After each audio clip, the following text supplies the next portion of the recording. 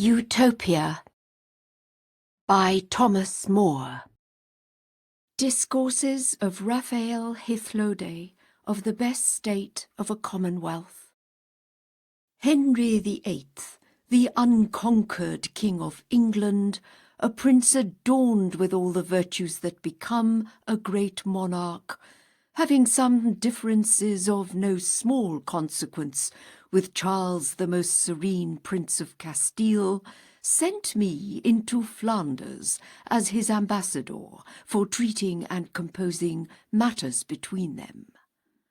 I was colleague and companion to that incomparable man Cuthbert Tonstal, whom the king, with such universal applause, lately made Master of the Rolls, but of whom I will say nothing, not because I fear that the testimony of a friend will be suspected, but rather because his learning and virtues are too great for me to do them justice, and so well known that they need not my commendations, unless I would, according to the proverb, show the sun with a lantern. Those that were appointed by the prince to treat with us met us at Bruges according to agreement. They were all worthy men. The Margrave of Bruges was their head and the chief man among them, but he that was esteemed the wisest, and that spoke for the rest, was George Thames, the Provost of Castlesea. Both art and nature had concurred to make him eloquent. He was very learned in the law, and as he had a great capacity, so, by a long practice in affairs, he was very dexterous at unravelling them. After we had several times met, without coming to an agreement, they went to Brussels for some days to know the prince's pleasure, and since our business would admit it, I went to Antwerp. While I was there, among many that visited me, there was one that was more acceptable to me than any other, Peter Giles, born at Antwerp, who is a man of great honour and of a good rank in his town, though less than he deserves.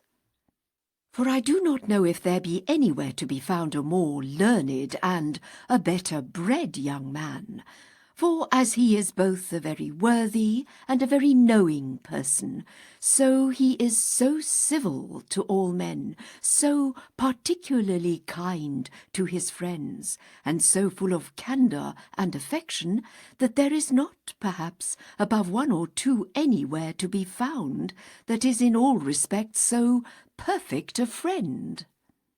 He is extraordinarily modest. There is no artifice in him, and yet no man has more of a prudent simplicity.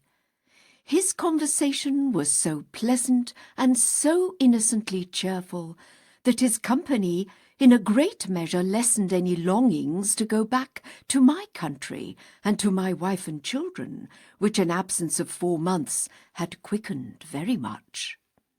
One day, as I was returning home from Mass at St. Mary's, which is the chief church and the most frequented of any in Antwerp, I saw him by accident talking with a stranger, who seemed past the flower of his age.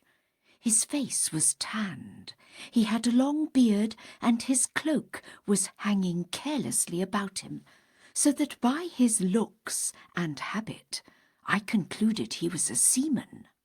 As soon as Peter saw me, he came and saluted me, and as I was returning his civility, he took me aside, and pointing to him with whom he had been discoursing, he said, "Do you see that man? I was just thinking to bring him to you." I answered, "He should have been very welcome on your account." "And on his own too," replied he, "if you knew the man, for there is none alive that can give so copious an account of unknown nations and countries as he can do, which I know you very much desire." "Then," said I did not guess amiss, for at first sight I took him for a seaman." "But you are much mistaken," said he, "for he has not sailed as a seaman, but as a traveller, or rather a philosopher. This Raphael, who from his family carries the name of Hythloday, is not ignorant of the Latin tongue, but is eminently learned in the Greek, having applied himself more particularly to that than to the former, because he had given himself much to philosophy, in which he knew that the Romans have left us nothing that is valuable except what is to be found in Seneca and Cicero. He is a Portuguese by birth, and was so desirous of seeing the world that he divided his estate among his brothers, ran the same hazard as Americus Vespucius, and bore a share in 3 of his 4 voyages that are now published. Only he did not return with him in his last, but obtained leave of him almost by force, that he might be one of those 24 who were left at the farthest place at which they touched in their last voyage to New Castile.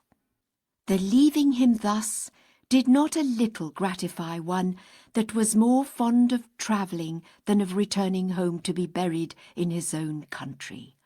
For he used often to say that the way to heaven was the same from all places, and he that had no grave had the heavens still over him. Yet this disposition of mind had cost him dear, if God had not been very gracious to him. For after he with 5 Castilians had travelled over many countries, at last, by strange good fortune, he got to Ceylon, and from thence to Calicut, where he very happily found some Portuguese ships, and beyond all men's expectations returned to his native country. When Peter had said this to me, I thanked him for his kindness in intending to give me the acquaintance of a man whose conversation he knew would be so acceptable.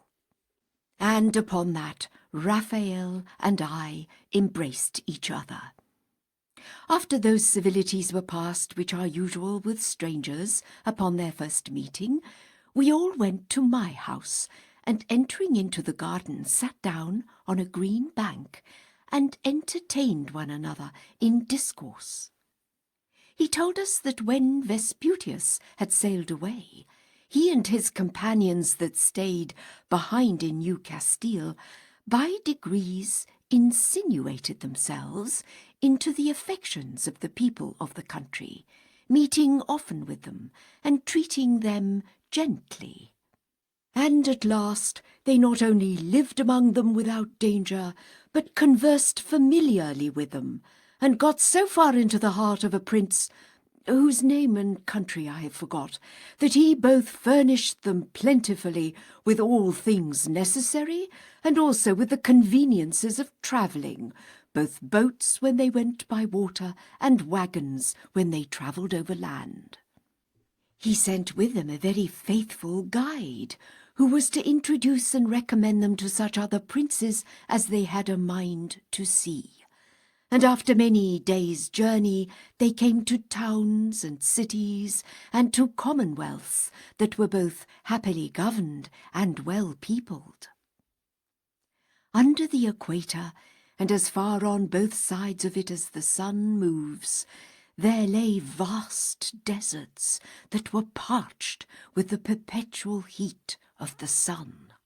The soil was withered, all things looked dismally, and all places were either quite uninhabited or abounded with wild beasts and serpents, and some few men that were neither less wild nor less cruel than the beasts themselves. But as they went farther, a new scene opened.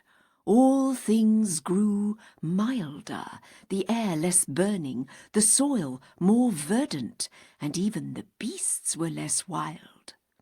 And at last there were nations, towns, and cities that had not only mutual commerce among themselves and with their neighbours, but traded both by sea and land to very remote countries.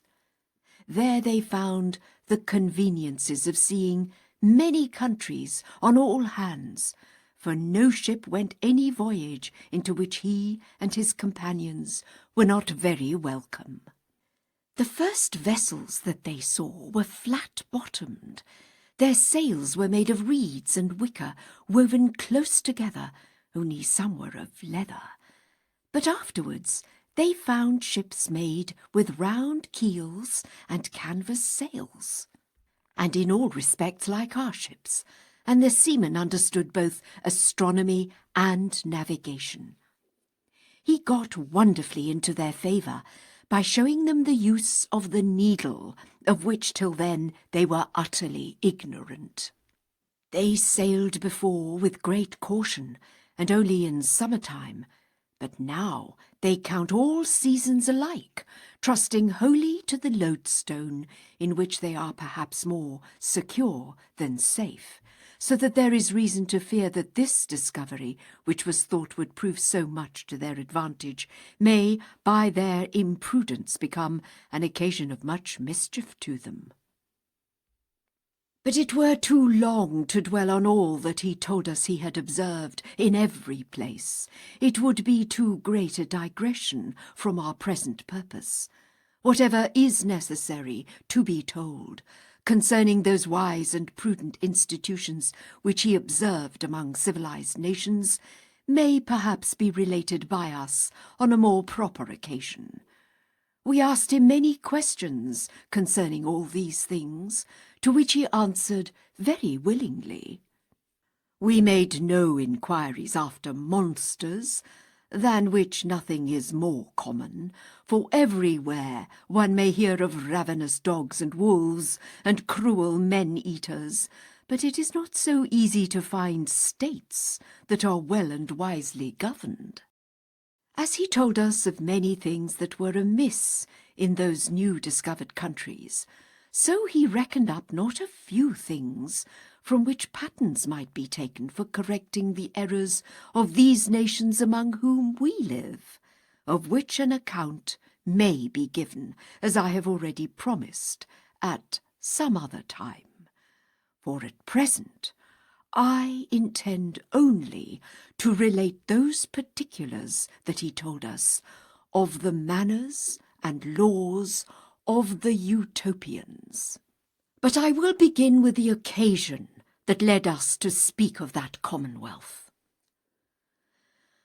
After Raphael had discoursed with great judgment on the many errors that were both among us and these nations, had treated of the wise institutions both here and there, and had spoken as distinctly of the customs and government of every nation through which he had passed, as if he had spent his whole life in it, Peter, being struck with admiration, said, "I wonder, Raphael, how it comes that you enter into no king's service, for I am sure there are none to whom you would not be very acceptable.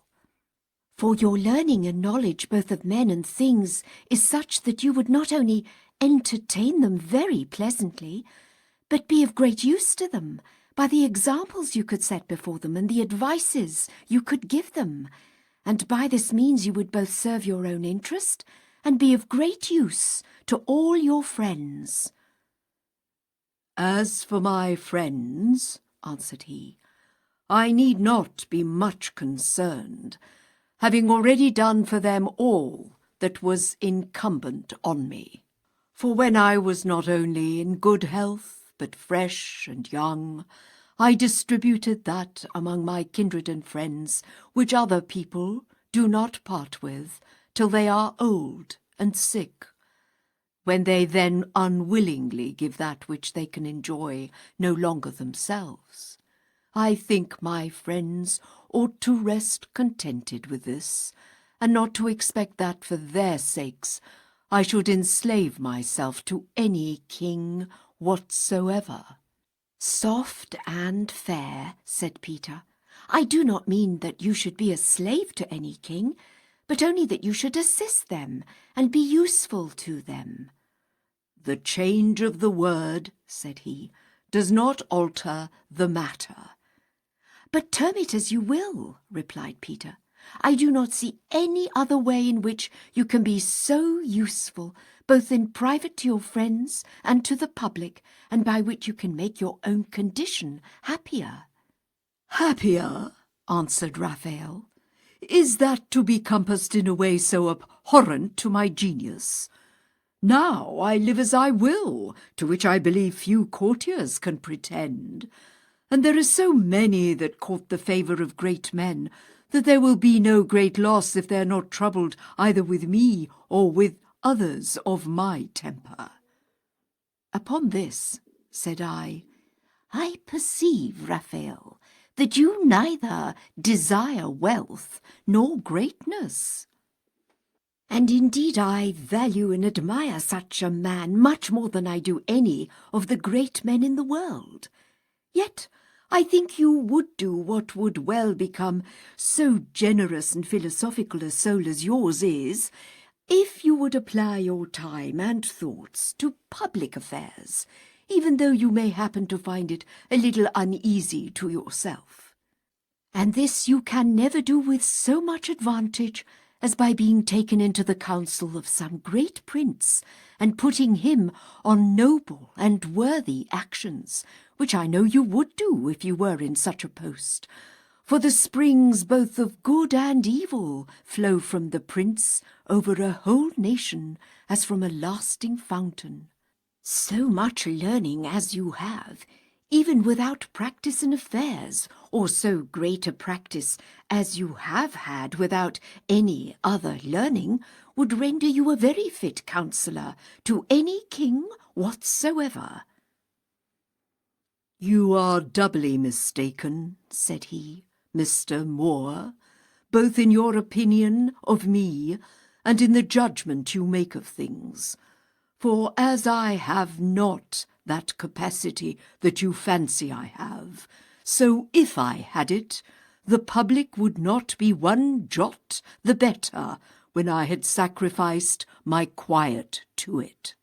For most princes apply themselves more to affairs of war than to the useful arts of peace, and in these I neither have any knowledge, nor do I much desire it. They are generally more set on acquiring new kingdoms, right or wrong, than on governing well those they possess. And among the ministers of princes there are none that are not so wise as to need no assistance, or at least that do not think themselves so wise that they imagine they need none. And if they court any, it is only those for whom the prince has much personal favour, whom by their fawning and flatteries they endeavour to fix to their own interests. And indeed nature has so made us that we all love to be flattered and to please ourselves with our own notions. The old crow loves his young, and the ape her cubs. Now, if in such a court, made up of persons who envy all others and only admire themselves, a person should but propose anything that he had either read in history or observed in his travels, the rest would think that the reputation of their wisdom would sink, and that their interests would be much depressed if they could not run it down. And if all other things failed, then they would fly to this, that such or such things pleased our ancestors, and it were well for us if we could but match them. They would set up their rest on such an answer as a sufficient confutation of all that could be said, as if it were a great misfortune that any should be found wiser than his ancestors. But though they willingly let go all the good things that were among those of former ages, yet if better things are proposed, they cover themselves obstinately with this excuse of reverence to past times. I have met with these proud, morose, and absurd judgments of things in many places, particularly once in England. "Were you ever there?" said I. "Yes, I was," answered he, "and stayed some months there, not long after the rebellion in the West was suppressed, with a great slaughter of the poor people that were engaged in it. I was then much obliged to that reverend prelate, John Morton, Archbishop of Canterbury, Cardinal and Chancellor of England. A man, said he, Peter, for Mr. Moore knows well what he was, that was not less venerable for his wisdom and virtues than for the high character he bore. He was of middle stature, not broken with age. His looks begot reverence rather than fear. His conversation was easy, but serious and grave. He sometimes took pleasure to try the force of those that came as suitors to him upon business, by speaking sharply, though decently, to them, and by that he discovered their spirit and presence of mind, with which he was much delighted when it did not grow up to impudence, as bearing a great resemblance to his own temper, and he looked on such persons as the fittest men for affairs. He spoke both gracefully and weightily. He was eminently skilled in the law, had a vast understanding and a prodigious memory, and those excellent talents with which nature had furnished him were improved by study and experience. When I was in England, the king depended much on his counsels, and the government seemed to be chiefly supported by him, for from his youth he had been all along practised in affairs. And having passed through many traverses of fortune, he had with great cost acquired a vast stock of wisdom, which is not soon lost when it is purchased so dear. One day, when I was dining with him, there happened to be at table one of the English lawyers, who took occasion to run out in a high commendation of the severe execution of justice upon thieves, who, as he said, were then hanged so fast that there were sometimes 20 on one gibbet, and upon that he said, he could not wonder enough how it came to pass that since so few escaped, there were yet so many thieves left, who were still robbing in all places. Upon this, I, who took the boldness to speak freely before the cardinal, said, there was no reason to wonder at the matter, since this way of punishing thieves was neither just in itself nor good for the public, for as the severity was too great, so the remedy was not effectual, simple theft not being so great a crime that it ought to cost a man his life. No punishment, how severe soever, being able to restrain those from robbing who can find out no other way of livelihood. In this, said I, not only you in England, but a great part of the world imitate some ill masters, that are readier to chastise their scholars than to teach them. There are dreadful punishments enacted against thieves, but it were much better to make such good provisions by which every man might be put in a method how to live, and so be preserved from the fatal necessity of stealing and of dying for it. There has been care enough taken for that, said he. There are many handicrafts, and there is husbandry, by which they may make a shift to live, unless they have a greater mind to follow ill courses.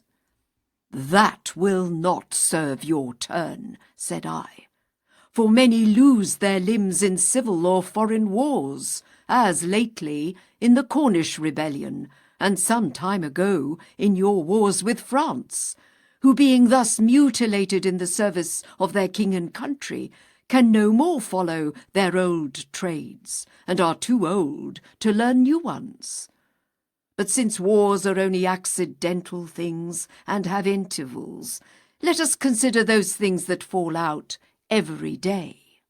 There is a great number of noblemen among you that are themselves as idle as drones, that subsist on other men's labour, on the labour of their tenants, whom to raise their revenues they pare to the quick. This indeed is the only instance of their frugality, for in all other things they are prodigal, even to the beggaring of themselves. But besides this, they carry about with them a great number of idle fellows, who never learned any art by which they may gain their living.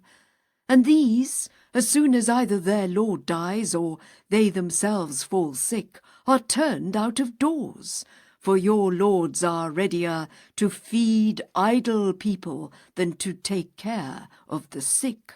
And often the heir is not able to keep together so great a family as his predecessor did.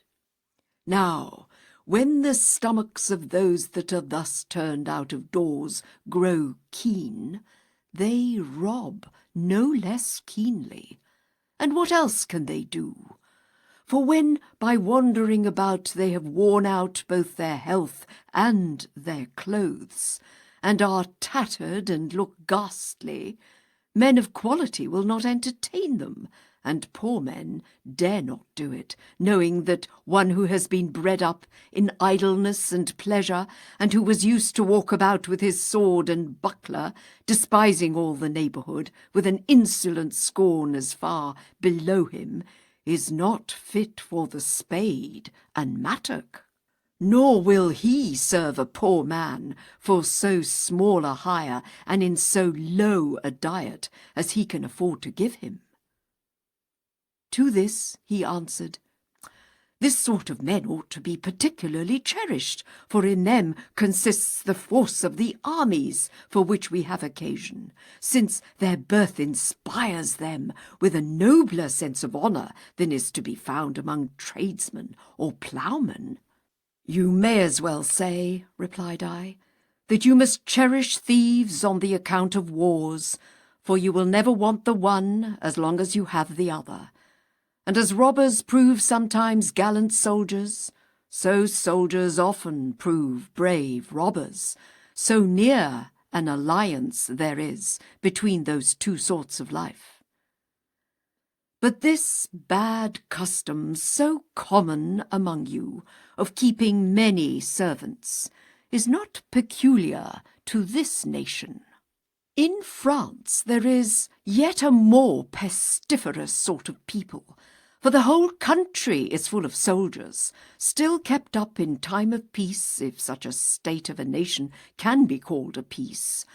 And these are kept in pay upon the same account that you plead for those idle retainers about noblemen. This being a maxim of those pretended statesmen, that it is necessary for the public safety to have a good body of veteran soldiers ever in readiness. They think raw men are not to be depended on, and they sometimes seek occasions for making war, that they may train up their soldiers in the art of cutting throats, or as Sallust observed, for keeping their hands in use, that they may not grow dull by too long an intermission. But France has learned to its cost how dangerous it is to feed such beasts. The fate of the Romans, Carthaginians, and Syrians, and many other nations and cities, which were both overturned and quite ruined by those standing armies, should make others wiser. And the folly of this maxim of the French appears plainly even from this, that their trained soldiers often find your raw men prove too hard for them, of which I will not say much, lest you may think I flatter the English. Every day's experience shows that the mechanics in the towns or the clowns in the country are not afraid of fighting with those idle gentlemen, if they are not disabled by some misfortune in their body or dispirited by extreme want. So that you need not fear that those well-shaped and strong men, for it is only such that noblemen love to keep about them till they spoil them, who now grow feeble with ease and are softened with their effeminate manner of life, would be less fit for action if they were well bred and well employed. And it seems very unreasonable that for the prospect of a war which you need never have but when you please, you should maintain so many idle men as will always disturb you in time of peace, which is ever to be more considered than war. But I do not think that this necessity of stealing arises only from hence. There is another cause of it, more peculiar to England. "What is that?" said the cardinal. "The increase of pasture," said I, "by which your sheep, which are naturally mild and easily kept in order, may be said now to devour men and unpeople not only villages, but towns.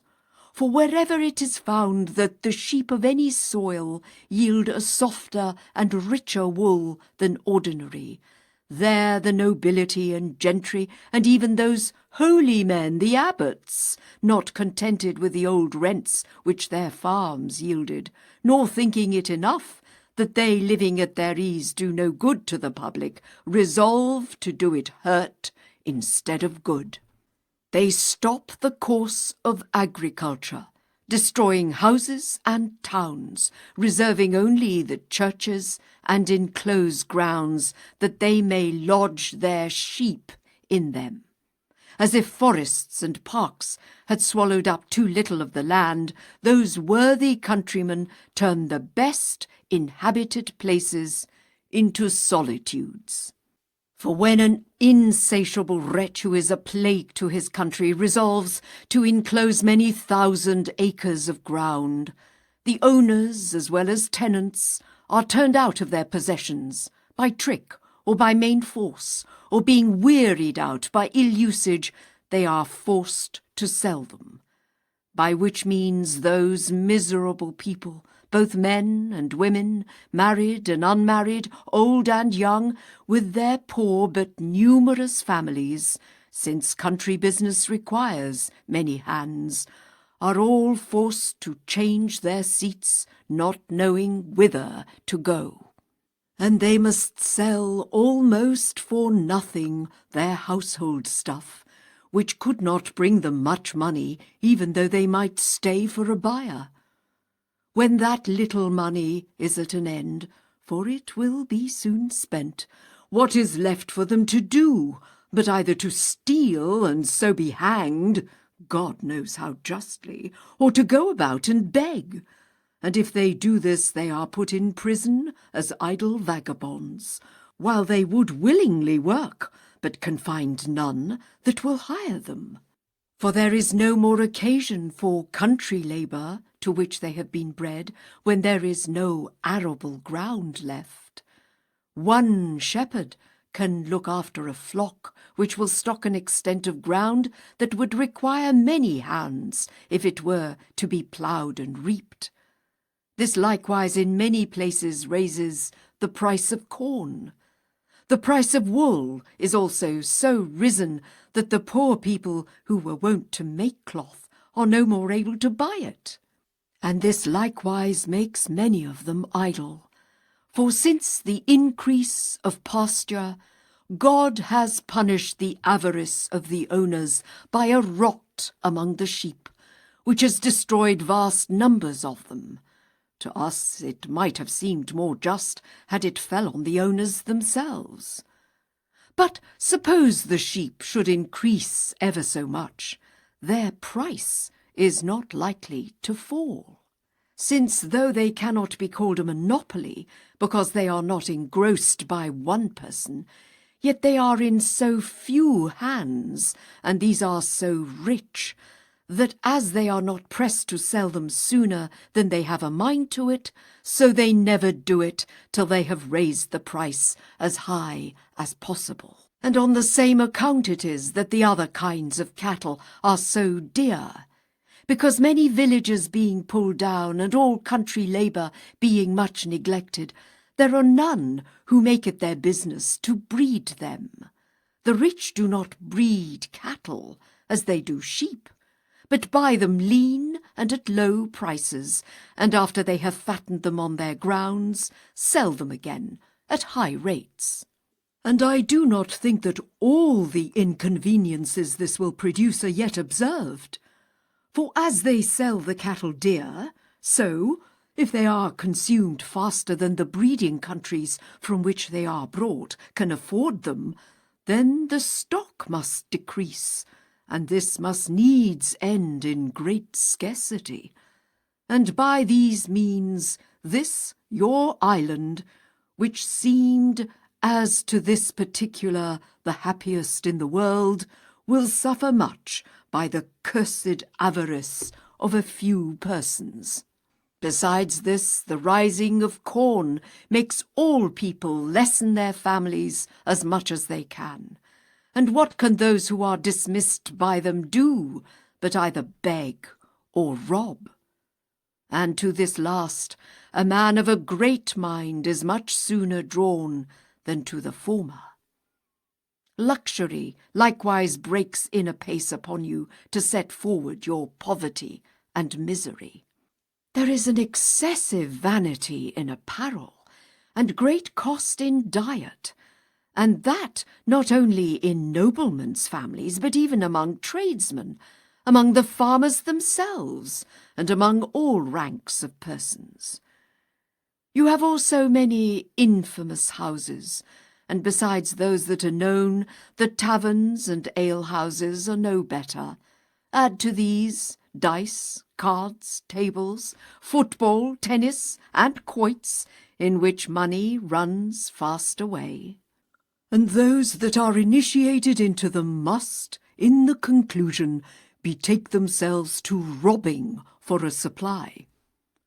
Banish these plagues, and give orders that those who have dispeopled so much soil may either rebuild the villages they have pulled down, or let out their grounds to such as will do it. Restrain those engrossings of the rich that are as bad almost as monopolies. Leave fewer occasions to idleness. Let agriculture be set up again, and the manufacture of the wool be regulated, that so there may be work found for those companies of idle people whom want forces to be thieves, or who now being idle vagabonds or useless servants will certainly grow thieves at last. If you do not find a remedy to these evils, it is a vain thing to boast of your severity in punishing theft, which though it may have the appearance of justice, yet in itself is neither just nor convenient.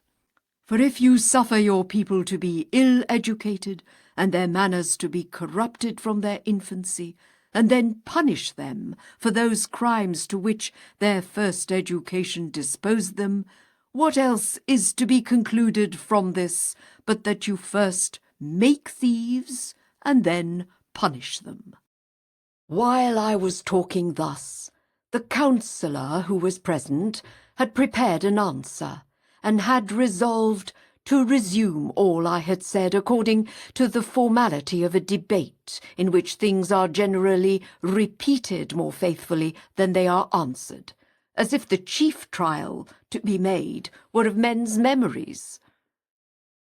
"You have talked prettily for a stranger," said he, "having heard of many things among us which you have not been able to consider well.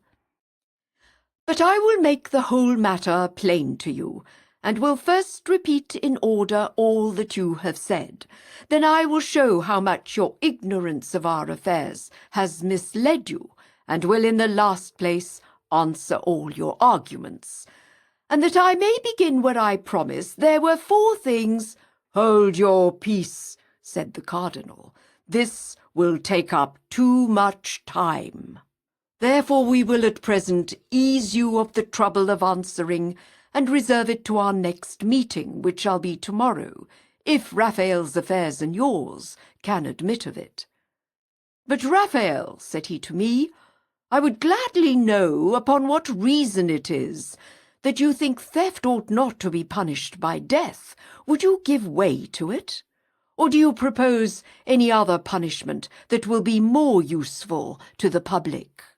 For since death does not restrain theft, if men thought their lives would be safe, what fear or force could restrain ill men? On the contrary, they would look on the mitigation of the punishment as an invitation to commit more crimes. I answered, "It seems to me a very unjust thing to take away a man's life for a little money, for nothing in the world can be of equal value with a man's life. And if it be said that it is not for the money that one suffers, but for his breaking the law, I must say extreme justice is an extreme injury. For we ought not to approve of those terrible laws that make the smallest offences capital, nor of that opinion of the Stoics that makes all crimes equal, as if there were no difference to be made between the killing a man and the taking his purse, between which, if we examine things impartially, there is no likeness nor proportion. God has commanded us not to kill. And shall we kill so easily for a little money? But if one shall say that by that law we are only forbid to kill any except when the laws of the land allow of it upon the same grounds, laws may be made, in some cases, to allow of adultery and perjury. For God, having taken from us the right of disposing either of our own or of other people's lives, if it is pretended that the mutual consent of men in making laws can authorize manslaughter in cases in which God has given us no example, that it frees people from the obligation of the divine law and so makes murder a lawful action, what is this but to give a preference to human laws before the divine? And if this is once admitted, by the same rule men may, in all other things, put what restrictions they please upon the laws of God. If, by the Mosaical law, though it was rough and severe, as being a yoke laid on an obstinate and servile nation, men were only fined and not put to death for theft, we cannot imagine that in this new law of mercy, in which God treats us with the tenderness of a father, he has given us a greater license to cruelty than he did to the Jews.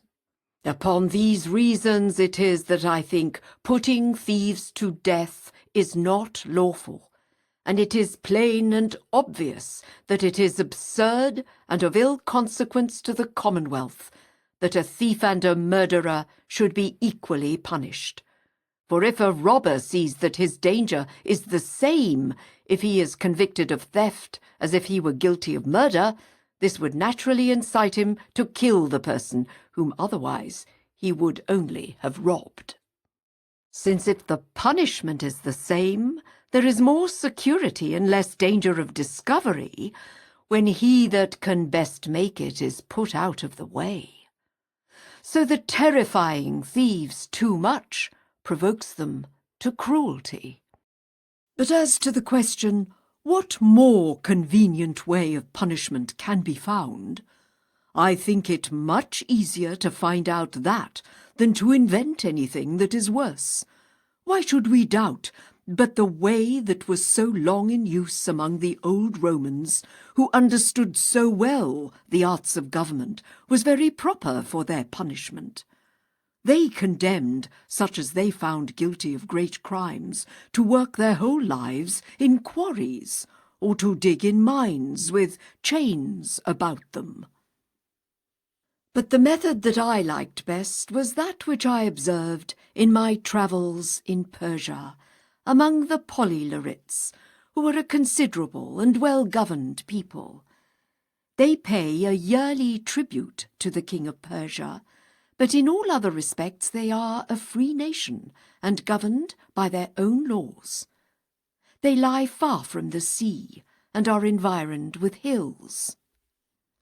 And being contented with the productions of their own country, which is very fruitful, they have little commerce with any other nation. And as they, according to the genius of their country, have no inclination to enlarge their borders, so their mountains and the pension they pay to the Persian secure them from all invasions. Thus, they have no wars among them. They live rather conveniently than with splendour, and may be rather called a happy nation than either eminent or famous, for I do not think that they are known so much as by name to any but their next neighbours.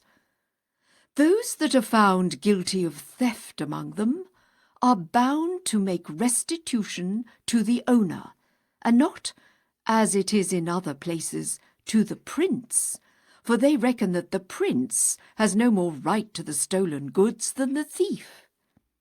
But if that which was stolen is no more in being, then the goods of the thieves are estimated, and restitution being made out of them, the remainder is given to their wives and children, and they themselves are condemned to serve in the public works, but are neither imprisoned nor chained, unless there happens to be some extraordinary circumstance in their crimes. They go about loose and free, working for the public. If they are idle or backward to work, they are whipped, but if they work hard, they are well used, and treated without any mark of reproach. Only the lists of them are called always at night, and then they are shut up. They suffer no other uneasiness but this of constant labour, for as they work for the public, so they are well entertained out of the public stock, which is done differently in different places. In some places, whatever is bestowed on them is raised by a charitable contribution, and though this way may seem uncertain, yet so merciful are the inclinations of that people that they are plentifully supplied by it. But in other places, public revenues are set aside for them, and there is a constant tax or poll money raised for their maintenance. In some places they are set to no public work, but every private man that has occasion to hire workmen goes to the marketplaces and hires them of the public a little lower than he would do a freeman. If they go lazily about their task, he may quicken them with the whip. By this means there is always some piece of work or other to be done by them, and besides their livelihood, they earn somewhat still to the public. They all wear a peculiar habit of one certain colour, and their hair is cropped a little above their ears, and a piece of one of their ears is cut off. Their friends are allowed to give them either meat, drink, or clothes, so they are of their proper colour, but it is death both to the giver and taker if they give them money. Nor is it less penal for any freeman to take money from them upon any account whatsoever. And it is also death for any of these slaves, so they are called, to handle arms. Those of every division of the country are distinguished by a peculiar mark, which it is capital for them to lay aside, to go out of their bounds, or to talk with a slave of another jurisdiction, and the very attempt of an escape is no less penal than an escape itself. It is death for any other slave to be accessory to it. And if a freeman engages in it, he is condemned to slavery. Those that discover it are rewarded, if freemen, in money, and if slaves, with liberty, together with a pardon for being accessory to it, that so they might find their account rather in repenting of their engaging in such a design than in persisting in it. These are their laws and rules in relation to robbery, and it is obvious that they are as advantageous as they are mild and gentle, since vice is not only destroyed and men preserved, but they are treated in such a manner as to make them see the necessity of being honest and of employing the rest of their lives in repairing the injuries they had formerly done to society. Nor is there any hazard of their falling back to their old customs, and so little do travellers apprehend mischief from them that they generally make use of them for guides from one jurisdiction to another. For there is nothing left them by which they can rob or be the better for it, since, as they are disarmed, so the very having of money is a sufficient conviction. And as they are certainly punished if discovered, so they cannot hope to escape, for their habit, being in all the parts of it different from what is commonly worn, they cannot fly away unless they would go naked, and even then their cropped ear would betray them. The only danger to be feared from them is their conspiring against the government. But those of one division and neighbourhood can do nothing to any purpose unless a general conspiracy were laid amongst all the slaves of the several jurisdictions, which cannot be done, since they cannot meet or talk together, nor will any venture on a design where the concealment would be so dangerous and the discovery so profitable. None are quite hopeless of recovering their freedom, since by their obedience and patience, and by giving good grounds to believe that they will change their manner of life for the future, they may expect at last to obtain their liberty, and some are every year restored to it, upon the good character that is given of them.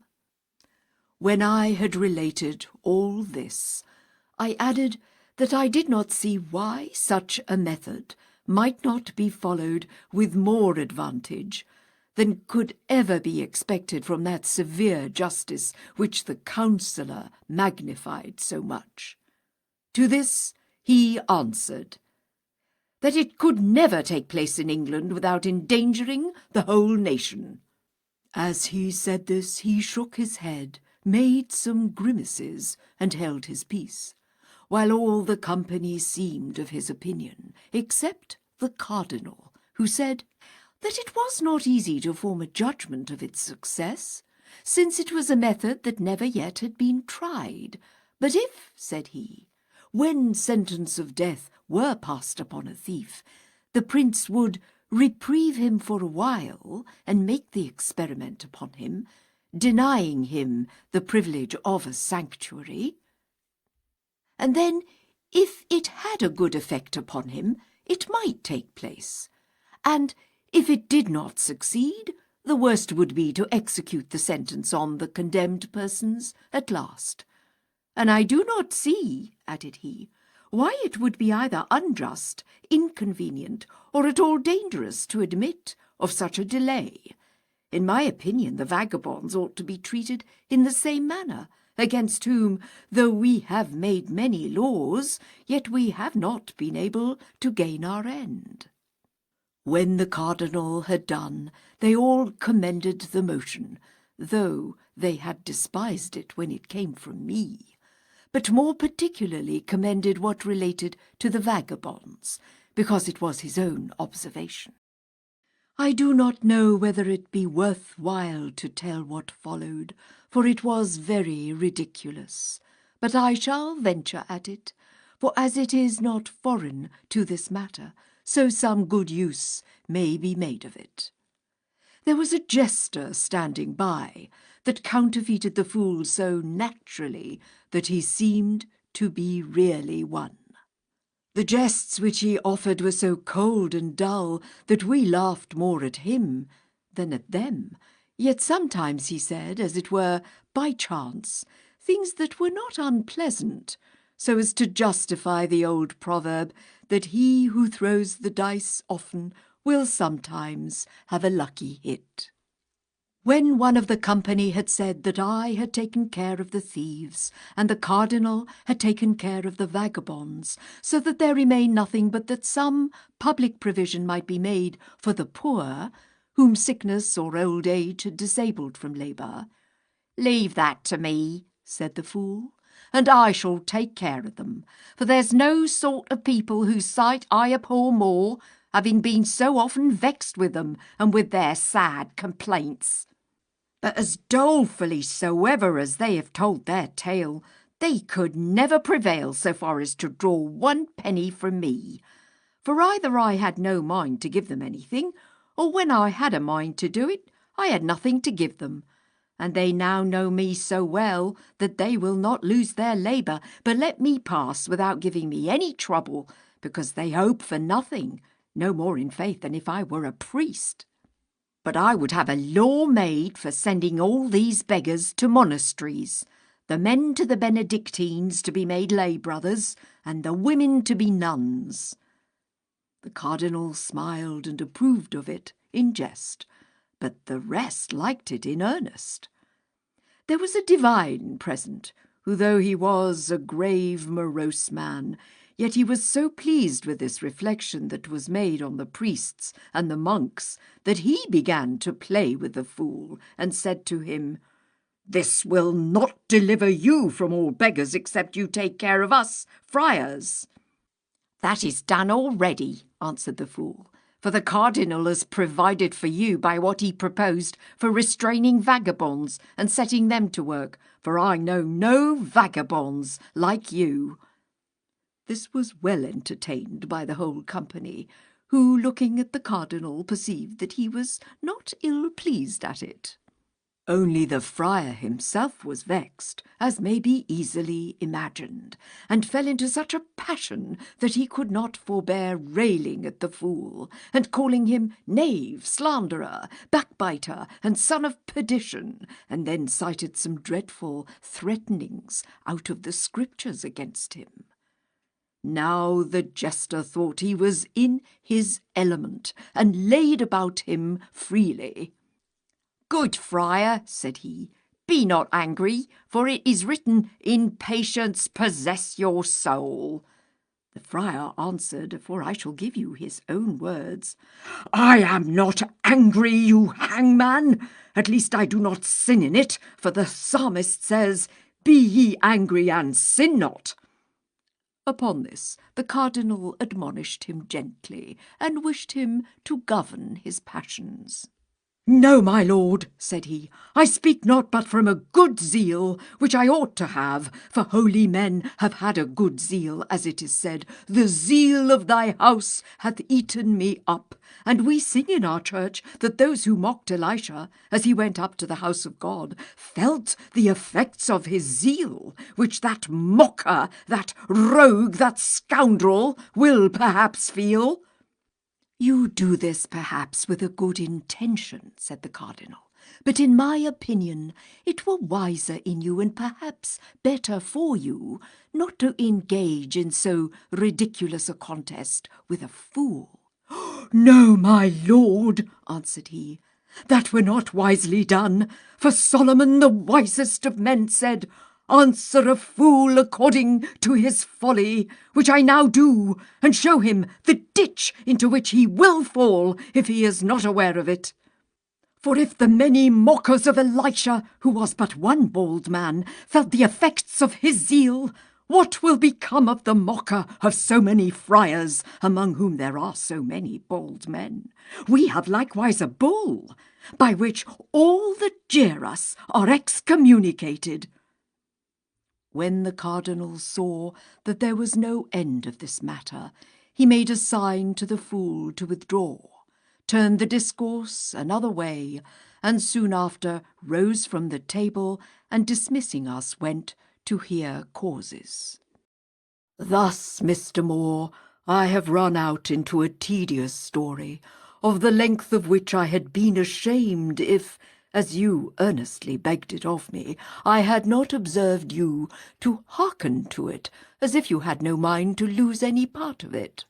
I might have contracted it, but I resolved to give it you at large, that you might observe how those that despised what I had proposed no sooner perceived that the cardinal did not dislike it, but presently approved of it, fawned so on him, and flattered him to such a degree that they in good earnest applauded those things that he only liked in jest. And from hence you may gather how little courtiers would value either me or my counsels.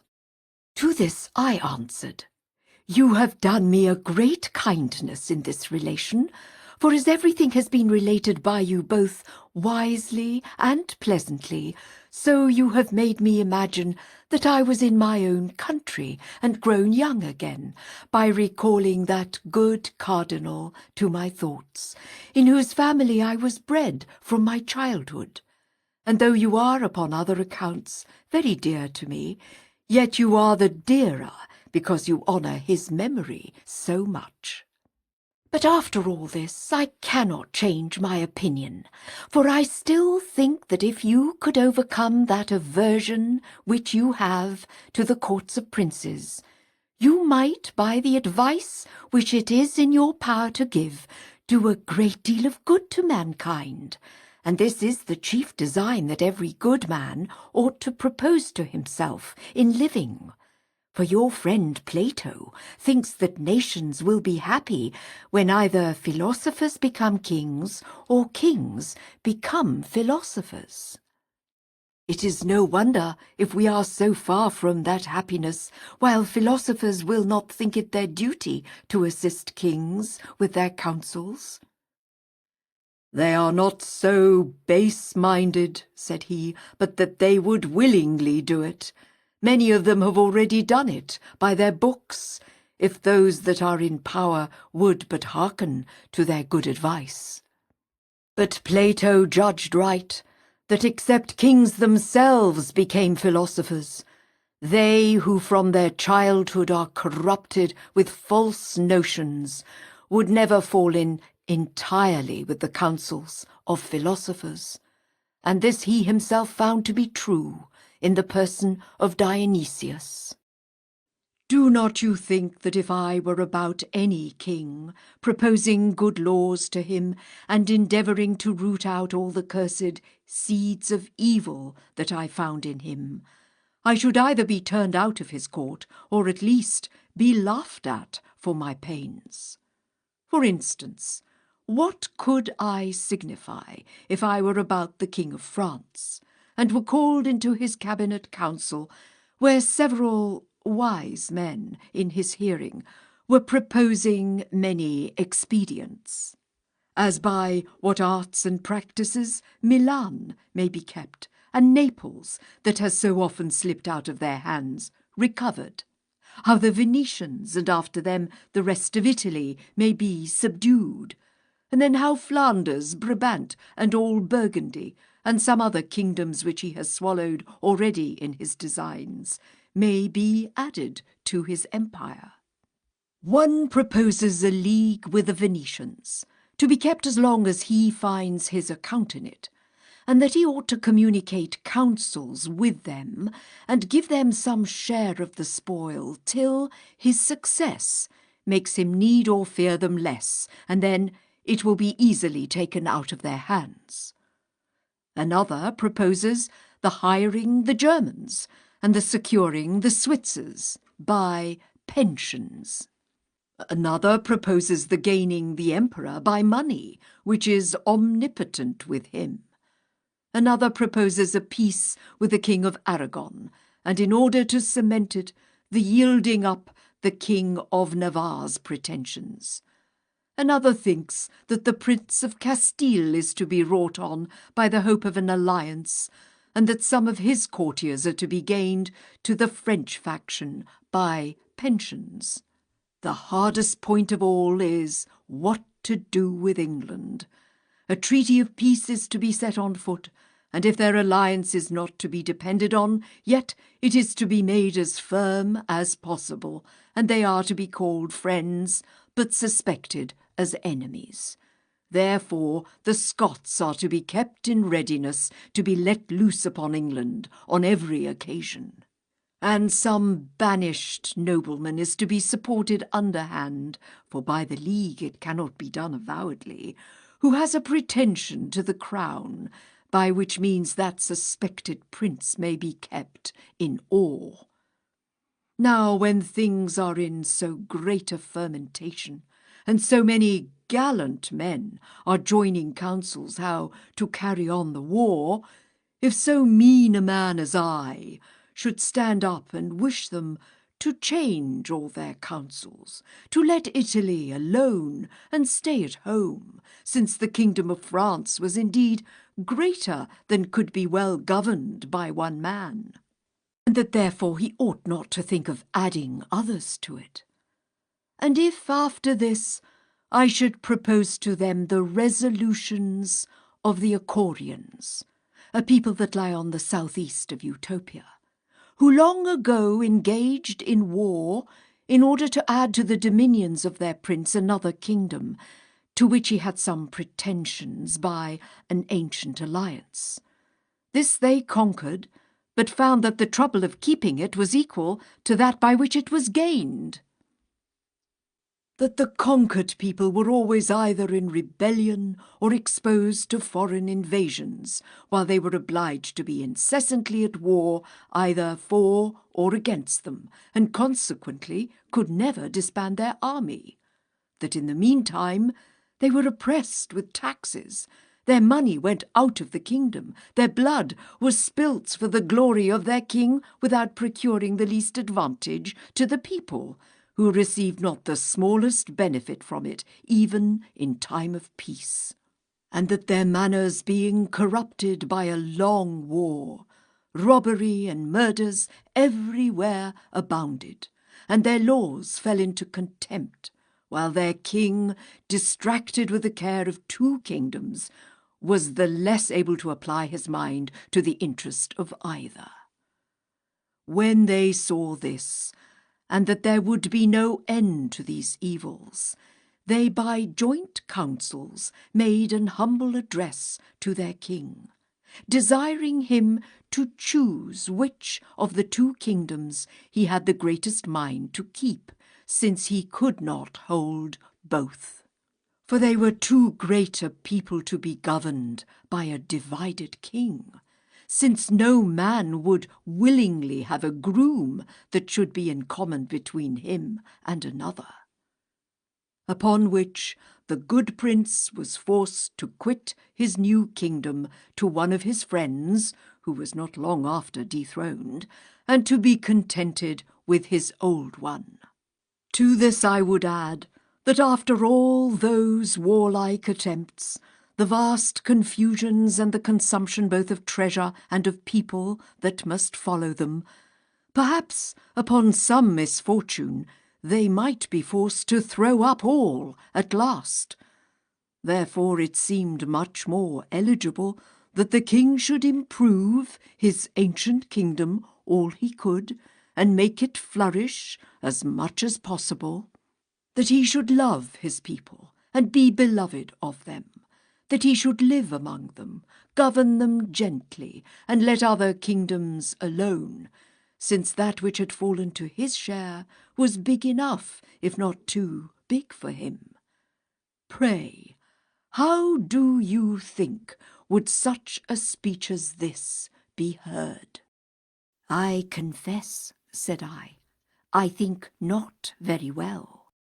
But what, said he, if I should sort with another kind of ministers, whose chief contrivances and consultations were by what art the prince's treasures might be increased, where one proposes raising the value of specie when the king's debts are large, and lowering it when his revenues were to come in, so that he might both pay much with a little, and in a little receive a great deal. Another proposes a pretence of a war, that money might be raised in order to carry it on, and that a peace be concluded as soon as that was done. And this with such appearances of religion as might work on the people, and make them impute it to the piety of their prince, and to his tenderness for the lives of his subjects. A third offers some old musty laws that have been antiquated by a long disuse, and which, as they had been forgotten by all the subjects, so they had also been broken by them, and proposes the levying the penalties of these laws, that as it would bring in a vast treasure, so there might be a very good pretence for it, since it would look like the executing a law and the doing of justice. A fourth proposes the prohibiting of many things under severe penalties, especially such as were against the interest of the people, and then the dispensing with these prohibitions upon great compositions to those who might find their advantage in breaking them. This would serve two ends, both of them acceptable to many. For as those whose avarice led them to transgress would be severely fined, so the selling licenses dear would look as if a prince were tender of his people, and would not easily or at low rates dispense with anything that might be against the public good. Another proposes that the judges must be made sure that they may declare always in favour of the prerogative, that they must be often sent for to court, that the king may hear them argue those points in which he is concerned, since, how unjust soever any of his pretensions may be, yet still some one or other of them, either out of contradiction to others, or the pride of singularity, or to make their court, would find out some pretence or other to give the king a fair colour to carry the point. For if the judges but differ in opinion, the clearest thing in the world is made by that means disputable, and truth being once brought in question, the king may then take advantage to expound the law for his own profit, while the judges that stand out will be brought over, either through fear or modesty, and they being thus gained, all of them may be sent to the bench to give sentence boldly as the king would have it. For fair pretences will never be wanting when sentence is to be given in the prince's favour. It will either be said that equality lies of his side, or some words in the law will be found sounding that way, or some forced sense will be put on them. And when all other things fail, the king's undoubted prerogative will be pretended as that which is above all law, and to which a religious judge ought to have a special regard. Thus all consent to that maxim of Crassus, that a prince cannot have treasure enough, since he must maintain his armies out of it, that a king, even though he would, can do nothing unjustly, that all property is in him, not excepting the very persons of his subjects, and that no man has any other property but that which the king, out of his goodness, thinks fit to leave him. And they think it is the prince's interest that there be as little of this left as may be, as if it were his advantage that his people should have neither riches nor liberty, since these things make them less easy and willing to submit to a cruel and unjust government, whereas necessity and poverty blunts them, makes them patient, beats them down, and breaks that height of spirit that might otherwise dispose them to rebel.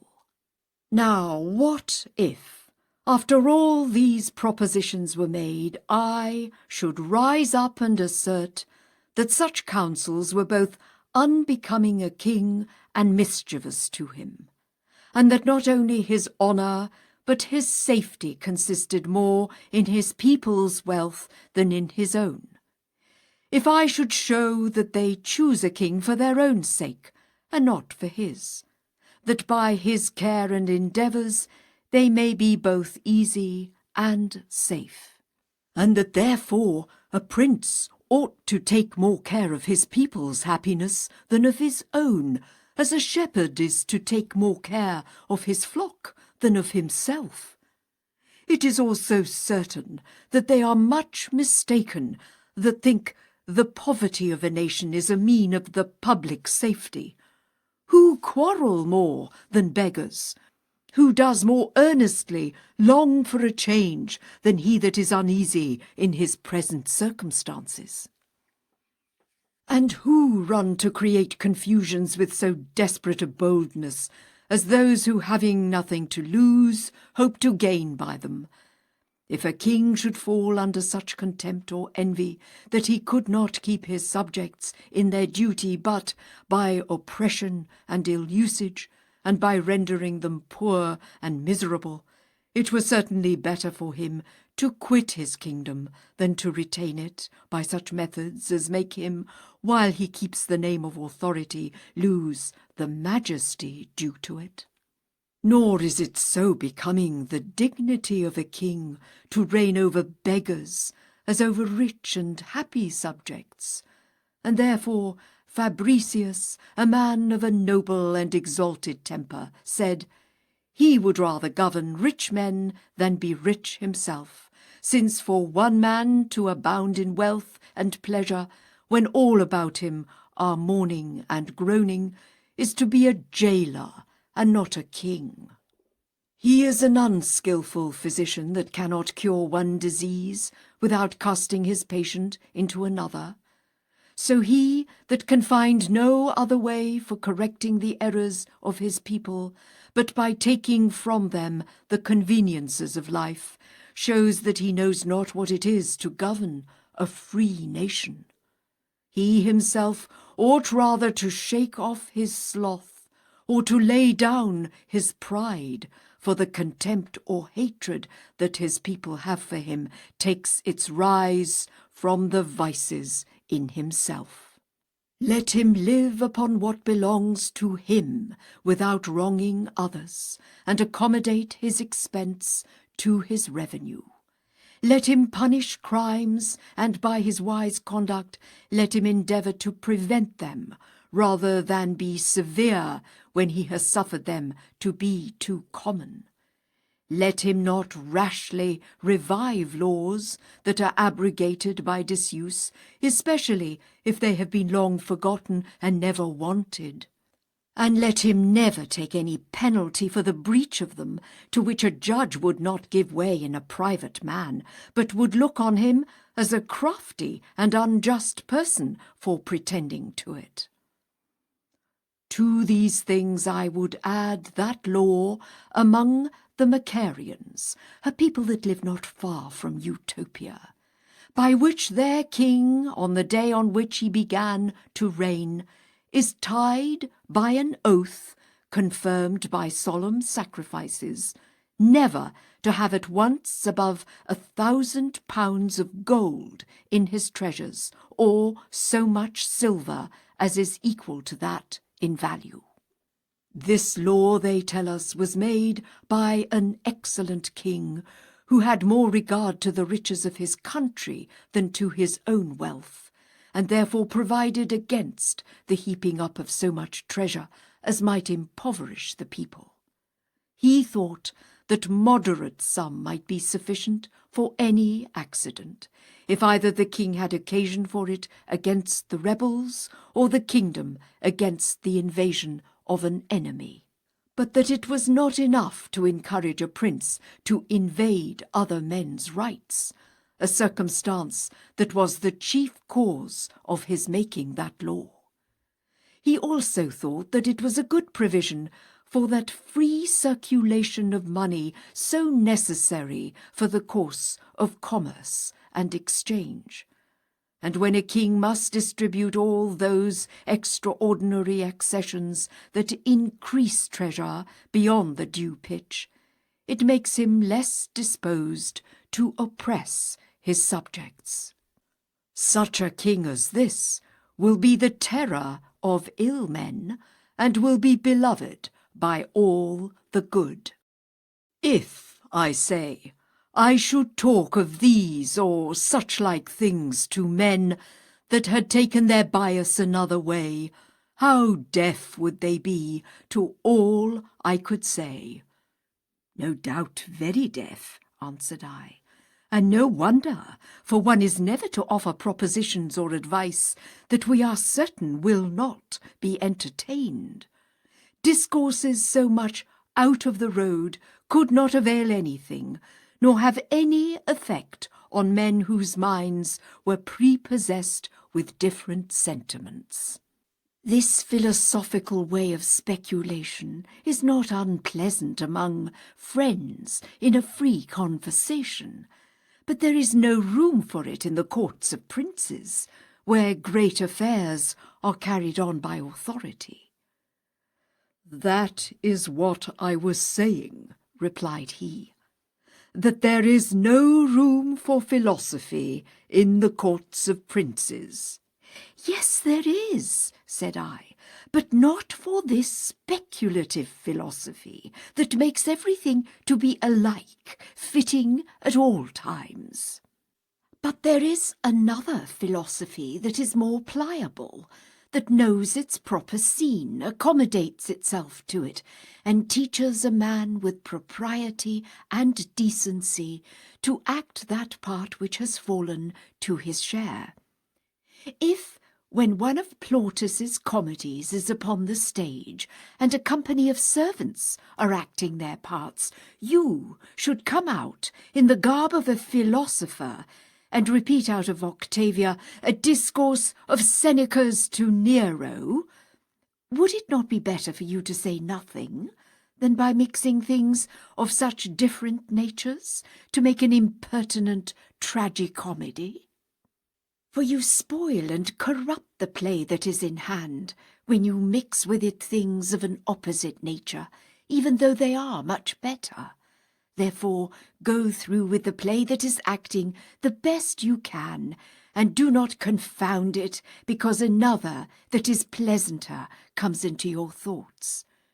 It is even so in a commonwealth, and in the councils of princes. If ill opinions cannot be quite rooted out, and you cannot cure some received vice according to your wishes, you must not therefore abandon the commonwealth, for the same reasons as you should not forsake the ship in a storm, because you cannot command the winds.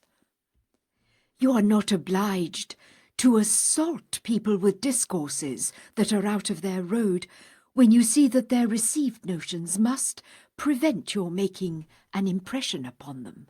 You ought rather to cast about and to manage things with all the dexterity in your power, so that if you are not able to make them go well, they may be as little ill as possible. For except all men were good, everything cannot be right, and that is a blessing that I do not at present hope to see." "According to your argument," answered he, "all that I could be able to do would be to preserve myself from being mad while I endeavoured to cure the madness of others.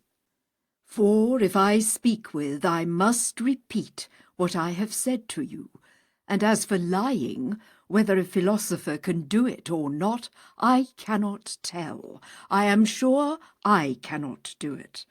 But though these discourses may be uneasy and ungrateful to them, I do not see why they should seem foolish or extravagant. Indeed, if I should either propose such things as Plato has contrived in his Commonwealth, or as the Utopians practice in theirs, though they might seem better, as certainly they are, yet they are so different from our establishment, which is founded on property, there being no such thing among them, that I could not expect that it would have any effect on them.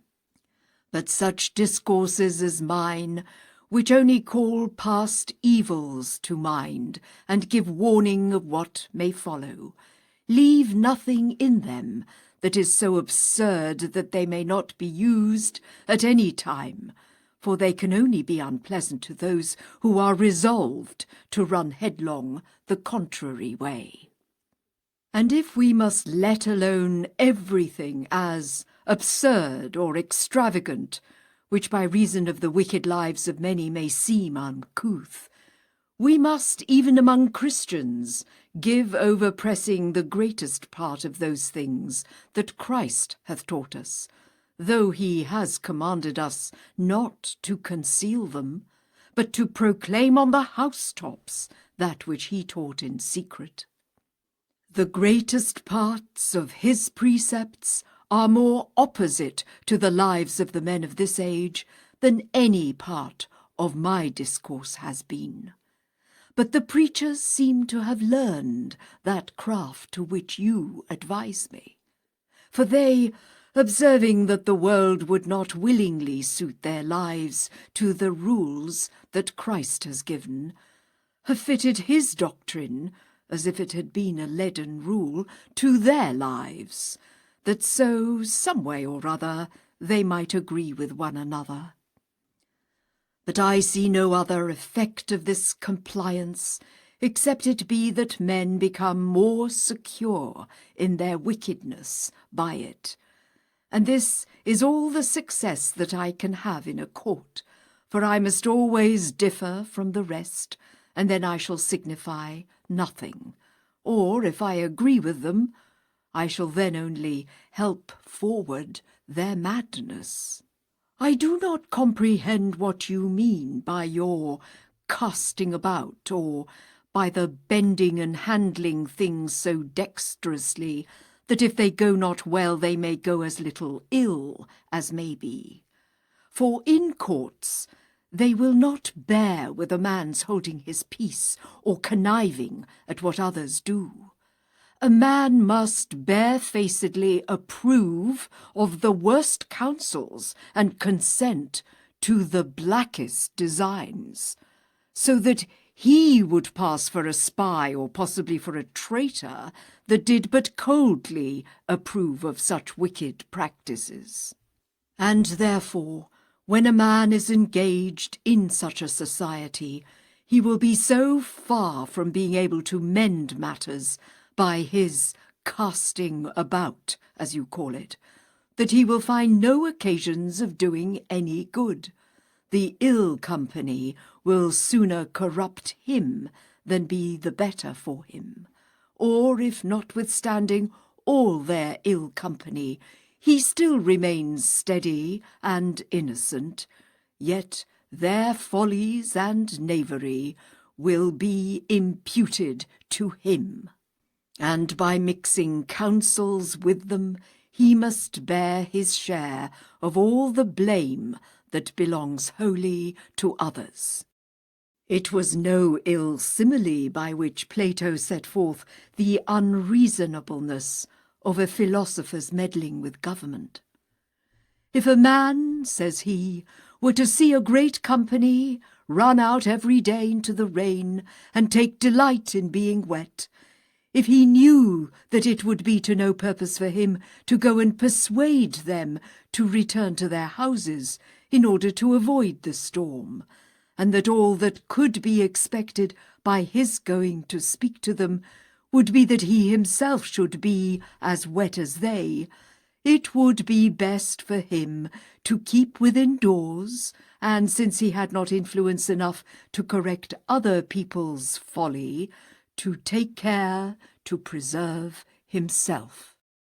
Though, to speak plainly my real sentiments, I must freely own that as long as there is any property, and while money is the standard of all other things, I cannot think that a nation can be governed either justly or happily. Not justly, because the best things will fall to the share of the worst men, nor happily, because all things will be divided among a few, and even these are not in all respects happy, the rest being left to be absolutely miserable. Therefore, when I reflect on the wise and good constitution of the Utopians, among whom all things are so well governed and with so few laws, where virtue hath its due reward, and yet there is such an equality that every man lives in plenty, When I compare with them so many other nations that are still making new laws and yet can never bring their constitution to a right regulation, where, notwithstanding everyone has his property, yet all the laws that they can invent have not the power either to obtain or preserve it, or even to enable men certainly to distinguish what is their own from what is another's, of which the many lawsuits that every day break out and are eternally depending give too plain a demonstration. When, I say, I balance all these things in my thoughts, I grow more favourable to Plato, and do not wonder that he resolved not to make any laws for such as would not submit to a community of all things. For so wise a man could not but foresee that the setting all upon a level was the only way to make a nation happy, which cannot be obtained so long as there is property, for when every man draws to himself all that he can compass, by one title or another, it must needs follow that how plentiful soever a nation may be, yet a few dividing the wealth of it among themselves, the rest must fall into indigence. So that there will be two sorts of people among them, who deserve that their fortunes should be interchanged, the former useless, but wicked and ravenous, and the latter, who by their constant industry serve the public more than themselves, sincere and modest men. From whence I am persuaded that till property is taken away, there can be no equitable or just distribution of things, nor can the world be happily governed. For as long as that is maintained, the greatest and the far best part of mankind will be still oppressed with a load of cares and anxieties. I confess, without taking it quite away, those pressures that lie on a great part of mankind may be made lighter, but they can never be quite removed. For if laws were made to determine at how great an extent in soil and at how much money every man must stop, to limit the prince that he might not grow too great, and to restrain the people that they might not become too insolent, and that none might factiously aspire to public employments, which ought neither to be sold nor made burdensome by a great expense, since otherwise those that serve in them would be tempted to reimburse themselves by cheats and violence, and it would become necessary to find out rich men for undergoing those employments, which ought rather to be trusted to the wise.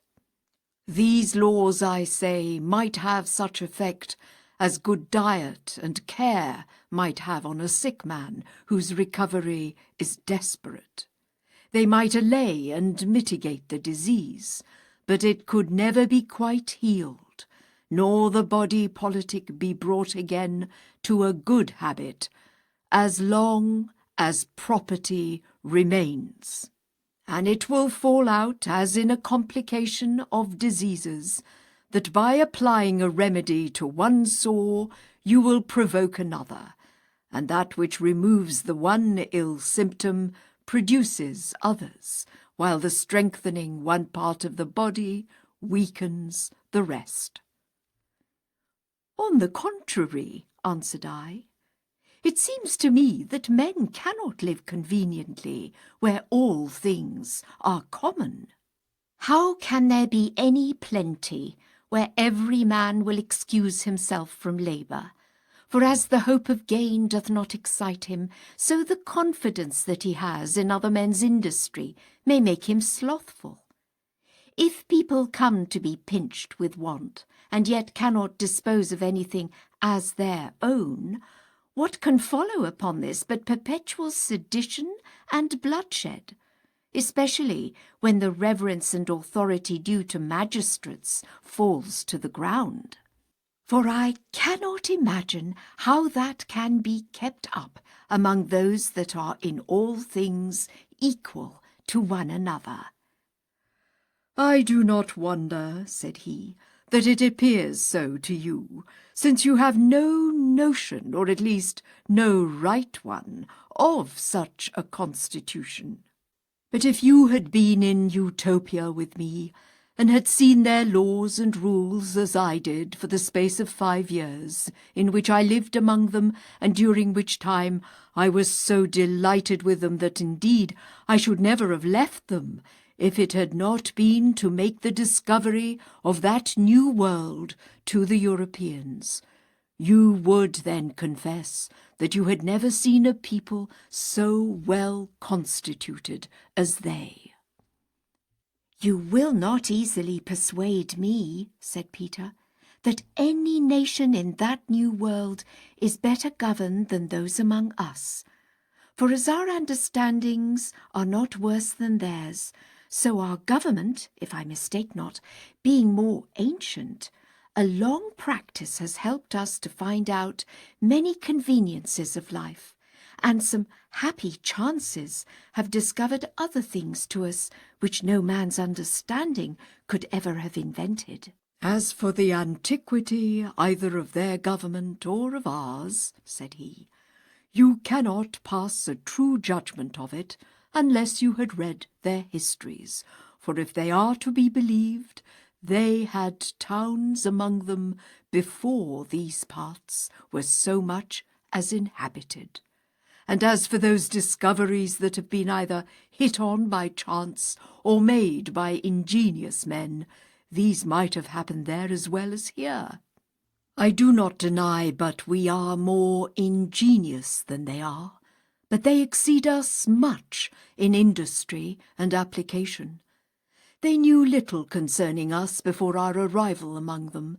They call us all by a general name of the nations that lie beyond the equinoctial line, for their chronicle mentions a shipwreck that was made on their coast 1200 years ago, and that some Romans and Egyptians that were in the ship, getting safe ashore, spent the rest of their days amongst them. And such was their ingenuity, that from this single opportunity they drew the advantage of learning from those unlooked-for guests, and acquired all the useful arts that were then among the Romans, and which were known to these shipwrecked men. And by the hints that they gave them, they themselves found out even some of those arts which they could not fully explain. So happily did they improve that accident of having some of our people cast upon their shore.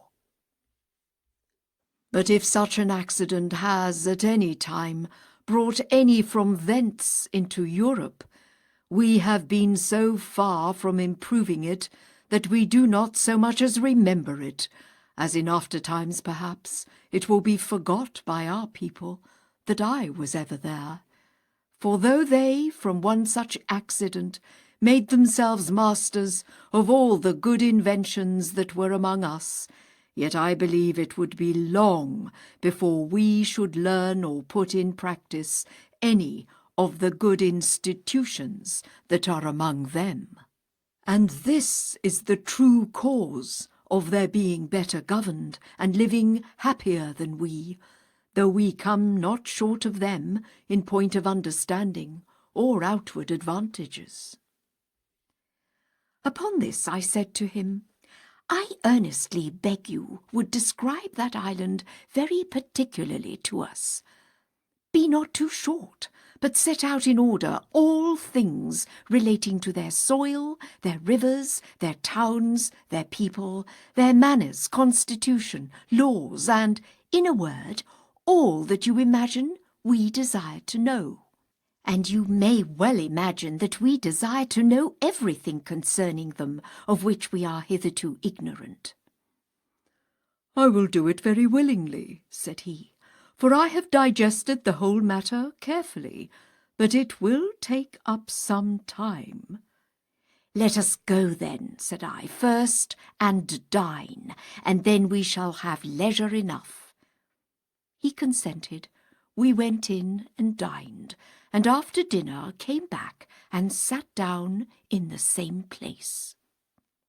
I ordered my servants to take care that none might come and interrupt us, and both Peter and I desired Raphael to be as good as his word. When he saw that we were very intent upon it, he paused a little to recollect himself, and began in this manner. "The island of Utopia is in the middle 200 miles broad, and holds almost at the same breadth over a great part of it, but it grows narrower towards both ends.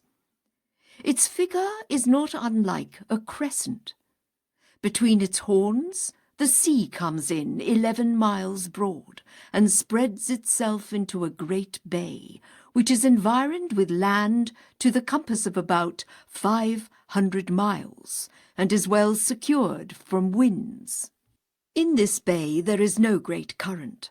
The whole coast is, as it were, one continued harbour, which gives all that live in the island great convenience for mutual commerce. But the entry into the bay, occasioned by rocks on the one hand and shallows on the other, is very dangerous. In the middle of it there is one single rock, which appears above water, and may therefore easily be avoided. And on the top of it there is a tower, in which a garrison is kept. The other rocks lie under water, and are very dangerous.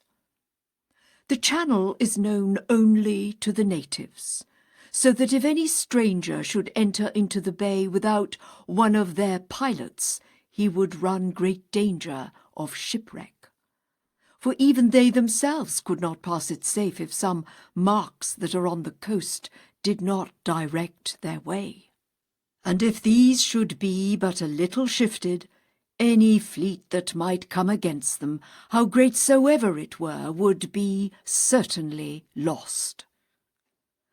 On the other side of the island there are likewise many harbours, and the coast is so fortified both by nature and art that a small number of men can hinder the descent of a great army. But they report, and there remains good marks of it to make it credible, that this was no island at first, but a part of the continent. Utopus that conquered it, whose name it still carries, for Abraxa was its first name, brought the rude and uncivilized inhabitants into such a good government, and to that measure of politeness, that they now far excel all the rest of mankind. Having soon subdued them, he designed to separate them from the continent, and to bring the sea quite round them. To accomplish this, he ordered a deep channel to be dug, 15 miles long, and that the natives might not think he treated them like slaves, he not only forced the inhabitants, but also his own soldiers to labour in carrying it on.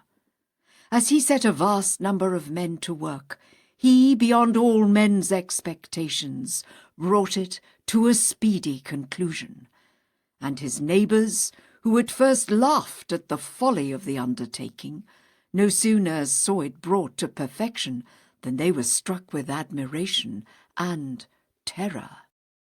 There are 54 cities in the island, all large and well built, the manners, customs, and laws of which are the same, and they are all contrived as near in the same manner as the ground on which they stand will allow.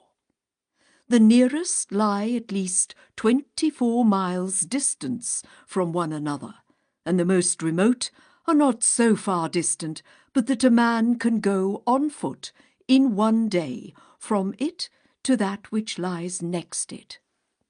Every city sends 3 of their wisest senators once a year to Amorot, to consult about their common concerns, for that is the chief town of the island, being situated near the centre of it, so that it is the most convenient place for their assemblies.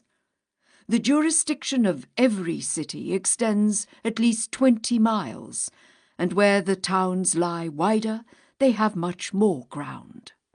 No town desires to enlarge its bounds, for the people consider themselves rather as tenants than landlords. They have built over all the country farmhouses for husbandmen, which are well contrived and furnished with all things necessary for country labour. Inhabitants are sent by turns from the cities to dwell in them. No country family has fewer than 40 men and women in it, besides 2 slaves. There is a master and a mistress set over every family, and over 30 families there is a magistrate. Every year, 20 of this family come back to the town after they have stayed 2 years in the country, and in their room there are other 20 sent from the town, that they may learn country work from those that have been already 1 year in the country, as they must teach those that come to them the next from the town. By this means, such as dwell in those country farms are never ignorant of agriculture, and so commit no errors which might otherwise be fatal and bring them under a scarcity of corn. But though there is every year such a shifting of the husbandman, to prevent any man being forced against his will to follow that hard course of life too long, yet many among them take such pleasure in it that they desire leave to continue in it many years. These husbandmen till the ground, breed cattle, hew wood and convey it to the towns, either by land or water, as is most convenient.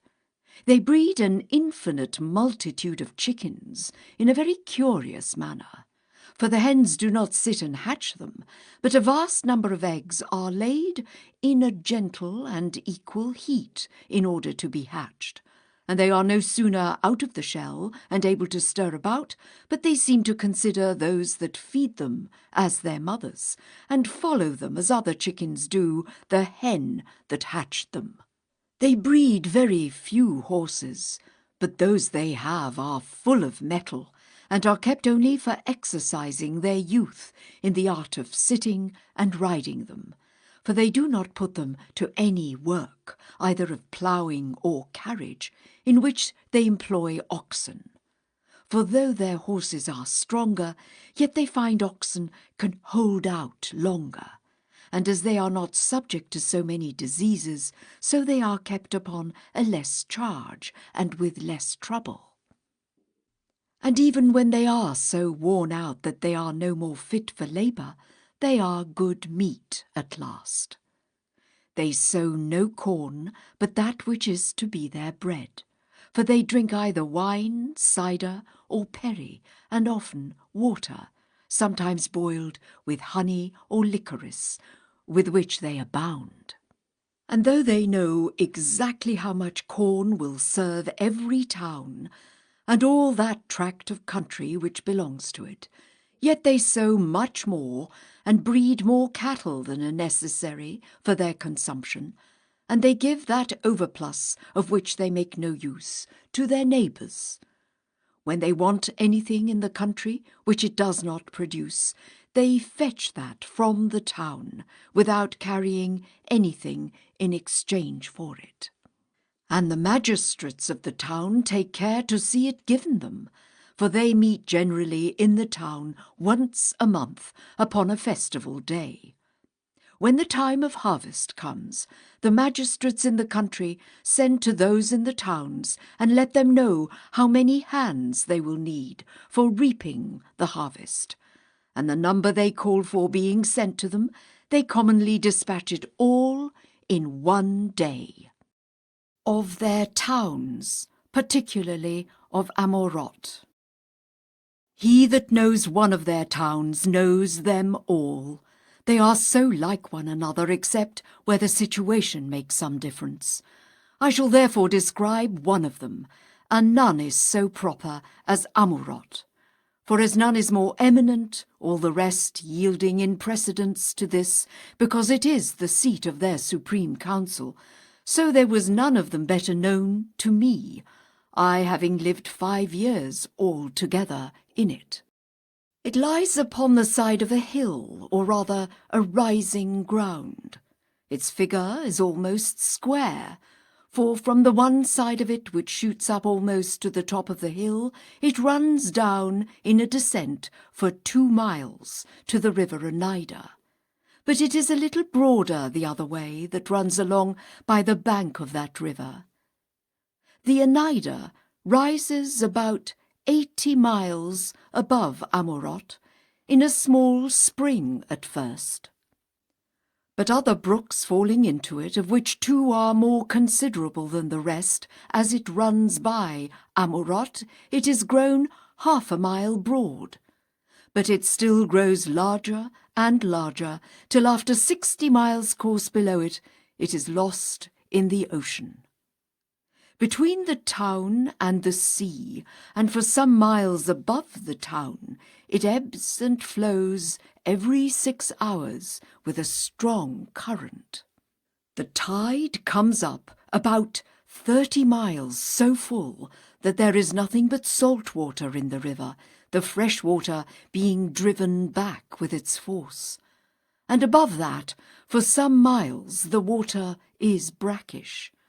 But a little higher, as it runs by the town, it is quite fresh, and when the tide ebbs, it continues fresh all along to the sea. There is a bridge cast over the river, not of timber, but of fair stone, consisting of many stately arches. It lies at that part of the town which is farthest from the sea, so that the ships without any hindrance lie all along the side of the town. There is likewise another river that runs by it, which though it is not great, yet it runs pleasantly, for it rises out of the same hill on which the town stands, and so runs down through it and falls into the Oneida. The inhabitants have fortified the fountainhead of this river, which springs a little without the towns, that so, if they should happen to be besieged, the enemy might not be able to stop or divert the course of the water, nor poison it.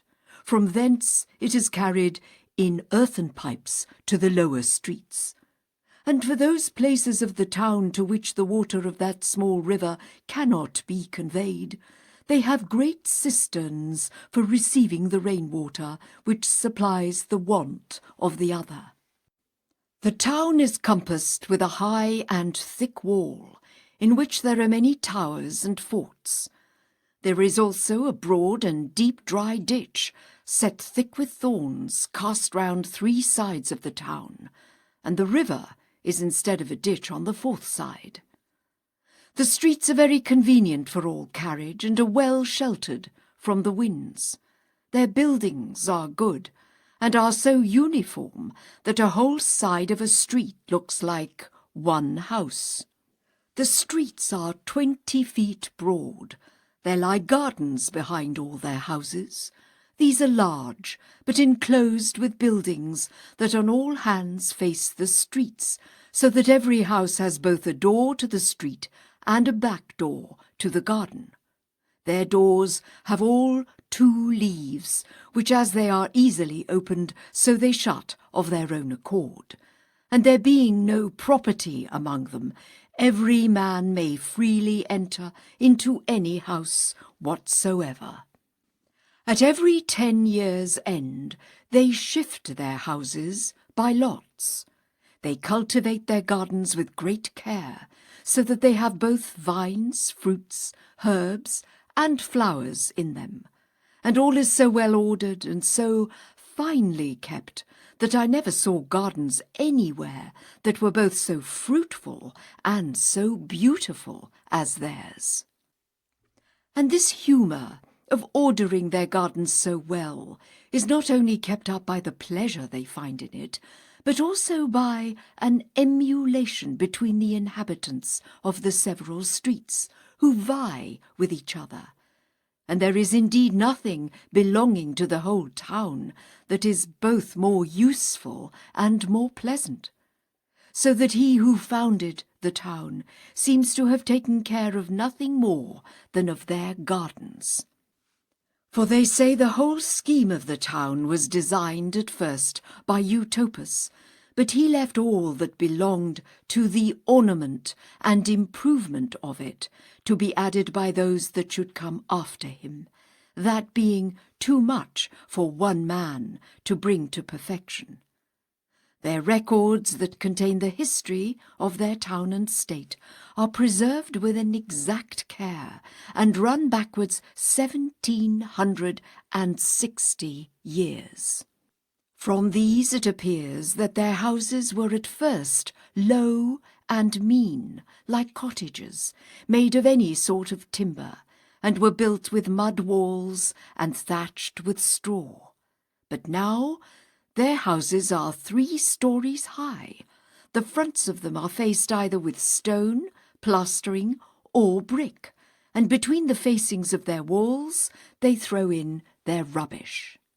Their roofs are flat, and on them they lay a sort of plaster, which costs very little, and yet is so tempered that it is not apt to take fire, and yet resists the weather more than lead. They have great quantities of glass among them, with which they glaze their windows.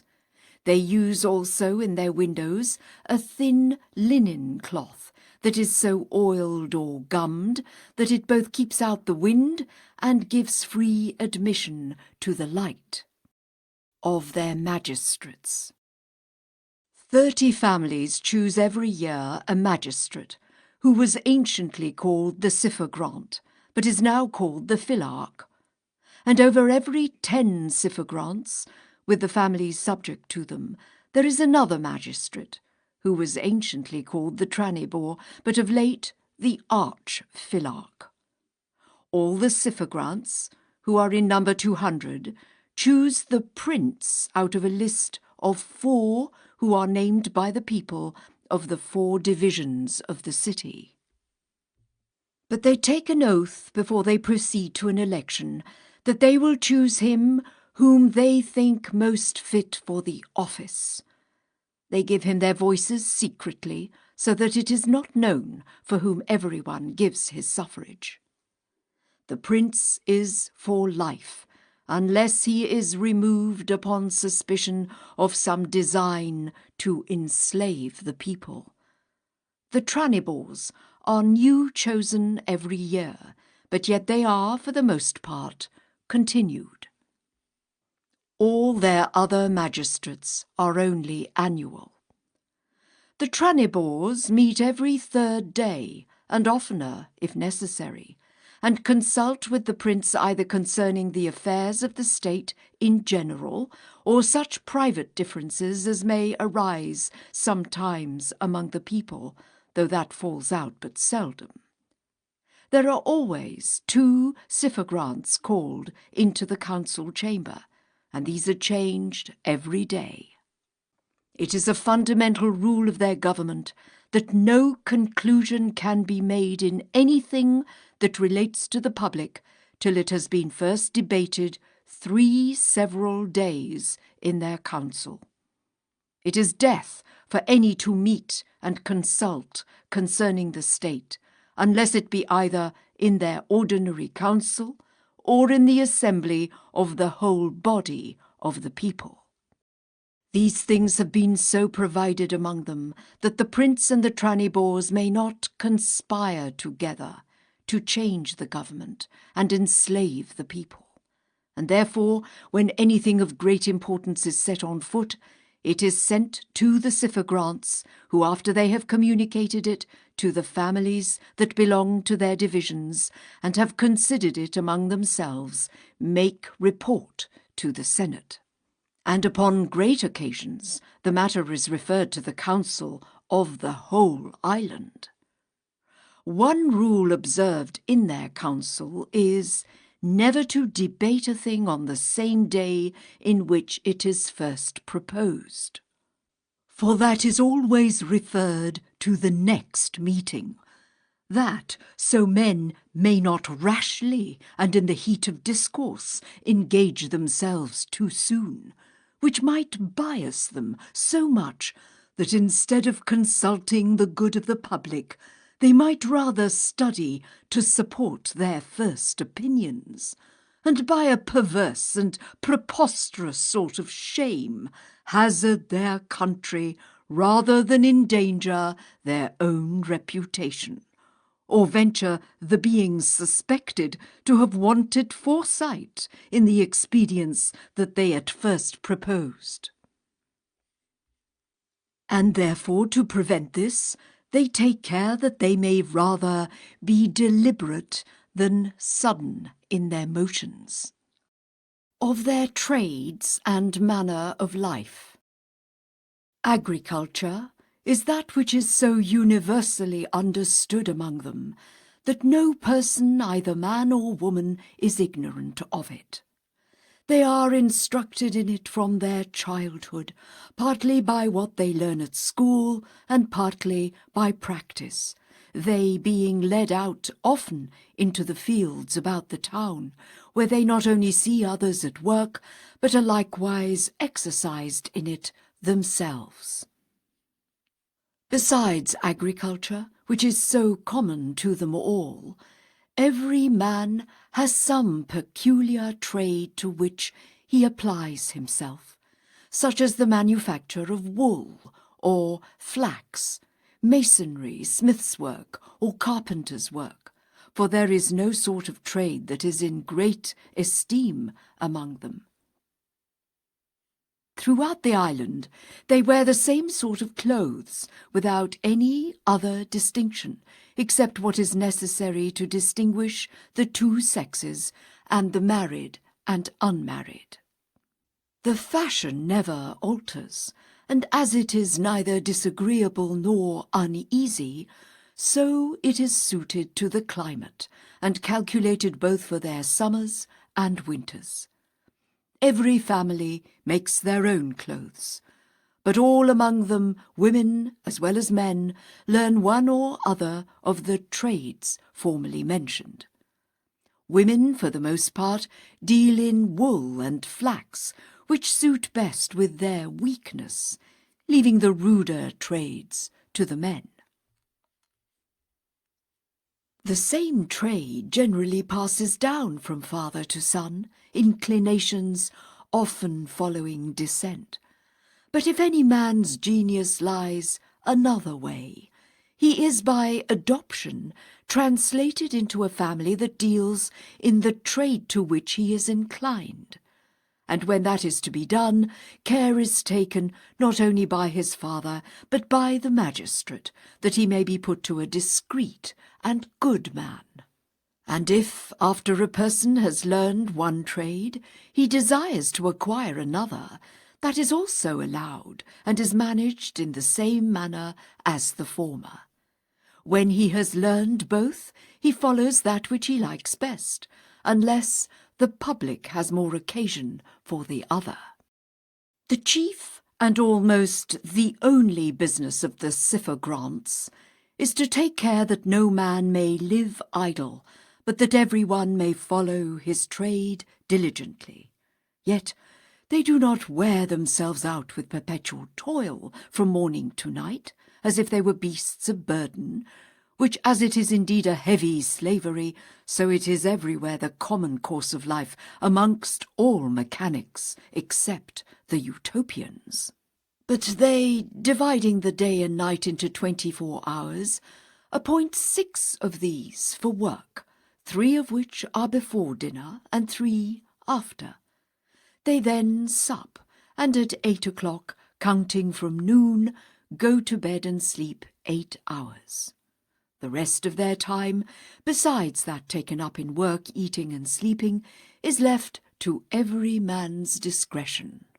Yet they are not to abuse that interval to luxury and idleness, but must employ it in some proper exercise according to their various inclinations, which is, for the most part, reading. It is ordinary to have public lectures every morning before daybreak, at which none are obliged to appear, but those who are marked out for literature. Yet a great many, both men and women of all ranks, go to hear lectures of one sort or other according to their inclinations. But if others that are not made for contemplation choose rather to employ themselves at that time in their trades, as many of them do, they are not hindered, but are rather commended as men that take care to serve their country. After supper they spend an hour in some diversion, in summer in their gardens, and in winter in the halls where they eat, where they entertain each other either with music or discourse. They do not so much as know dice, or any such foolish and mischievous games. They have, however, two sorts of games not unlike our chess. The one is between several numbers, in which one number, as it were, consumes another. The other resembles a battle between the virtues and the vices, in which the enmity in the vices among themselves and their agreement against virtue is not unpleasantly represented, together with the special opposition between the particular virtues and vices, as also the methods by which vice either openly assaults or secretly undermines virtue, and virtue, on the other hand, resists it. But the time appointed for labour is to be narrowly examined. Otherwise you may imagine that since there are only 6 hours appointed for work, they may fall under a scarcity of necessary provisions. But it is so far from being true that this time is not sufficient for supplying them with plenty of all things, either necessary or convenient, that it is rather too much. And this you will easily apprehend if you consider how great a part of all other nations is quite idle. First, women generally do little, who are the half of mankind, and if some few women are diligent, their husbands are idle. Then consider the great company of idle priests, and of those that are called religious men. Add to these all rich men, chiefly those that have estates in land, who are called noblemen and gentlemen, together with their families made up of idle persons that are kept more for show than use. Add to these all those strong and lusty beggars that go about pretending some disease in excuse for their begging, and upon the whole account you will find that the number of those by whose labours mankind is supplied is much less than you perhaps imagined. Then consider how few of those that work are employed in labours that are of real service. For we who measure all things by money give rise to many trades that are both vain and superfluous, and serve only to support riot and luxury. For if those who work were employed only in such things as the conveniences of life require, there would be such an abundance of them that the prices of them would so sink that tradesmen could not be maintained by their gains. If all those who labour about useless things were set to more profitable employments, and if all they that languish out their lives in sloth and idleness, every one of whom consumes as much as any 2 of the men that are at work, were forced to labour, you may easily imagine that a small proportion of time would serve for doing all that is either necessary, profitable, or pleasant to mankind, especially while pleasure is kept within its due bounds. This appears very plainly in Utopia, For there, in a great city, and in all the territory that lies round it, you can scarce find 500, either men or women, by their age and strength capable of labour, that are not engaged in it. Even the Syphogrants, though excused by the law, yet do not excuse themselves, but work, that by their examples they may excite the industry of the rest of the people. The like exemption is allowed to those who, being recommended to the people by the priests, are by the secret suffrages of the Syphogrants privileged from labour, that they may apply themselves wholly to study. And if any of these fall short of those hopes that they seemed at first to give, they are obliged to return to work. And sometimes a mechanic that so employs his leisure hours as to make a considerable advancement in learning is eased from being a tradesman and ranked among their learned men. Out of these they choose their ambassadors, their priests, their tranibors, and the prince himself, anciently called their barzines, but is called of late their edemus. And thus, from the great numbers among them that are neither suffered to be idle, nor to be employed in any fruitless labour, you may easily make the estimate how much may be done in those few hours in which they are obliged to labour.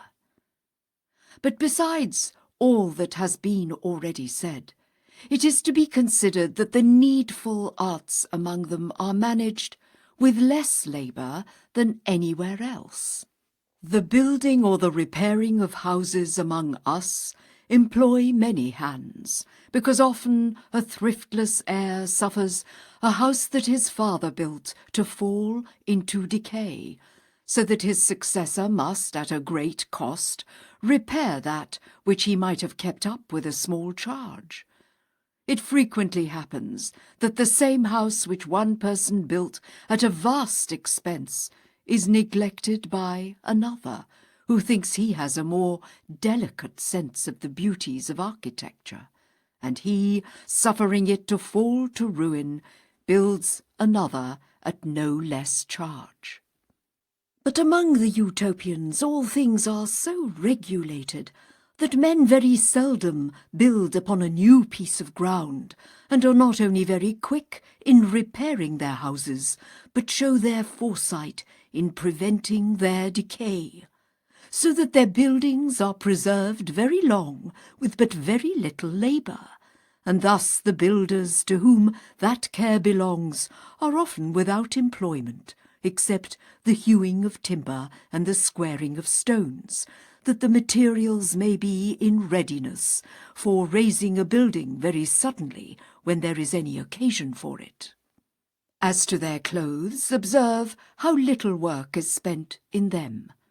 While they are at labour, they are clothed with leather and skins cut carelessly about them, which will last 7 years.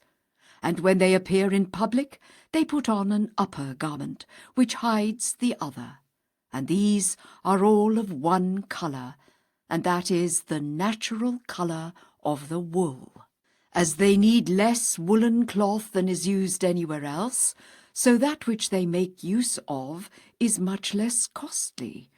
They use linen cloth more, but that is prepared with less labour, and they value cloth only by the whiteness of the linen or the cleanness of the wool, without much regard to the fineness of the thread. While in other places 4 or 5 upper garments of woolen cloth of different colours, and as many vests of silk, will scarce serve one man, and while those that are nicer think 10 too few, every man there is content with one, which very often serves him 2 years, nor is there anything that can tempt a man to desire more, for if he had them, he would neither be the warmer, nor would he make one jot the better appearance for it. And thus, since they are all employed in some useful labour, and since they content themselves with fewer things, it falls out that there is a great abundance of all things among them, so that it frequently happens that for want of other work, vast numbers are sent out to mend the highways. But when no public undertaking is to be performed, the hours of working are lessened. The magistrates never engage the people in unnecessary labour, since the chief end of the Constitution is to regulate labour by the necessities of the public, and to allow the people as much time as is necessary for the improvement of their minds, in which they think the happiness of life consists. Of their traffic. But it is now time to explain to you the mutual intercourse of this people, their commerce, and the rules by which all things are distributed among them. As their cities are composed of families, so their families are made up of those that are nearly related to one another. Their women, when they grow up, are married out, but all the males, both children and grandchildren, live still in the same house in great obedience to their common parent, unless age has weakened his understanding, and in that case he that is next to him in age comes in his room. But lest any city should become either too great, or by any accident be dispeopled, provision is made that none of their cities may contain above 6,000 families, besides those of the country around it. No family may have less than 10 and more than 16 persons in it, but there can be no determined number for the children under age.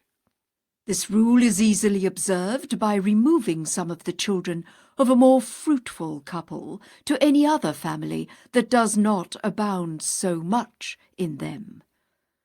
By the same rule, they supply cities that do not increase so fast from others that breed faster.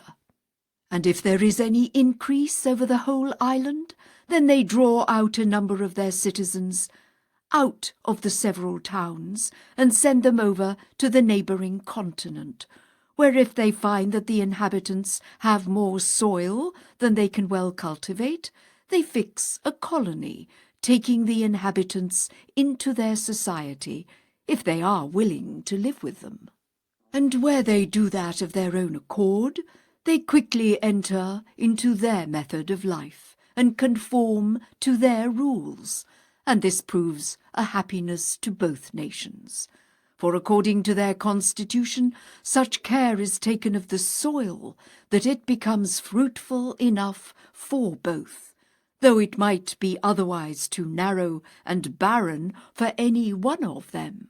But if the natives refuse to conform themselves to their laws, they drive them out of those bounds which they mark out for themselves, and use force if they resist, for they account it a very just cause of war for a nation to hinder others from possessing a part of that soil of which they make no use, but which is suffered to lie idle and uncultivated, since every man has, by the law of nature, a right to such a waste portion of the earth as is necessary for his subsistence. If an accident has so lessened the number of the inhabitants of any of their towns that it cannot be made up from the other towns of the island without diminishing them too much, which is said to have fallen out but twice since they were first a people, when great numbers were carried off by the plague, the loss is then supplied by recalling as many as are wanted from their colonies, for they will abandon these rather than suffer the towns in the island to sink too low. But to return to their manner of living in society.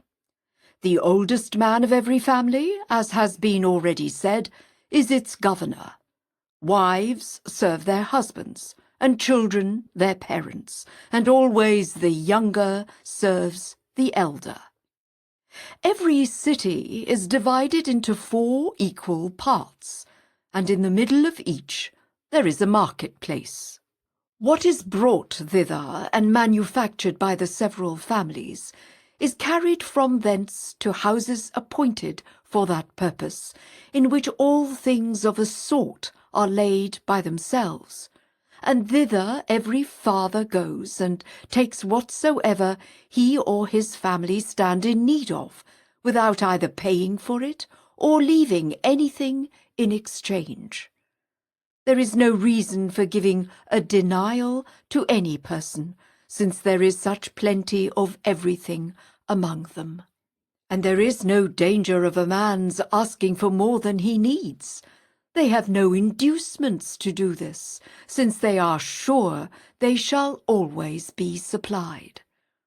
It is the fear of want that makes any of the whole race of animals either greedy or ravenous. But besides fear, there is in man a pride that makes him fancy it a particular glory to excel others in pomp and excess. But by the laws of the Utopians, there is no room for this. Near these markets there are others for all sorts of provisions, where there are not only herbs, fruits, and bread, but also fish, fowl, and cattle. There are also, without their towns, places appointed near some running water, for killing their beasts, and for washing away their filth, which is done by their slaves. For they suffer none of their citizens to kill their cattle, because they think that pity and good nature, which are among the best of those affections that are born with us, are much impaired by the butchering of animals. Nor do they suffer anything that is foul or unclean to be brought within their towns, lest the air should be infected by ill smells, which might prejudice their health. In every street there are great halls that lie at an equal distance from each other, distinguished by particular names. The Ciphogrants dwell in those that are set over 30 families, 15 lying on one side of it, and as many on the other. In these halls they all meet and have their repasts. The stewards of every one of them come to the marketplace at an appointed hour, and according to the number of those that belong to the hall, they carry home provisions. But they take more care of their sick than of any others. These are lodged and provided for in public hospitals. They have, belonging to every town, 4 hospitals that are built without their walls, and are so large that they may pass for little towns. By this means, if they had ever such a number of sick persons, they could lodge them conveniently, and at such a distance that such of them as are sick of infectious diseases may be kept so far from the rest that there can be no danger of contagion. The hospitals are furnished and stored with all things that are convenient for the ease and recovery of the sick, and those that are put in them are looked after with such tender and watchful care, and are so constantly attended by their skilful physicians, that as none is sent to them against their will, so there is scarce one in a whole town that if he should fall ill would not choose rather to go thither than lie sick at home. After the steward of the hospitals has taken for the sick whatsoever the physician prescribes, then the best things that are left in the market are distributed equally among the halls, in proportion to their numbers. Only, in the first place, they serve the prince, the chief priest, the tranibors, the ambassadors, and strangers, if there are any, which indeed falls out but seldom, and for whom there are houses well furnished, particularly appointed for their reception when they come among them. At the hours of dinner and supper, the whole Ciphagranti being called together by sound of trumpet, they meet and eat together, except only such as are in the hospitals or lie sick at home. Yet after the halls are served, no man is hindered to carry provisions home from the marketplace, for they know that none does that but for some good reason.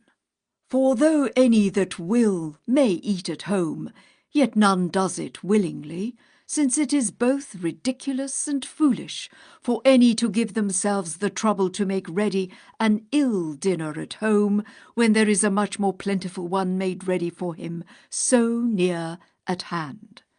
All the uneasy and sordid services about these halls are performed by their slaves. But the dressing and cooking their meat, and the ordering their tables belong only to the women, all those of every family taking it by turns. They sit at 3 or more tables according to their number. The men sit towards the wall, and the women sit on the other side, that if any of them should be taken suddenly ill, which is no uncommon case amongst women with child, she may without disturbing the rest rise and go to the nurse's room, who are there with the sucking children, where there is always clean water at hand and cradles in which they may lay the young children if there is occasion for it, and a fire that they may shift and dress them before it. Every child is nursed by its own mother, if death or sickness does not intervene, and in that case the Ciphogrant's wives find out a nurse quickly, which is no hard matter, for any one that can do it offers herself cheerfully. For as they are much inclined to that piece of mercy, so the child whom they nurse considers the nurse as its mother. All the children under 5 years old sit among the nurses. The rest of the younger sort of both sexes, till they are fit for marriage, either serve those that sit at table, or, if they are not strong enough for that, stand by them in great silence and eat what is given them, nor have they any other formality of dining. In the middle of the first table, which stands across the upper end of the hall, sit the Ciphogrant and his wife, for that is the chief and most conspicuous place. Next to him sit 2 of the most ancient, for there go always 4 to a mess. If there is a temple within the Ciphagranti, the priest and his wife sit with the Ciphogrant above all the rest. Next them there is a mixture of old and young, who are so placed that as the young are set near others, so they are mixed with the more ancient, which they say was appointed on this account, that the gravity of the old people and the reverence that is due to them might restrain the younger from all indecent words and gestures. Dishes are not served up to the whole table at first, but the best are first set before the old, whose seats are distinguished from the young, and after them all the rest are served alike. The old men distribute to the younger any curious meats that happen to be set before them, if there is not such an abundance of them that the whole company may be served alike. Thus old men are honoured with a particular respect, yet all the rest fare as well as they. Both dinner and supper are begun with some lecture of morality that is read to them, but it is so short that it is not tedious nor uneasy to them to hear it. From hence the old men take occasion to entertain those about them with some useful and pleasant enlargements. But they do not engross the whole discourse so to themselves during their meals that the younger may not put in for a share, On the contrary, they engage them to talk, that so they may, in that free way of conversation, find out the force of everyone's spirit and observe his temper. They dispatch their dinners quickly, but sit long at supper, because they go to work after the one and are to sleep after the other, during which they think the stomach carries on the concoction more vigorously. They never sup without music, and there is always fruit served up after meat. While they are at table, some burn perfumes and sprinkle about fragrant ointments and sweet waters. In short, they want nothing that may cheer up their spirits. They give themselves a large allowance that way, and indulge themselves in all such pleasures as are attended with no inconvenience. Thus do those that are in the towns live together. But in the country, where they live at a great distance, everyone eats at home, and no family wants any necessary sort of provision, for it is from them that provisions are sent unto those that live in the towns. Of the travelling of the Utopians. If any man has a mind to visit his friends that live in some other town, or desires to travel and see the rest of the country, he obtains leave very easily from the Cipher-grant and Tranibors, when there is no particular occasion for him at home.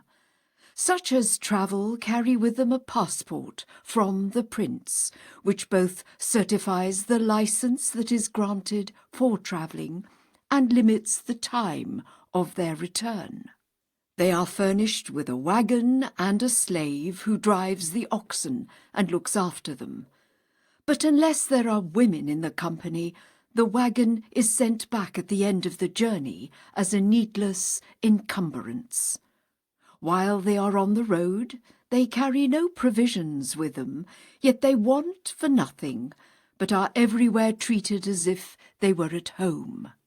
If they stay in any place longer than a night, everyone follows his proper occupation, and is very well used by those of his own trade. But if any man goes out of the city to which he belongs without leave, and is found rambling without a passport, he is severely treated. He is punished as a fugitive and sent home disgracefully.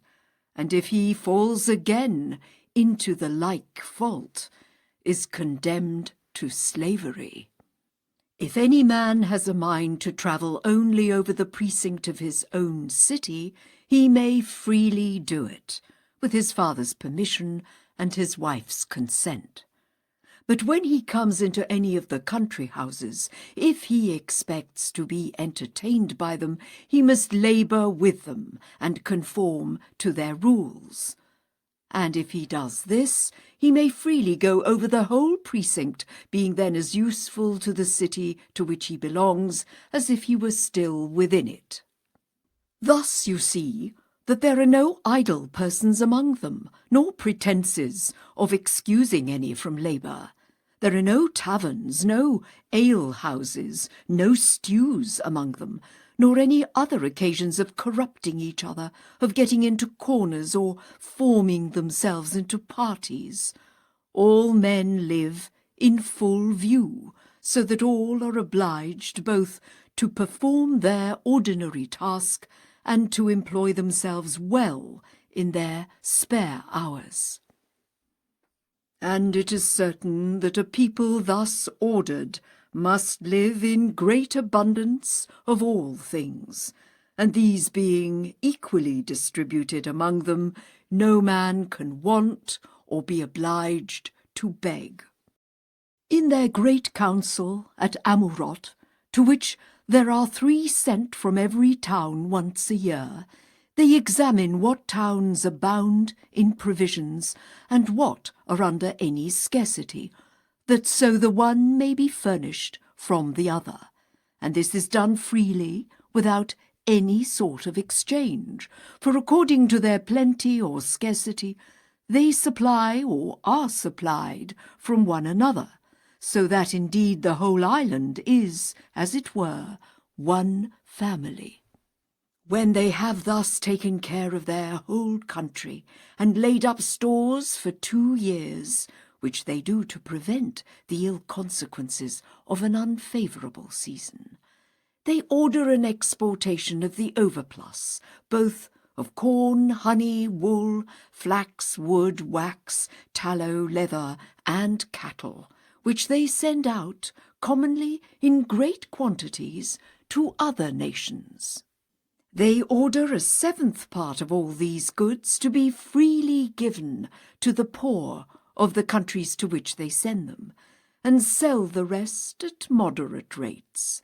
And by this exchange they not only bring back those few things that they need at home, for indeed they scarce need anything but iron, but likewise a great deal of gold and silver.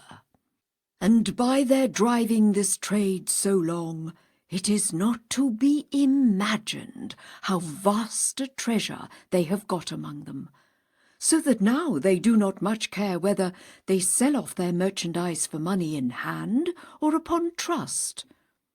A great part of their treasure is now in bonds, but in all their contracts no private man stands bound, but the writing runs in the name of the town.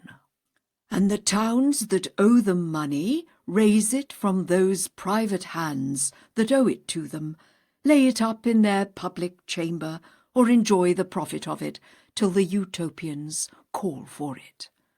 And they choose rather to let the greatest part of it lie in their hands who make advantage by it, than to call for it themselves.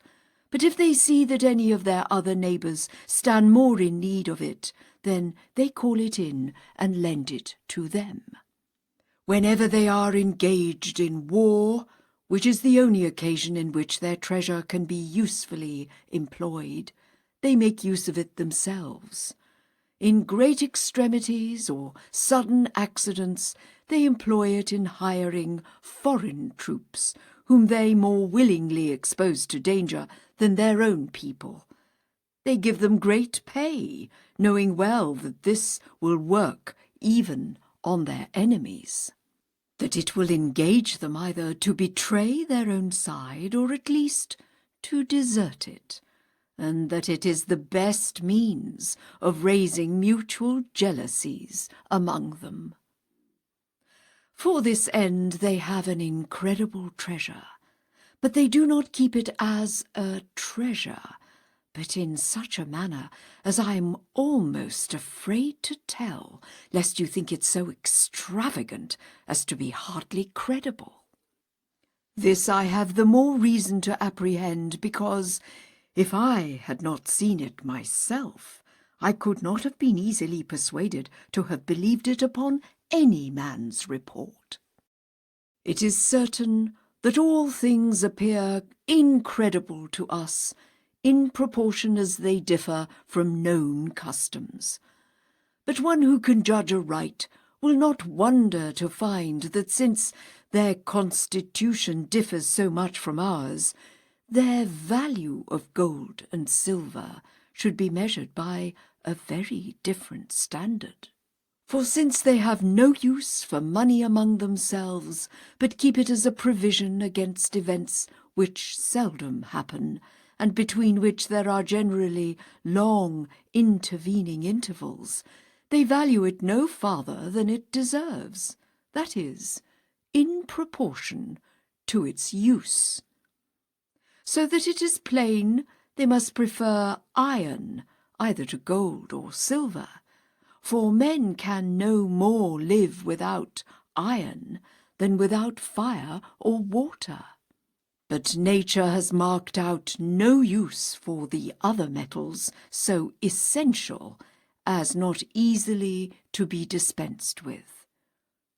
The folly of men has enhanced the value of gold and silver because of their scarcity, whereas, on the contrary, it is their opinion that nature as an indulgent parent, has freely given us all the best things in great abundance, such as water and earth, but has laid up and hid from us the things that are vain and useless. If these metals were laid up in any tower in the kingdom, it would raise a jealousy of the prince and senate, and give birth to that foolish mistrust into which the people are apt to fall, a jealousy of their intending to sacrifice the interests of the public to their own private advantage. If they should work it into vessels or any sort of plate, they fear that the people might grow too fond of it, and so be unwilling to let the plate be run down if a war made it necessary to employ it in paying their soldiers. To prevent all these inconveniences, they have fallen upon an expedient which, as it agrees with their other policy, so it is very different from ours, and will scarce gain belief among us, who value gold so much and lay it up so carefully. They eat and drink out of vessels of earth or glass, which make an agreeable appearance, though formed of brittle materials, while they make their chamber pots and close stools of gold and silver, and that not only in their public halls, but in their private houses. Of the same metals they likewise make chains and fetters for their slaves, to some of which, as a badge of infamy, they hang an earring of gold, and make others wear a chain or a coronet of the same metal. And thus they take care by all possible means to render gold and silver of no esteem. And from hence it is that while other nations part with their gold and silver as unwillingly as if one tore out their bowels, those of Utopia would look on their giving in all they possess of those metals, when there were any use for them, but as the parting with a trifle, or as we would esteem the loss of a penny. They find pearls on their coasts, and diamonds and carbuncles on their rocks. They do not look after them, but if they find them by chance, they polish them, and with them they adorn their children, who are delighted with them, and glory in them during their childhood. But when they grow to years and see that none but children use such baubles, they of their own accord, without being bid by their parents, lay them aside, and would be as much ashamed to use them afterwards as children among us, when they come to years, are of their puppets and other toys. I never saw a clearer instance of the opposite impressions that different customs make on people than I observed in the ambassadors of the Animolians who came to Amurot when I was there.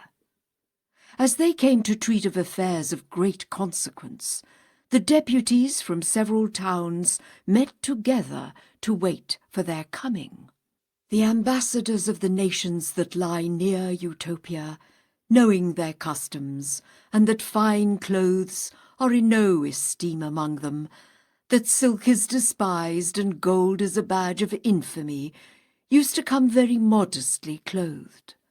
But the Animolians, lying more remote, and having had little commerce with them, understanding that they were coarsely clothed, and all in the same manner, took it for granted that they had none of those fine things among them of which they made no use.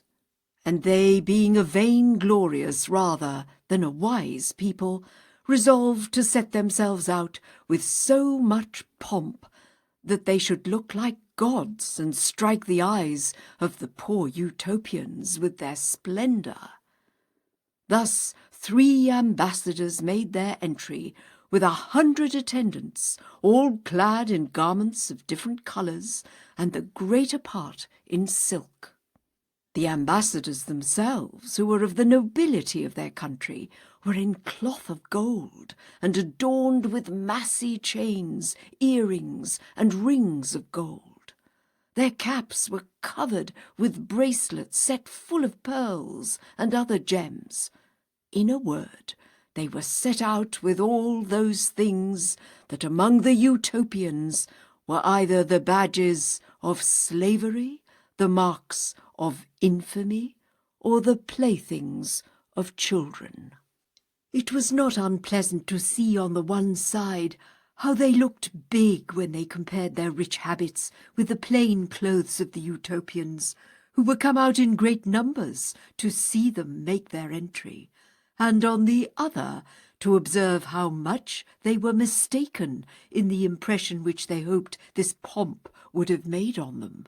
It appeared so ridiculous a show to all that had never stirred out of their country and had not seen the customs of other nations, that though they paid some reverence to those that were the most meanly clad, as if they had been the ambassadors, yet when they saw the ambassadors themselves so full of gold and chains, they looked upon them as slaves, and forbore to treat them with reverence.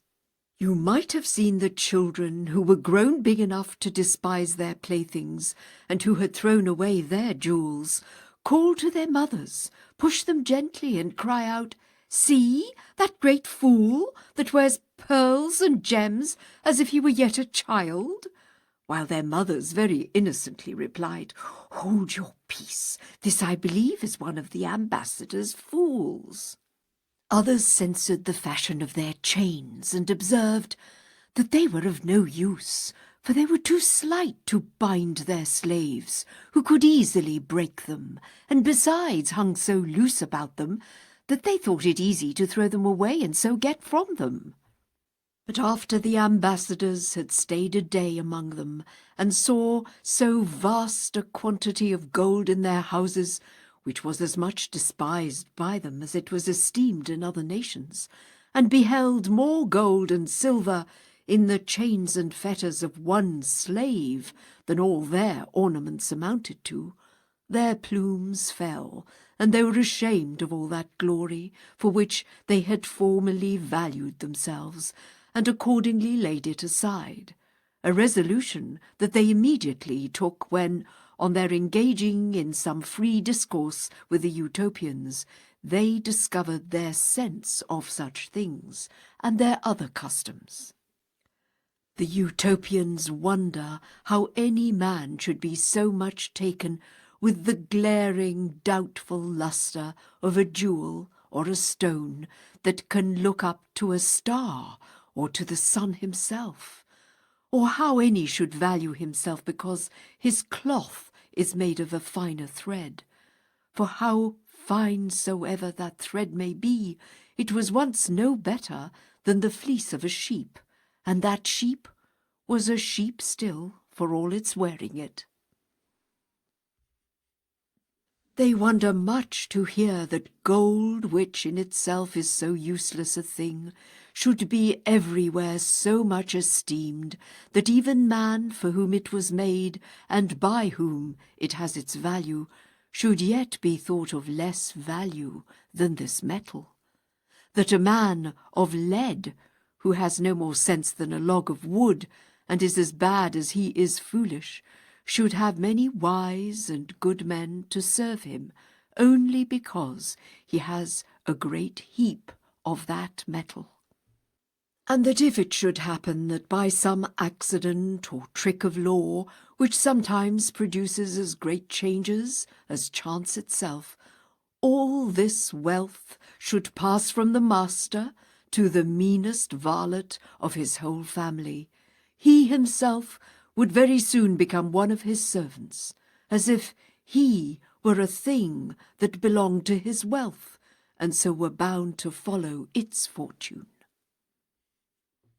But they much more admire and detest the folly of those who, when they see a rich man, though they neither owe him anything, nor are in any sort dependent on his bounty, yet merely because he is rich, give him little less than divine honours, even though they know him to be so covetous and base-minded that notwithstanding all his wealth he will not part with 1 farthing of it to them as long as he lives. These and such like notions have that people imbibed, partly from their education, being bred in a country whose customs and laws are opposite to all such foolish maxims, and partly from their learning and studies, for though there are but few in any town that are so wholly excused from labour as to give themselves entirely up to their studies, these being only such persons as discover from their childhood an extraordinary capacity and disposition for letters, yet their children and a great part of the nation, both men and women, are taught to spend those hours in which they are not obliged to work in reading. And this they do through the whole progress of life. They have all their learning in their own tongue, which is both the copious and pleasant language, and in which a man can fully express his mind. It runs over a great tract of many countries, but it is not equally pure in all places. They have never so much as heard of the names of any of those philosophers that are so famous in these parts of the world before we went among them. And yet they had made the same discoveries as the Greeks, both in music, logic, arithmetic, and geometry. But as they are almost in everything equal to the ancient philosophers, so they far exceed our modern logicians, for they have never yet fallen upon the barbarous niceties that our youth are forced to learn in those trifling logical schools that are among us. They are so far from minding chimeras and fantastical images made in the mind that none of them could comprehend what we meant when we talked to them of a man in the abstract as common to all men in particular, so that though we spoke of him as a thing that we could point at with our fingers, yet none of them could perceive him, and yet distinct from everyone, as if he were some monstrous colossus or giant. Yet for all this ignorance of these empty notions, they knew astronomy, and were perfectly acquainted with the motions of the heavenly bodies, and have many instruments well contrived and divided, by which they very accurately compute the course and positions of the sun, moon, and stars. But for the cheat of divining by the stars, by their oppositions or conjunctions, it has not so much as entered into their thoughts. They have a particular sagacity, founded upon much observation, in judging of the weather, by which they know when they may look for rain, wind, or other alterations in the air. But as to the philosophy of these things, the cause of the saltness of the sea, of its ebbing and flowing, and of the original and nature both of the heavens and the earth, they dispute of them partly as our ancient philosophers have done, and partly upon some new hypothesis, in which as they differ from them, so they do not in all things agree among themselves. As to moral philosophy, they have the same disputes among them as we have here. They examine what are properly good, both for the body and the mind, and whether any outward thing can be called truly good, or if that term belong only to the endowments of the soul. They inquire likewise into the nature of virtue and pleasure. But their chief dispute is concerning the happiness of a man, and wherein it consists, whether in some one thing or in a great many. They seem indeed more inclinable to that opinion that places, if not the whole, yet the chief part of a man's happiness in pleasure, and what may seem more strange, They make use of arguments even from religion, notwithstanding its severity and roughness, for the support of that opinion so indulgent to pleasure. For they never dispute concerning happiness without fetching some arguments from the principles of religion as well as from natural reason, since without the former they reckon that all our inquiries after happiness must be but conjectural and defective.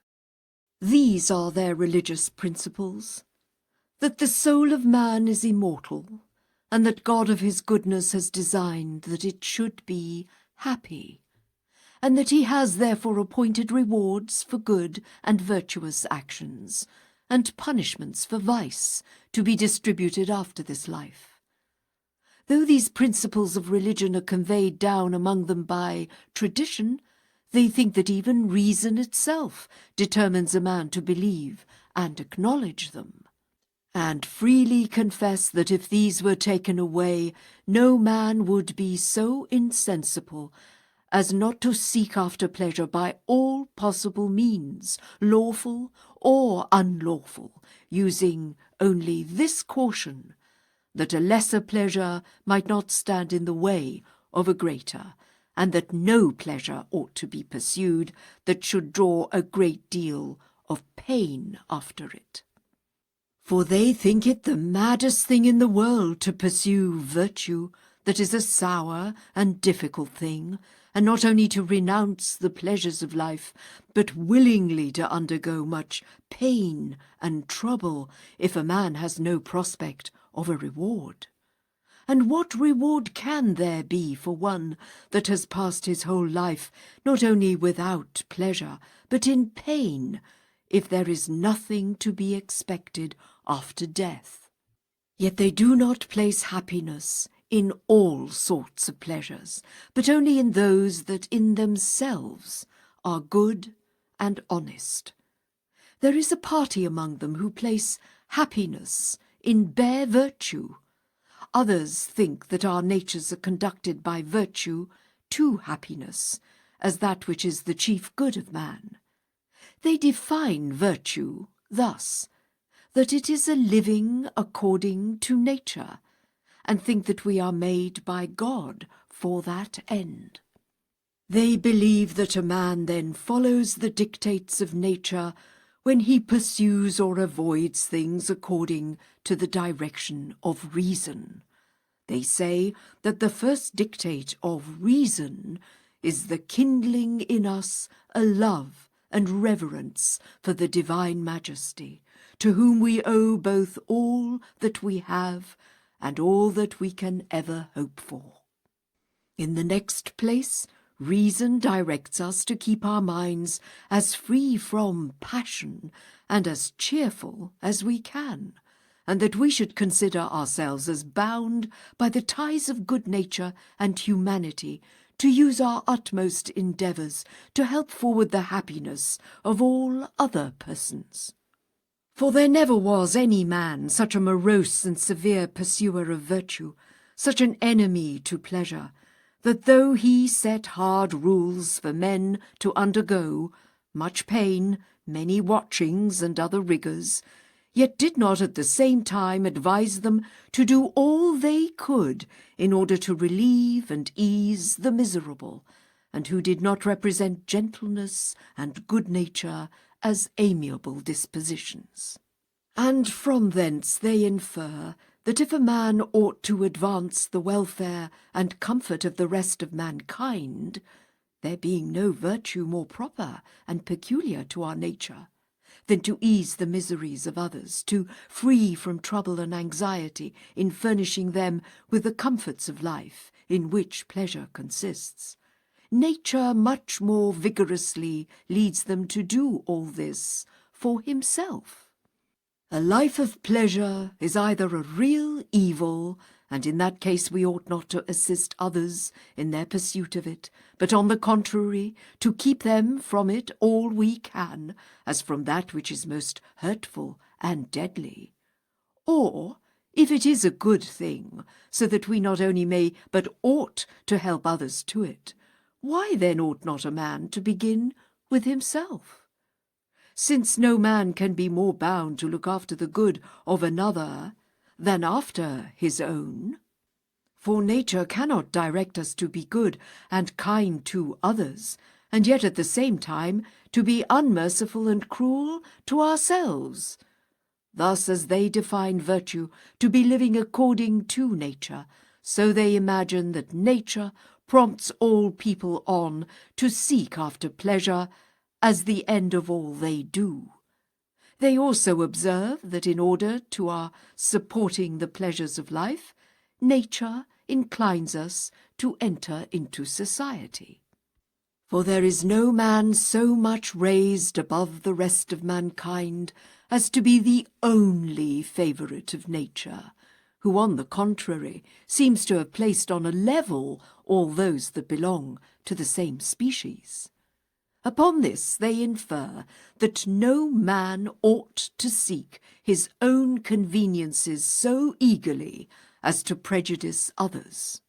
And therefore they think that not only all agreements between private persons ought to be observed, but likewise that all those laws ought to be kept which either a good prince has published in due form, or to which a people that is neither oppressed with tyranny nor circumvented by fraud has consented, for distributing those conveniences of life which afford us all our pleasures.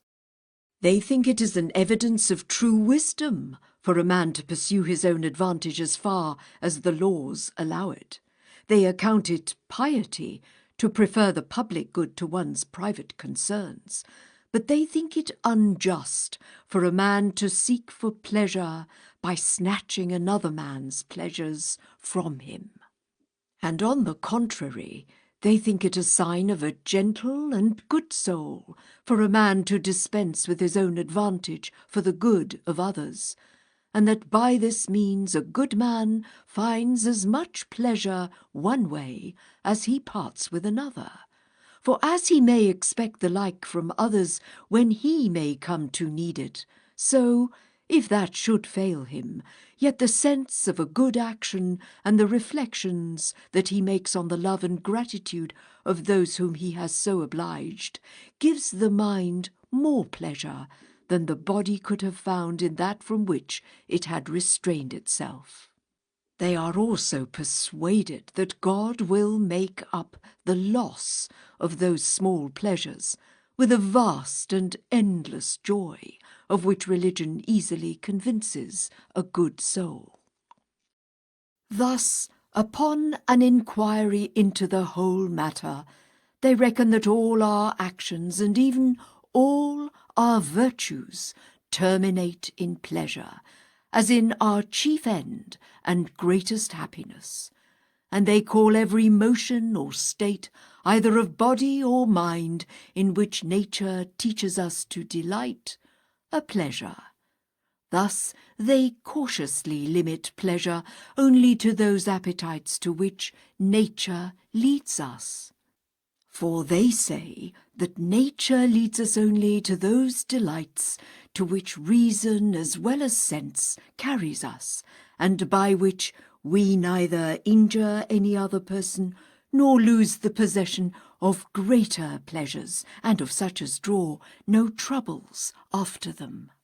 But they look upon those delights which men by a foolish though common mistake call pleasure, as if they could change as easily the nature of things as the use of words, as things that greatly obstruct their real happiness, instead of advancing it, because they so entirely possess the minds of those that are once captivated by them with a false notion of pleasure, that there is no room left for pleasures of a truer or purer kind. There are many things that in themselves have nothing that is truly delightful.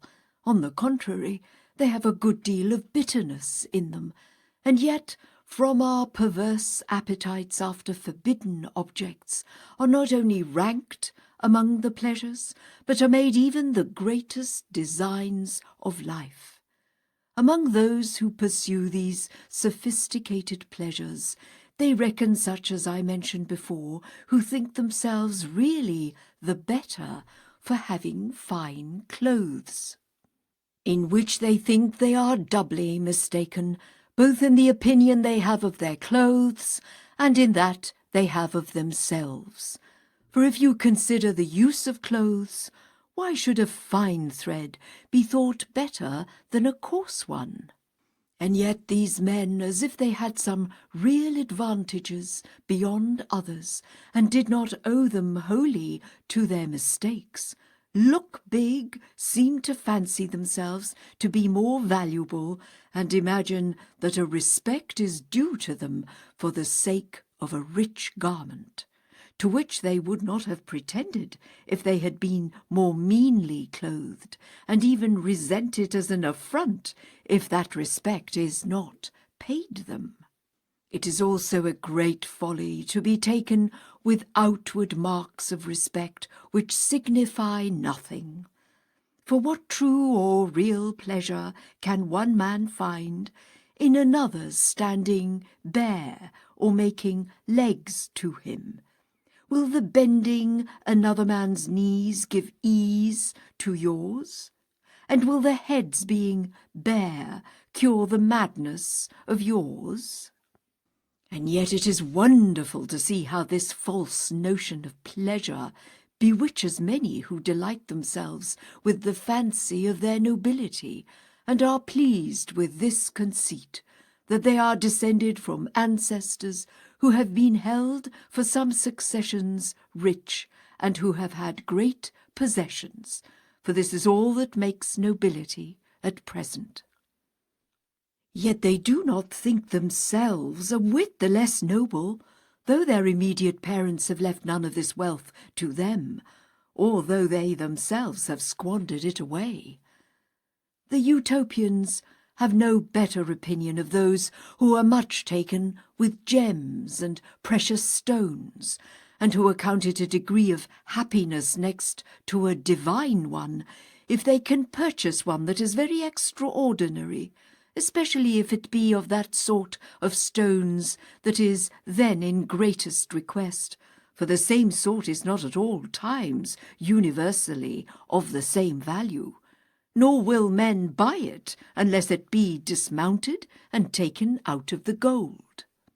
The jeweller is then made to give good security, and required solemnly to swear that the stone is true, that by such an exact caution a false one might not be bought instead of a true, though if you were to examine it, your eye could find no difference between the counterfeit and that which is true, so that they are all one to you as much as if you were blind.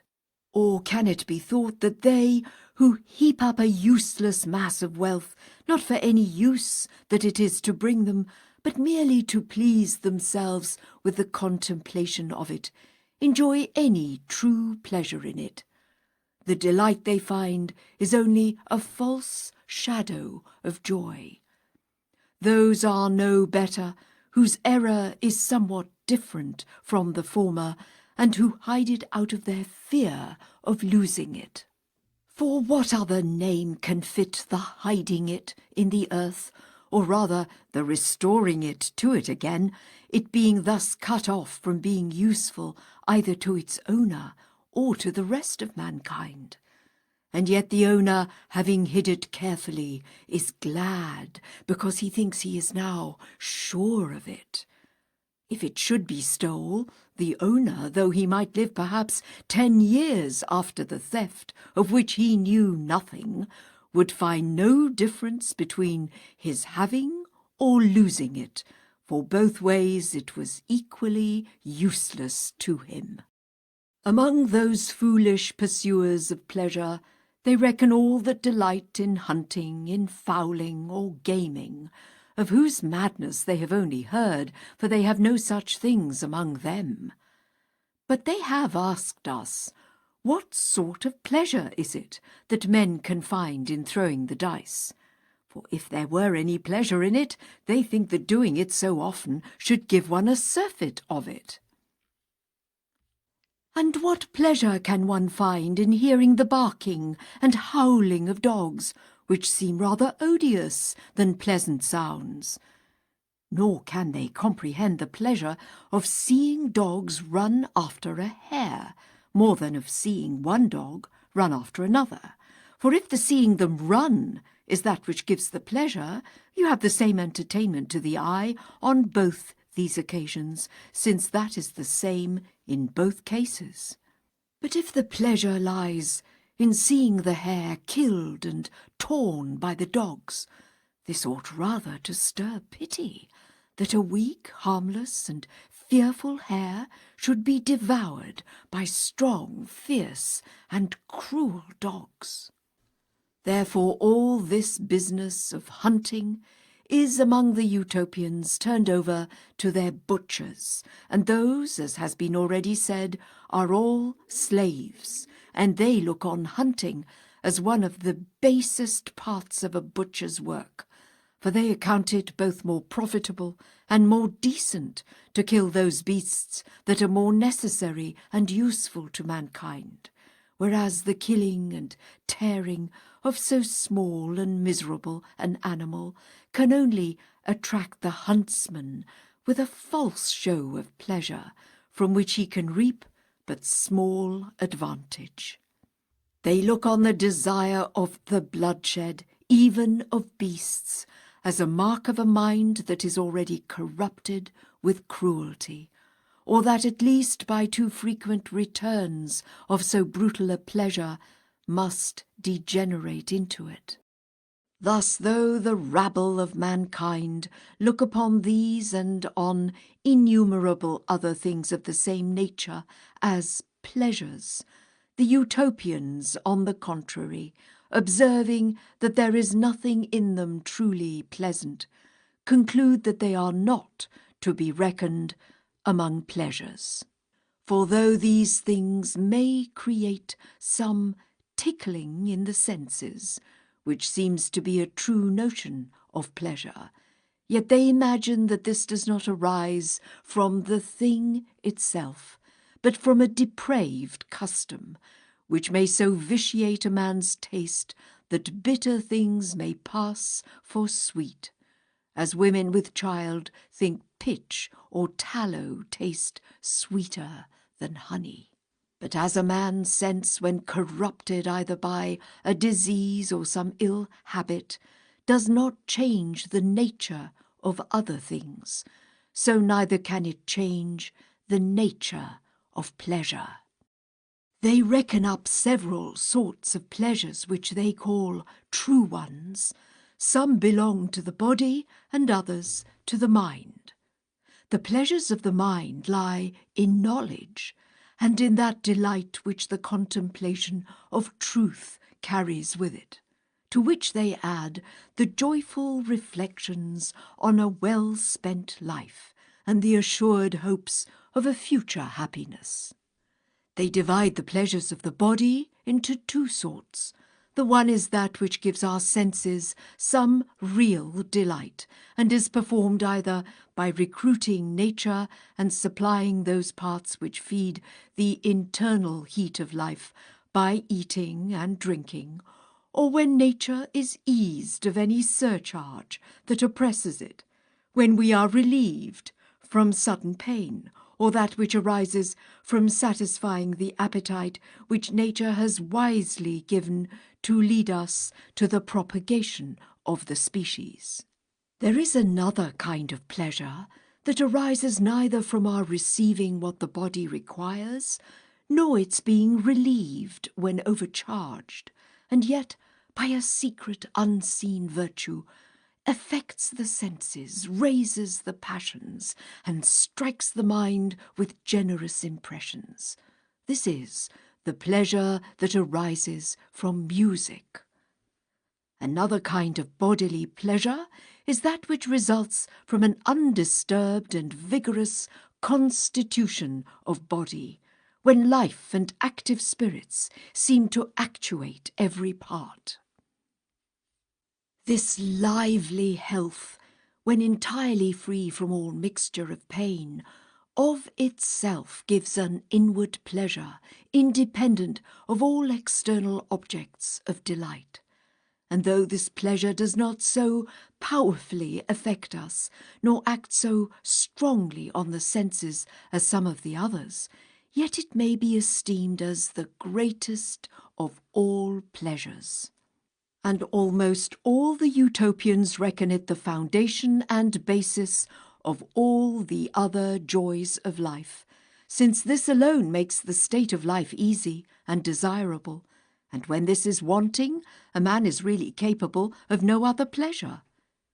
They look upon freedom from pain, if it does not rise from perfect health, to be a state of stupidity rather than of pleasure.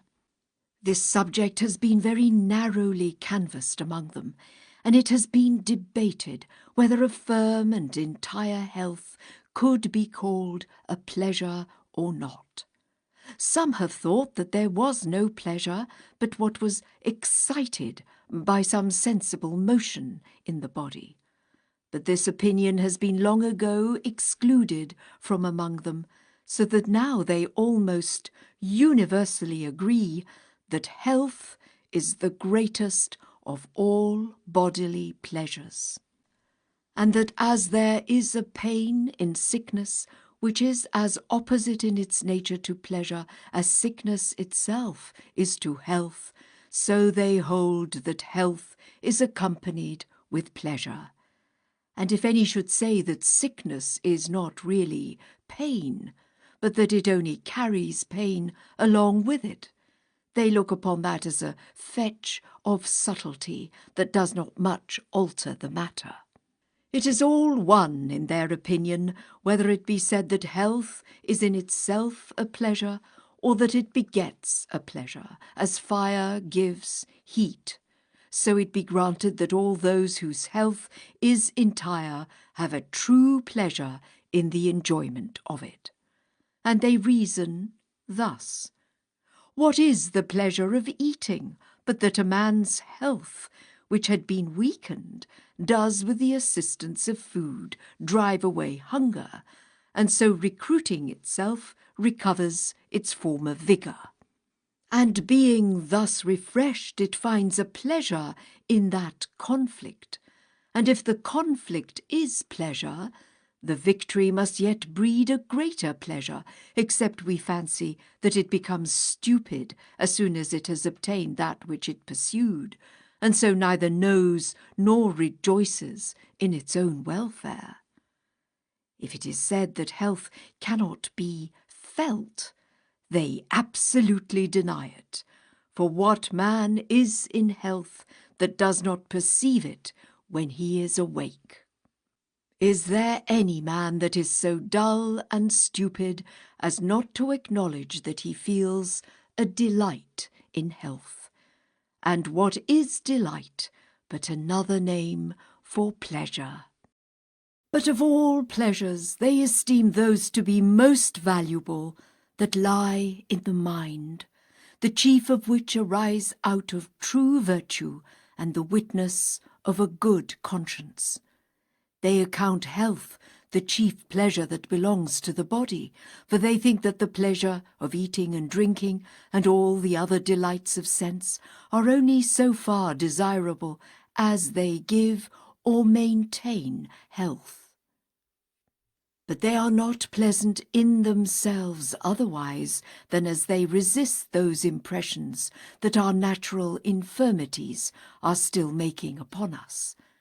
For as a wise man desires rather to avoid diseases than to take physic, and to be freed from pain rather than to find ease by remedies, so it is more desirable not to need this sort of pleasure than to be obliged to indulge it. If any man imagines that there is a real happiness in these enjoyments, he must then confess that he would be the happiest of all men if he were to lead his life in perpetual hunger, thirst, and itching, and by consequence in perpetual eating, drinking, and scratching himself, which anyone may easily see would be not only a base, but a miserable state of a life. These are indeed the lowest of pleasures, and the least pure, for we can never relish them but when they are mixed with the contrary pains. The pain of hunger must give us the pleasure of eating, and here the pain outbalances the pleasure. And as the pain is more vehement, so it lasts much longer, for as it begins before the pleasure, so it does not cease, but with the pleasure that extinguishes it, and both expire together. They think, therefore, none of those pleasures are to be valued any further than as they are necessary. Yet they rejoice in them, and with due gratitude acknowledge the tenderness of the great author of nature, who has planted in us appetites by which those things that are necessary for our preservation are likewise made pleasant to us. For how miserable a thing would life be if those daily diseases of hunger and thirst were to be carried off by such bitter drugs as we must use for those diseases that return seldomer upon us. And thus these pleasant as well as proper gifts of nature maintain the strength and the sprightliness of our bodies. They also entertain themselves with the other delights let in at their eyes, their ears, and their nostrils, as the pleasant relishes and seasoning of life, which nature seems to have marked out peculiarly for man, since no other sort of animals contemplates the figure and beauty of the universe, nor is delighted with smells any further than as they distinguish meats by them, nor do they apprehend the concords or discords of sound. Yet in all pleasures whatsoever they take care that a lesser joy does not hinder a greater, and that pleasure may never breed pain, which they think always follows dishonest pleasures. But they think it madness for a man to wear out the beauty of his face, or the force of his natural strength, to corrupt the sprightliness of his body by sloth and laziness, or to waste it by fasting. That it is madness to weaken the strength of his constitution and reject the other delights of life, unless by renouncing his own satisfaction he can either serve the public or promote the happiness of others, for which he expects a greater recompense from God. So that they look on such a course of life as the mark of a mind that is both cruel to itself and ungrateful to the author of nature, as if we would not be beholden to him for his favours, and therefore rejects all his blessings, as one who should afflict himself for the empty shadow of virtue, or for no better end than to render himself capable of bearing those misfortunes which possibly will never happen. This is their notion of virtue and of pleasure. They think that no man's reason can carry him to a truer idea of them unless some discovery from heaven should inspire him with sublimer notions. I have not now the leisure to examine whether they think right or wrong in this matter, nor do I judge it necessary, for I have only undertaken to give you an account of their constitution, but not to defend all their principles. I am sure that whatever may be said of their notions, there is not in the whole world either a better people or a happier government. Their bodies are vigorous and lively, and though they are but of a middle stature, and have neither the fruitfulest soil nor the purest air in the world, yet they fortify themselves so well by their temperate course of life against the unhealthiness of their air, and by their industry they so cultivate their soil, that there is nowhere to be seen a greater increase both of corn and cattle, nor are there anywhere healthier men and freer from diseases. For one may there see reduced to practice not only all the art that the husbandman employs in manuring and improving an ill soil, but whole woods plucked up by the roots, and in other places new ones planted where there were none before. Their principal motive for this is the convenience of carriage, that their timber may be either near their towns or growing on the banks of the sea or of some rivers, so as to be floated to them. For it is a harder work to carry wood at any distance over land than corn. The people are industrious, apt to learn, as well as cheerful and pleasant, and none can endure more labour when it is necessary, but except in that case, they love their ease. They are unwearied pursuers of knowledge. For when we had given them some hints of the learning and discipline of the Greeks, concerning whom we only instructed them, for we know that there was nothing among the Romans except their historians and their poets that they would value much, it was strange to see how eagerly they were set on learning that language. We began to read a little of it to them, rather in compliance with their importunity than out of any hopes of their reaping from it any great advantage. But after a very short trial we found they made such progress that we saw our labour was like to be more successful than we could have expected.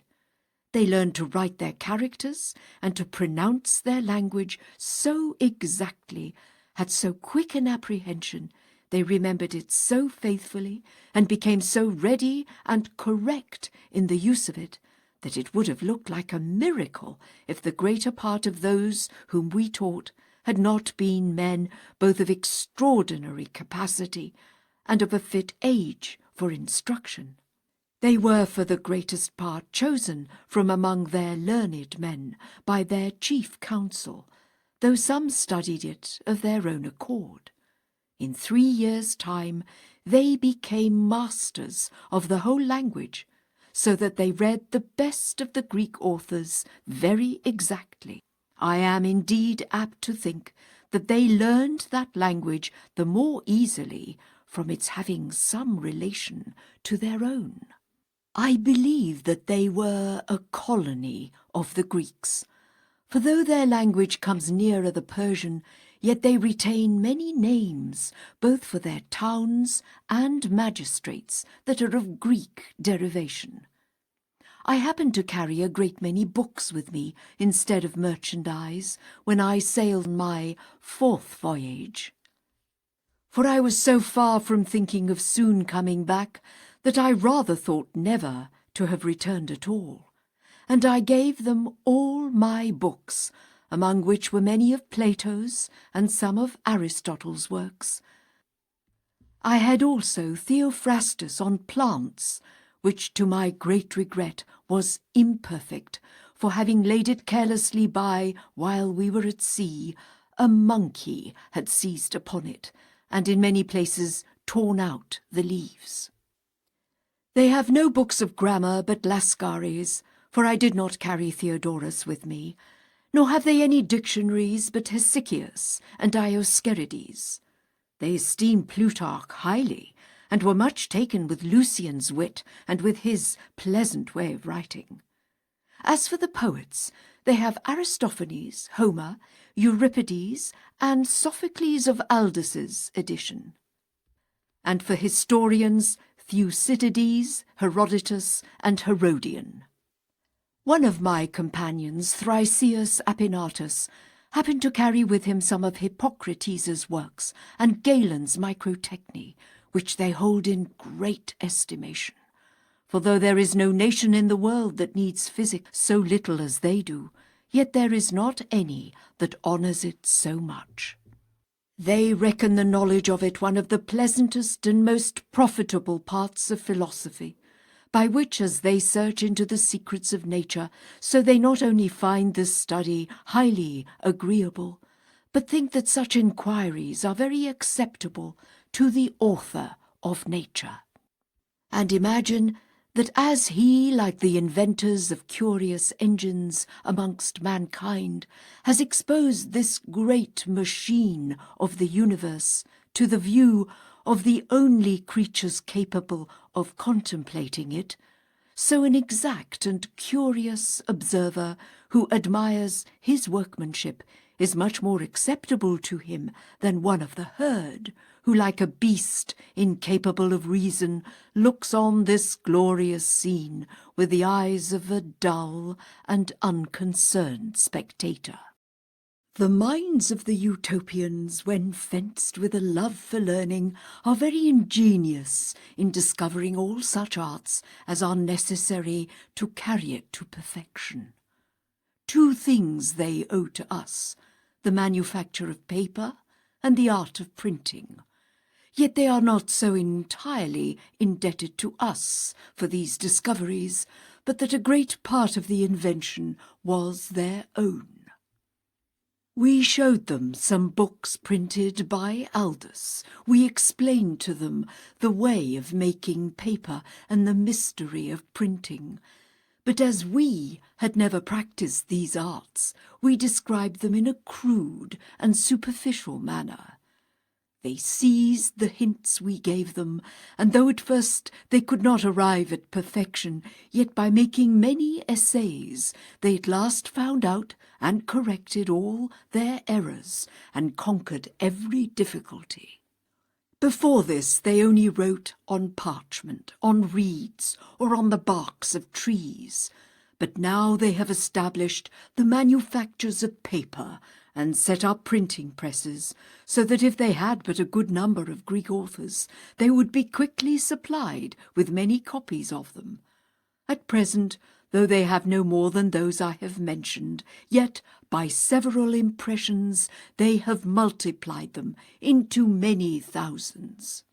If any man was to go among them that had some extraordinary talent, or that by much travelling had observed the customs of many nations, which made us to be so well received, he would receive a hearty welcome, for they are very desirous to know the state of the whole world.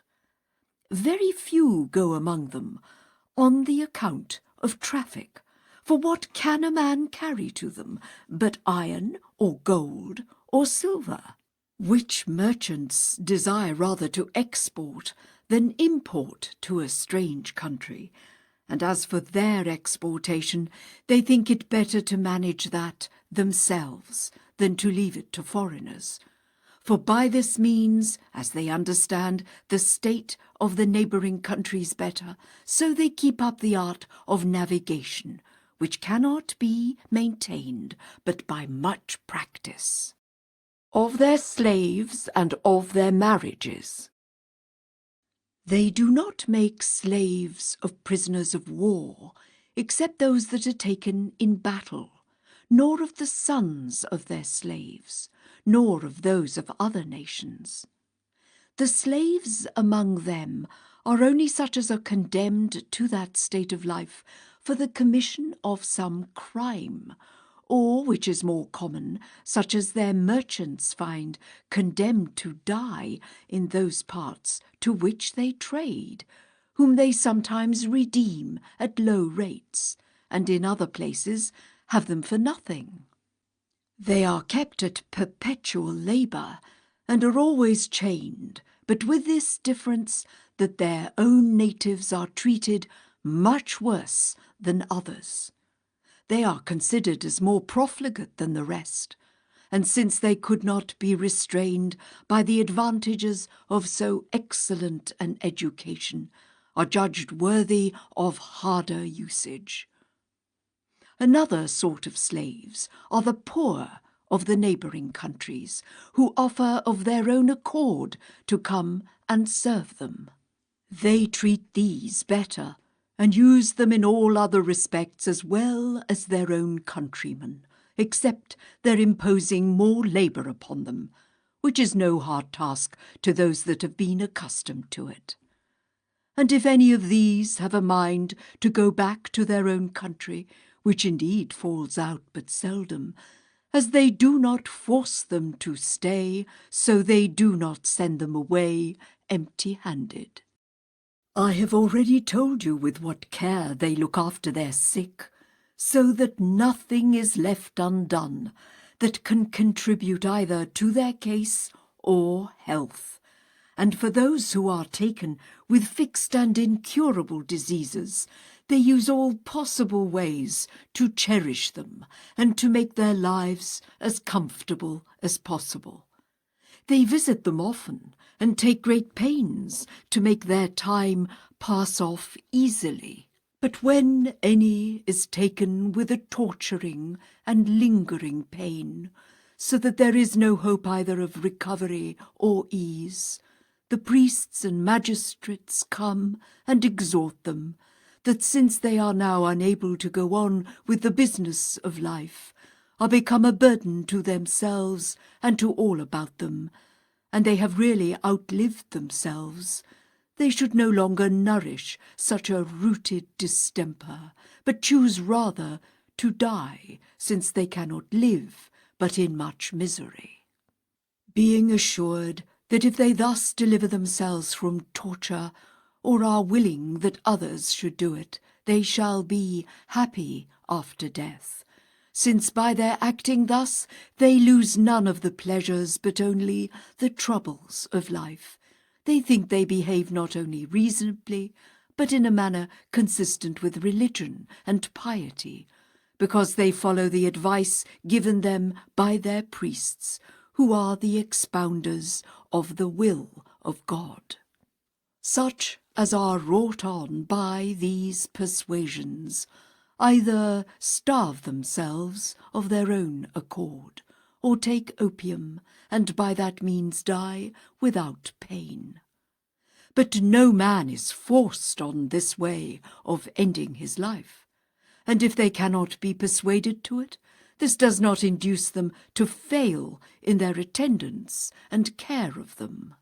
But as they believe that a voluntary death, when it is chosen upon such an authority, is very honourable, so if any man takes away his own life without the approbation of the priests and the Senate, they give him none of the honours of a decent funeral, but throw his body into a ditch.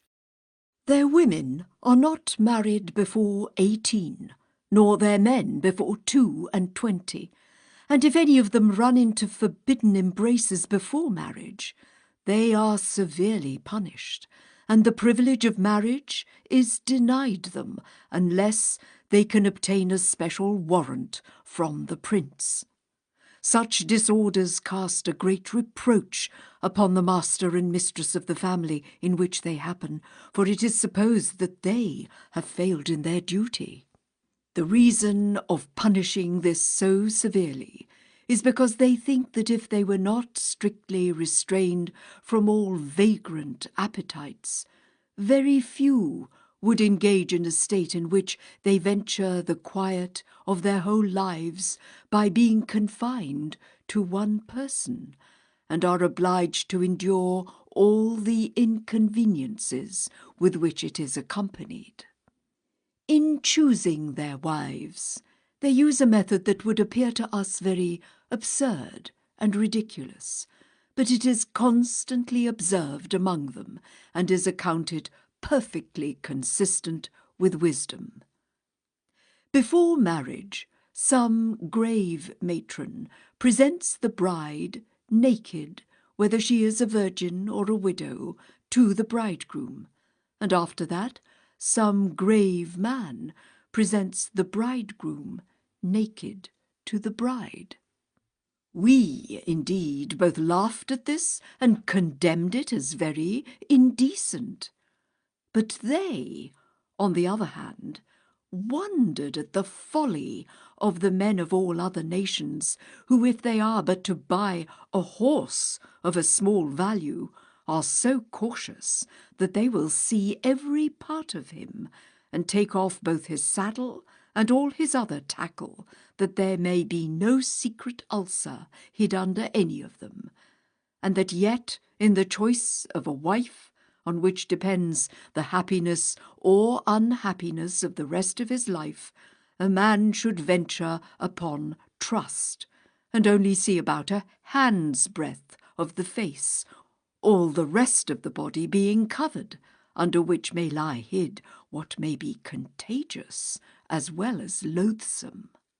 All men are not so wise as to choose a woman only for her good qualities, and even wise men consider the body as that which adds not a little to the mind, and it is certain there may be some such deformity covered with clothes as may totally alienate a man from his wife when it is too late to part with her. If such a thing is discovered after marriage, a man has no remedy but patience. They therefore think it is reasonable that there should be good provision made against such mischievous frauds. There was so much the more reason for them to make a regulation in this matter, because they are the only people of those parts that neither allow of polygamy nor of divorces, except in the case of adultery or insufferable perverseness. For in these cases the Senate dissolves the marriage and grants the injured person leave to marry again. But the guilty are made infamous and are never allowed the privilege of a second marriage. None are suffered to put away their wives against their wills, from any great calamity that may have fallen on their persons, for they look on it as the height of cruelty and treachery to abandon either of the married persons when they need most the tender care of their consort, and that chiefly in the case of old age, which as it carries many diseases along with it, so it is a disease of itself. But it frequently falls out that when a married couple do not well agree, they by mutual consent separate, and find out other persons with whom they hope they may live more happily. Yet this is not done without obtaining leave of the Senate, which never admits of a divorce but upon a strict inquiry made, both by the senators and their wives, into the grounds upon which it is desired. And even when they are satisfied concerning the reasons of it, they go on but slowly, for they imagine that too great easiness in granting leave for new marriages would very much shake the kindness of married people. They punish severely those that defile the marriage bed. If both parties are married, they are divorced, and the injured persons may marry one another, or whom they please. But the adulterer and the adulteress are condemned to slavery.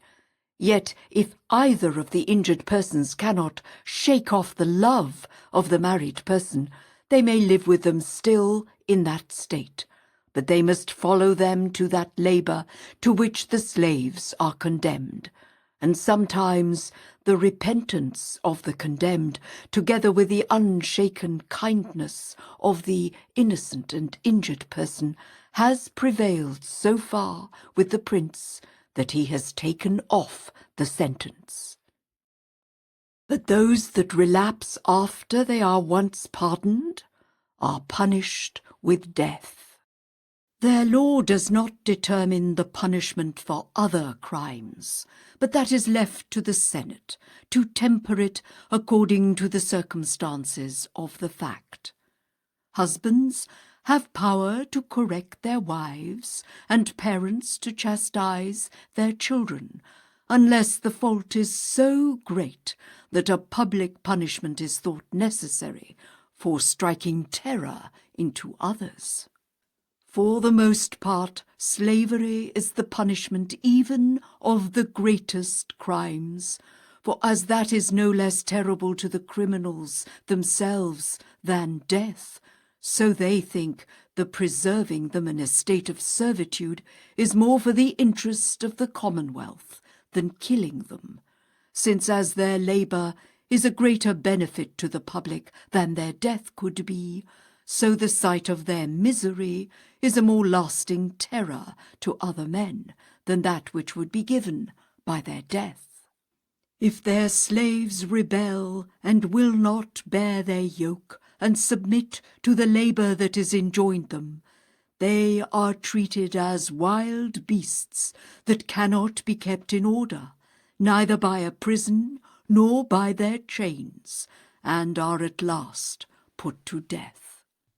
But those who bear their punishment patiently, and are so much wrought on by that pressure that lies so hard on them, that it appears they are really more troubled for the crimes they have committed than for the miseries they suffer, are not out of hope, but that at last either the prince will, by his prerogative, or the people, by their intercession, restore them again to their liberty, or at least very much mitigate their slavery. He that tempts a married woman to adultery is no less severely punished than he that commits it, for they believe that a deliberate design to commit a crime is equal to the fact itself, since its not taking effect does not make the person that miscarried in his attempt at all the less guilty. They take great pleasure in fools, and as it is thought a base and unbecoming thing to use them ill, so they do not think it amiss for people to divert themselves with their folly, and in their opinion this is a great advantage to the fools themselves. For if men were so sullen and severe as not at all to please themselves with their ridiculous behaviour and foolish sayings, which is all that they can do to recommend themselves to others, it could not be expected that they would be so well provided for, nor so tenderly used as they must otherwise be. If any man should reproach another for his being misshapen or imperfect in any part of his body, it would not at all be thought a reflection on the person so treated, but it would be accounted scandalous in him that had upbraided another with what he could not help. It is thought a sign of a sluggish and sordid mind not to preserve carefully one's natural beauty, but it is likewise infamous among them to use paint. They all see that no beauty recommends a wife so much to her husband as the probity of her life and her obedience. For as some few are caught and held only by beauty, so all are attracted by the other excellences which charm all the world. As they fright men from committing crimes by punishments, so they invite them to the love of virtue by public honours. Therefore they erect statues to the memories of such worthy men as have deserved well of their country, and set these in their marketplaces, both to perpetuate the remembrance of their actions, and to be an incitement to their posterity to follow their example. If any man aspires to any office, he is sure never to compass it. They all live easily together, for none of the magistrates are either insolent or cruel to the people. They affect rather to be called fathers, and by being really so, they well deserve the name. And the people pay them all the marks of honour the more freely, because none are exacted from them. The prince himself has no distinction either of garments or of a crown, but is only distinguished by a sheaf of corn carried before him. as the high priest is also known by his being preceded by a person carrying a wax light. They have but few laws, and such is their constitution that they need not many. They very much condemn other nations whose laws, together with the commentaries on them, swell up to so many volumes, for they think it an unreasonable thing to oblige men to obey a body of laws that are both of such a bulk and so dark as not to be read and understood by every one of the subjects. They have no lawyers among them, for they consider them as a sort of people whose profession it is to disguise matters and to wrest the laws, and therefore they think it is much better that every man should plead his own cause, and trust it to the judge, as in other places the client trusts it to a counsellor. By this means they both cut off many delays and find out truth more certainly. For after the parties have laid open the merits of the cause, without those artifices which lawyers are apt to suggest, the judge examines the whole matter and supports the simplicity of such well-meaning persons whom otherwise crafty men would be sure to run down. And thus they avoid those evils which appear very remarkably among all those nations that labour under a vast load of laws. Every one of them is skilled in their law, for as it is a very short study, so the plainest meaning of which words are capable is always the sense of their laws. And they argue thus: all laws are promulgated for this end, that every man may know his duty. And therefore the plainest and most obvious sense of the words is that which ought to be put upon them, since a more refined exposition cannot be easily comprehended, and would only serve to make the laws become useless to the greater part of mankind, and especially to those who need most the direction of them.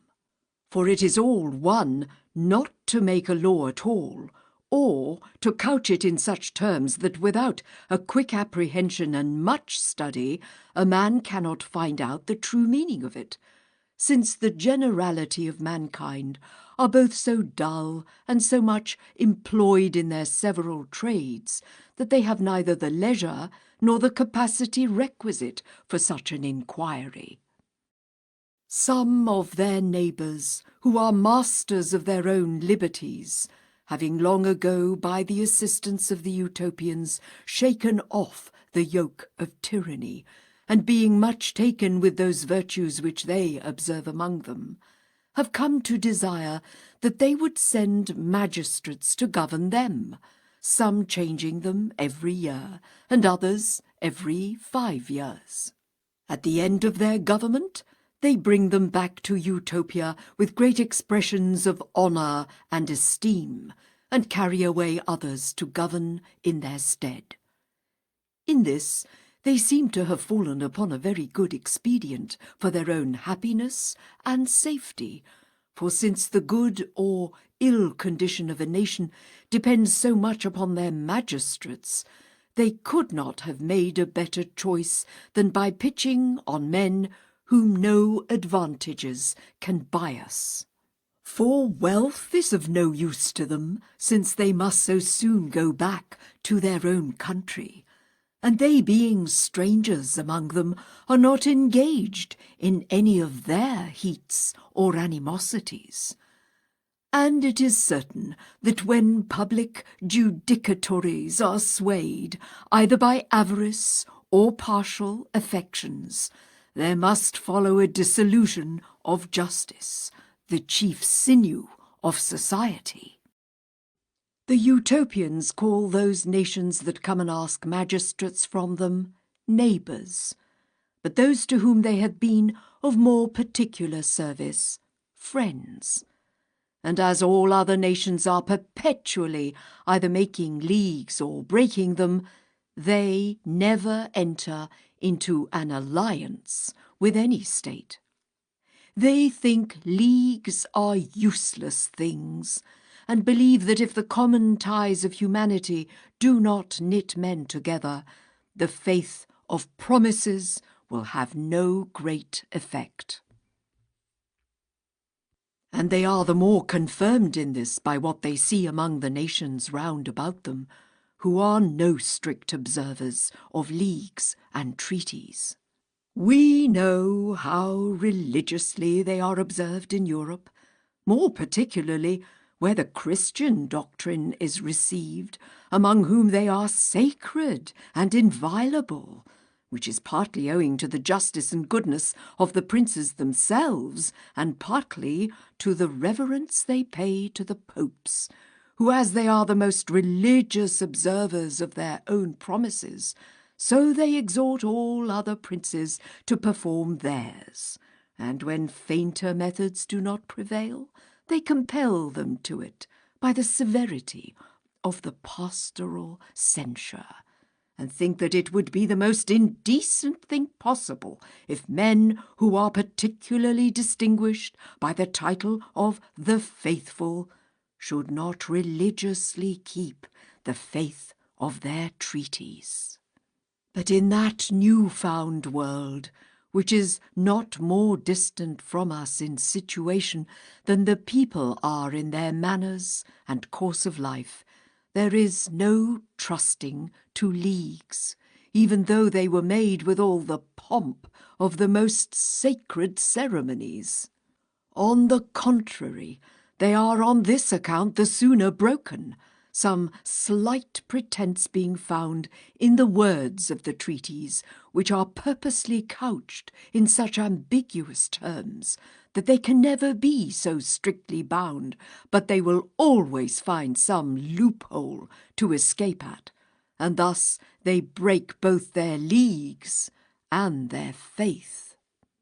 And this is done with such impudence that those very men who value themselves on having suggested these expedients to their princes would, with a haughty scorn, declaim against such craft, or, to speak plainer, such fraud and deceit, if they found private men make use of it in their bargains, and would readily say that they deserved to be hanged.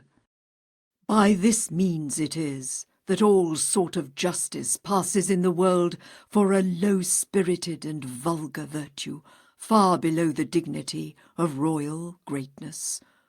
Or at least there are set up two sorts of justice. The one is mean and creeps on the ground, and therefore becomes none but the lower part of mankind, and so must be kept in severely by many restraints, that it may not break out beyond the bounds that are set to it. The other is the peculiar virtue of princes, which, as it is more majestic than that which becomes the rabble, so takes a freer compass, and thus lawful and unlawful are only measured by pleasure and interest. These practices of the princes that lie about Utopia, who make so little account of their faith, seem to be the reasons that determine them to engage in no confederacy. Perhaps they would change their mind if they lived among us. But yet, though treaties were more religiously observed, they would still dislike the custom of making them, since the world has taken up a false maxim upon it, as if there were no tie of nature uniting one nation to another, only separated perhaps by a mountain or a river, and that all were born in a state of hostility, and so might lawfully do all that mischief to their neighbours against which there is no provision made by treaties. And that when treaties are made, they do not cut off the enmity or restrain the licence of preying upon each other, if by the unskilfulness of wording them there are not effectual provisos made against them.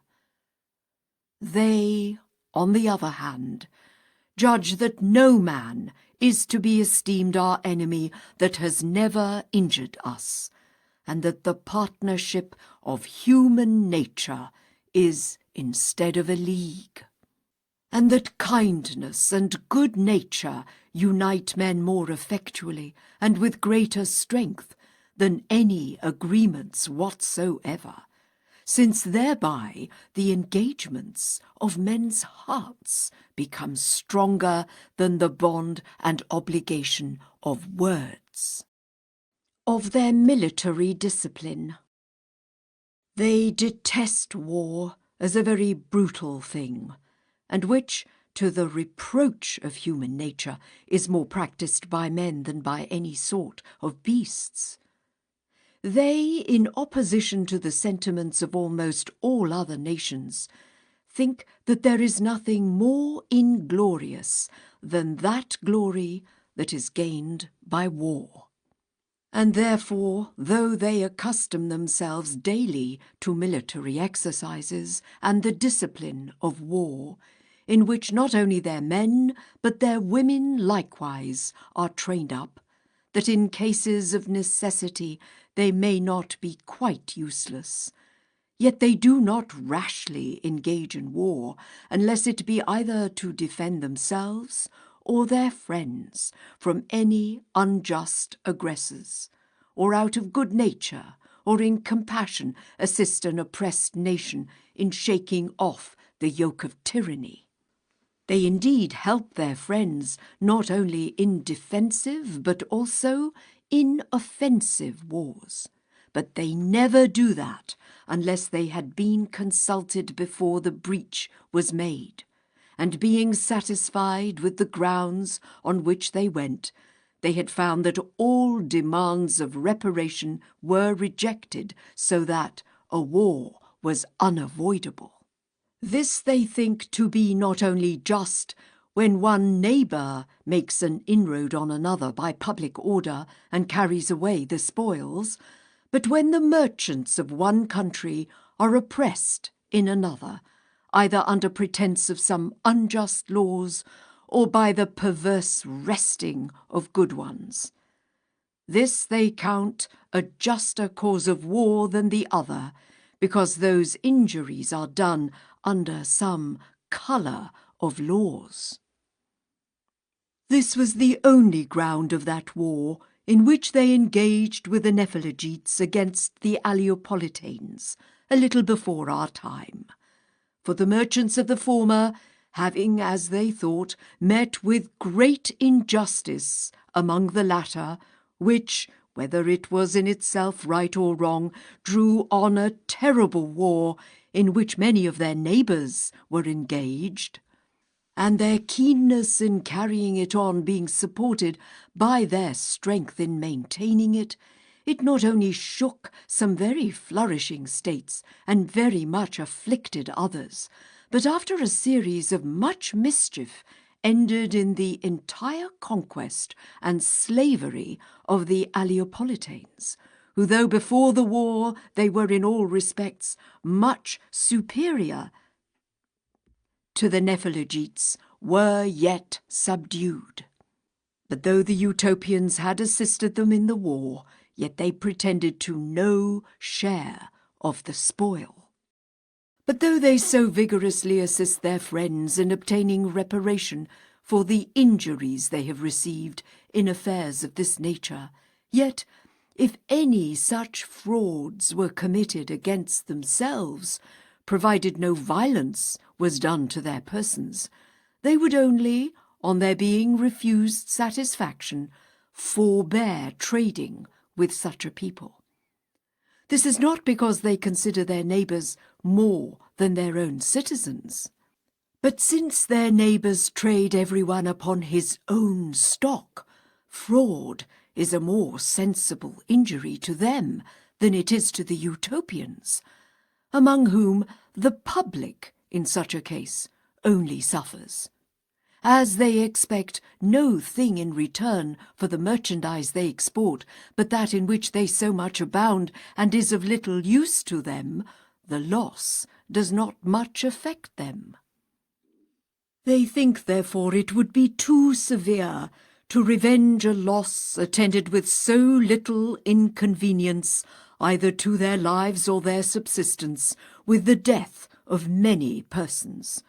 But if any of their people are either killed or wounded wrongfully, whether it be done by public authority or only by private men, as soon as they hear of it, they send ambassadors and demand that the guilty persons may be delivered up to them, and if that is denied, they declare war.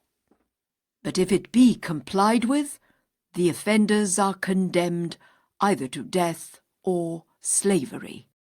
They would be both troubled and ashamed of a bloody victory over their enemies, and think it would be as foolish a purchase as to buy the most valuable goods at too high a rate.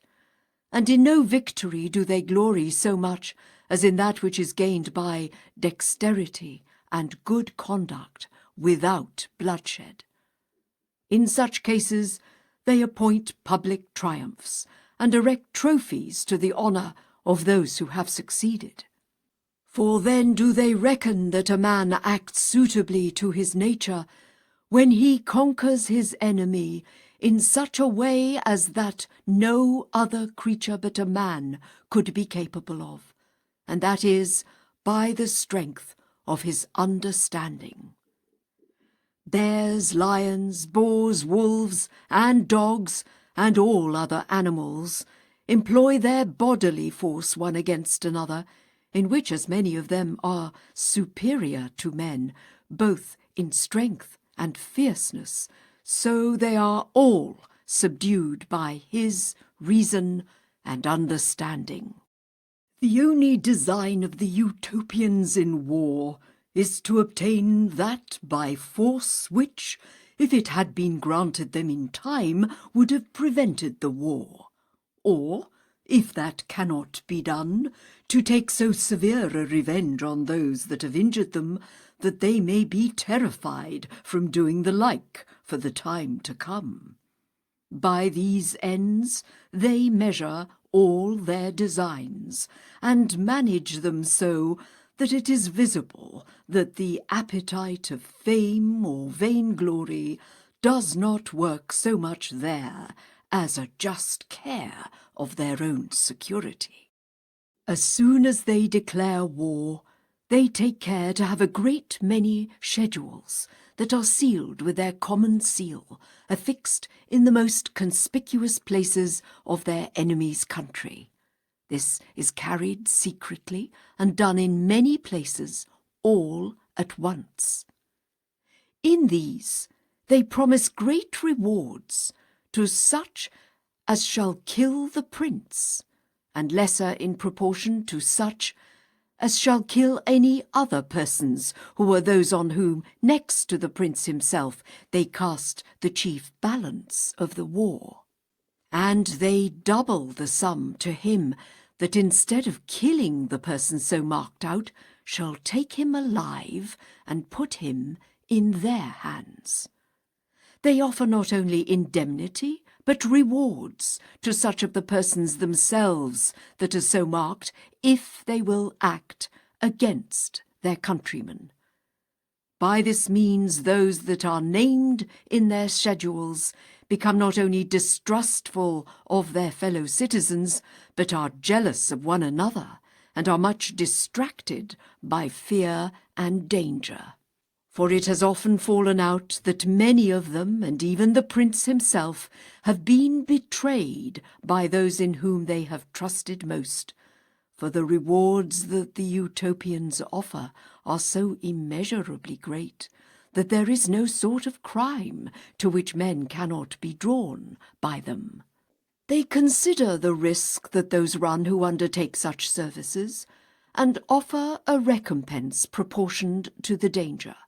Not only a vast deal of gold, but great revenues in lands that lie among other nations that are their friends, where they may go and enjoy them very securely. And they observe the promises they make of their kind most religiously. They very much approve of this way of corrupting their enemies, though it appears to others to be base and cruel. But they look on it as a wise course to make an end of what would be otherwise a long war, without so much as hazarding one battle to decide it. They think it likewise an act of mercy and love to mankind to prevent the great slaughter of those that must otherwise be killed in the progress of the war, both on their own side and on that of their enemies, by the death of a few that are most guilty. And that in so doing they are kind even to their enemies, and pity them no less than their own people, as knowing that the greater part of them do not engage in the war of their own accord, but are driven into it by the passions of their prince.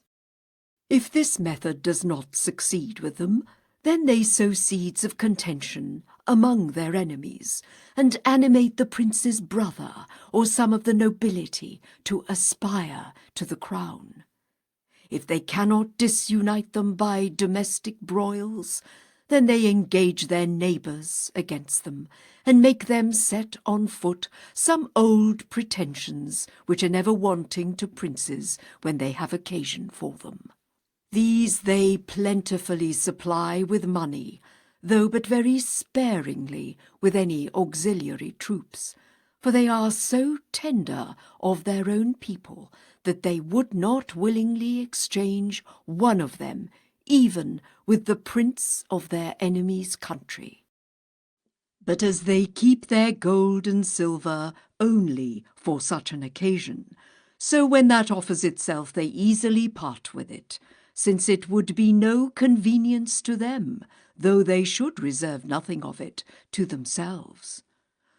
For besides the wealth that they have among them at home, they have a vast treasure abroad, many nations round about them being deep in their debt, so that they hire soldiers from all places for carrying on their wars, but chiefly from the Zapolits, who live 500 miles east of Utopia.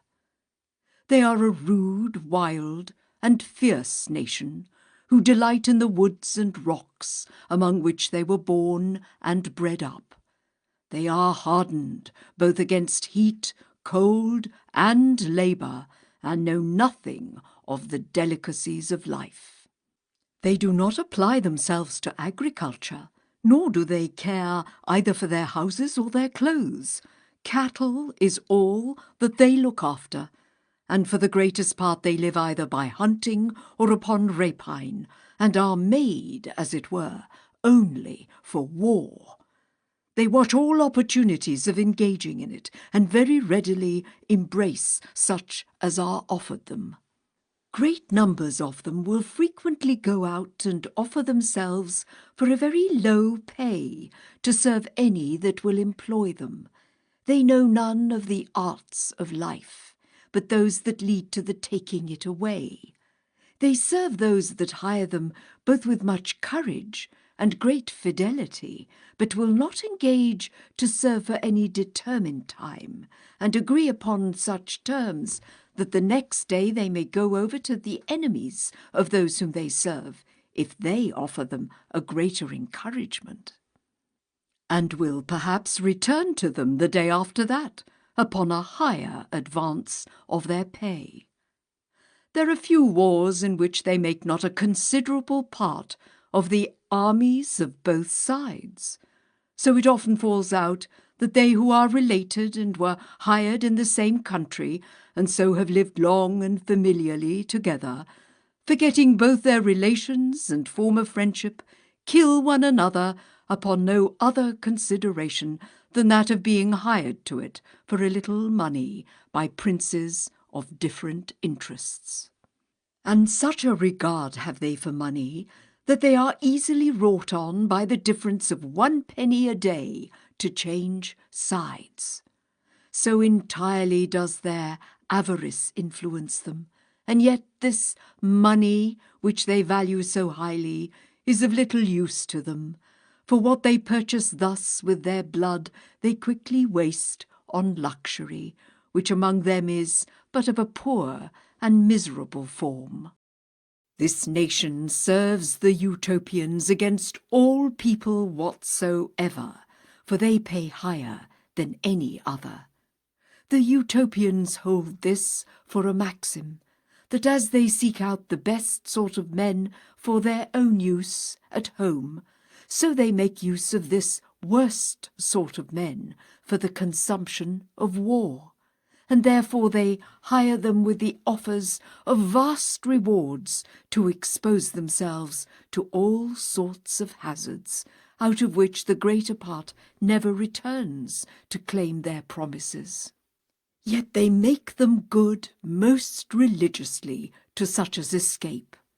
This animates them to adventure again whenever there is occasion for it, for the Utopians are not at all troubled how many of these happen to be killed, and reckon it a service done to mankind if they could be a means to deliver the world from such a lewd and vicious sort of people, that seem to have run together as to the drain of human nature. Next to these, they are served in their wars with those upon whose account they undertake them, and with the auxiliary troops of their other friends, to whom they join a few of their own people, and send some man of eminent and approved virtue to command in chief. There are 2 sent with him, who during his command are but private men, but the first is to succeed him if he should happen to be either killed or taken. And in case of the like misfortune to him, the third comes in his place. And thus they provide against all events, that such accidents as may befall their generals may not endanger their armies. When they draw out troops of their own people, they take such out of every city as freely offer themselves, for none are forced to go against their wills, since they think that if any man is pressed that wants courage, he will not only act faintly, but by his cowardice dishearten others. But if an invasion is made on their country, they make use of such men, if they have good bodies, though they are not brave, and either put them aboard their ships, or place them on the walls of their towns, that being so posted they may find no opportunity of flying away, and thus either shame the heat of action, or the impossibility of flying bears down their cowardice. They often make a virtue of necessity, and behave themselves well, because nothing else is left them.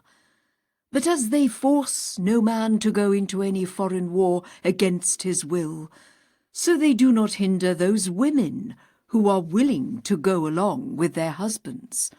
On the contrary, they encourage and praise them, and they stand often next their husbands in the front of the army. They also place together those who are related, parents and children, kindred, and those that are mutually allied, near one another, that those whom nature has inspired with the greatest zeal for assisting one another may be the nearest and readiest to do it. And it is matter of great reproach if husband or wife survive one another, or if a child survives his parent, and therefore when they come to be engaged in action, they continue to fight to the last man if their enemies stand before them. And as they use all prudent methods to avoid the endangering their own men, and if it is possible, let all the action and danger fall upon the troops that they hire, so if it becomes necessary for themselves to engage, they then charge with as much courage as they avoided it before with prudence. Nor is it a fierce charge at first, but it increases by degrees. And as they continue in action, they grow more obstinate, and press harder upon the enemy, insomuch that they will much sooner die than give ground, for the certainty that their children will be well looked after when they are dead frees them from all that anxiety concerning them, which often masters men of great courage. And thus they are animated by a noble and invincible resolution. Their skill in military affairs increases their courage, and the wise sentiments which, according to the laws of their country, are instilled into them in their education, give additional vigour to their minds. For as they do not undervalue life so as prodigally to throw it away, they are not so indecently fond of it as to preserve it by base and unbecoming methods.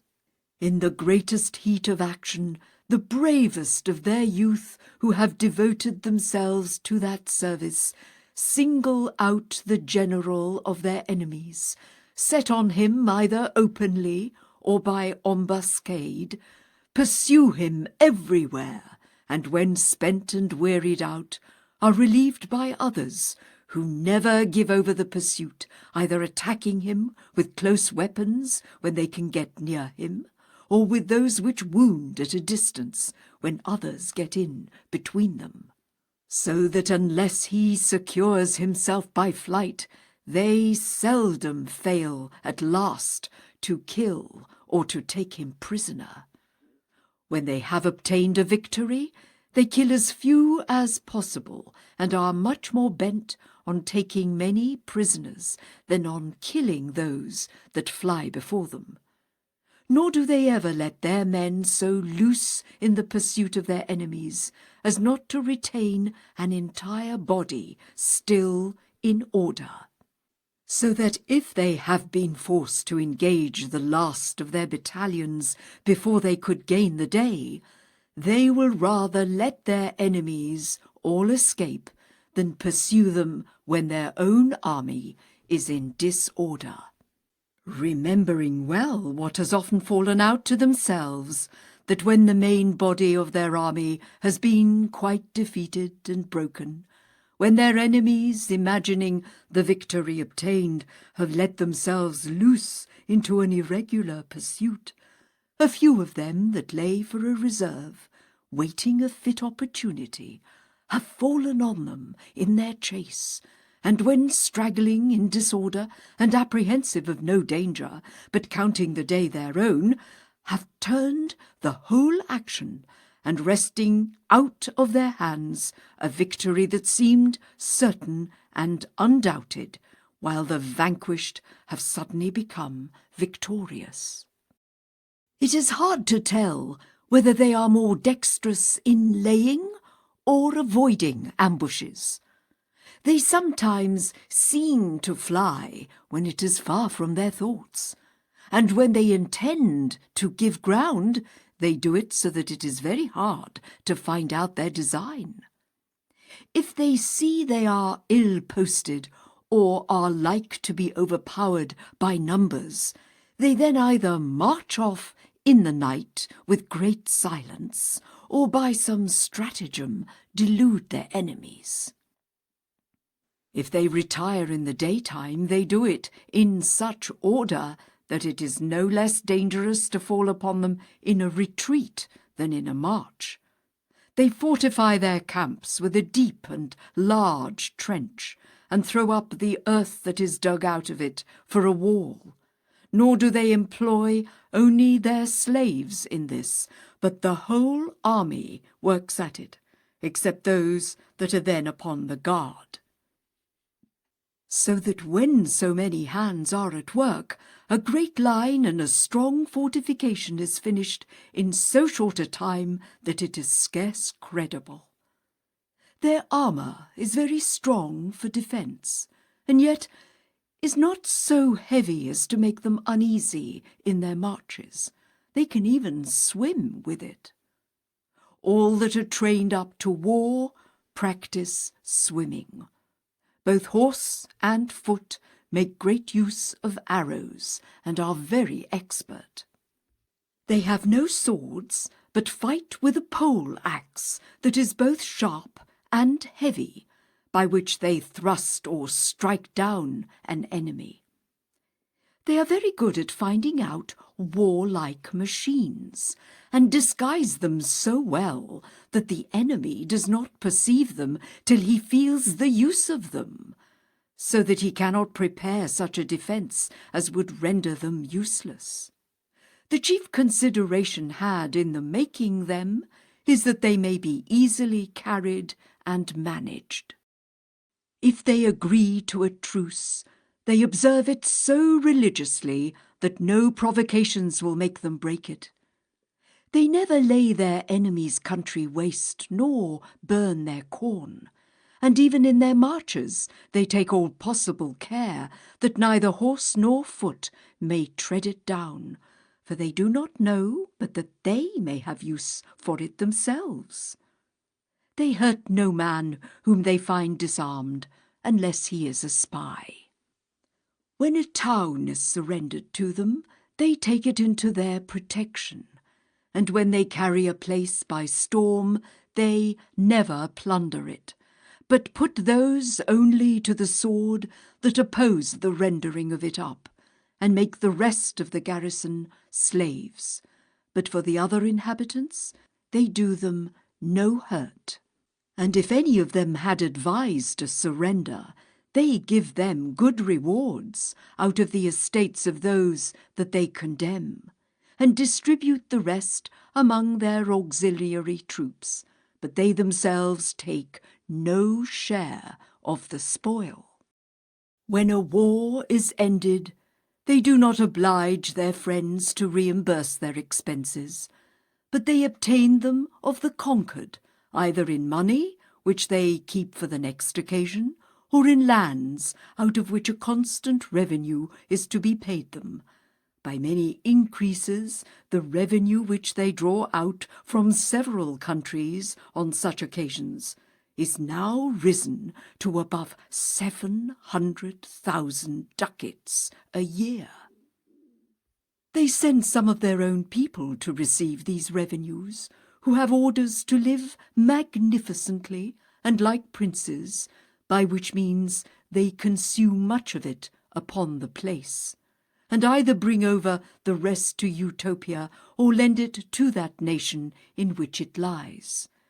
This they most commonly do, unless some great occasion, which falls out but very seldom, should oblige them to call for it all. It is out of these lands that they assign rewards to such as they encourage to adventure on desperate attempts. If any prince that engages in war with them is making preparations for invading their country, they prevent him and make his country the seat of the war, for they do not willingly suffer any war to break in upon their island, and if that should happen, they would only defend themselves by their own people, but would not call for auxiliary troops to their assistance. Of the religions of the Utopians. There are several sorts of religions, not only in different parts of the island, but even in every town, some worshipping the sun, others the moon, or one of the planets.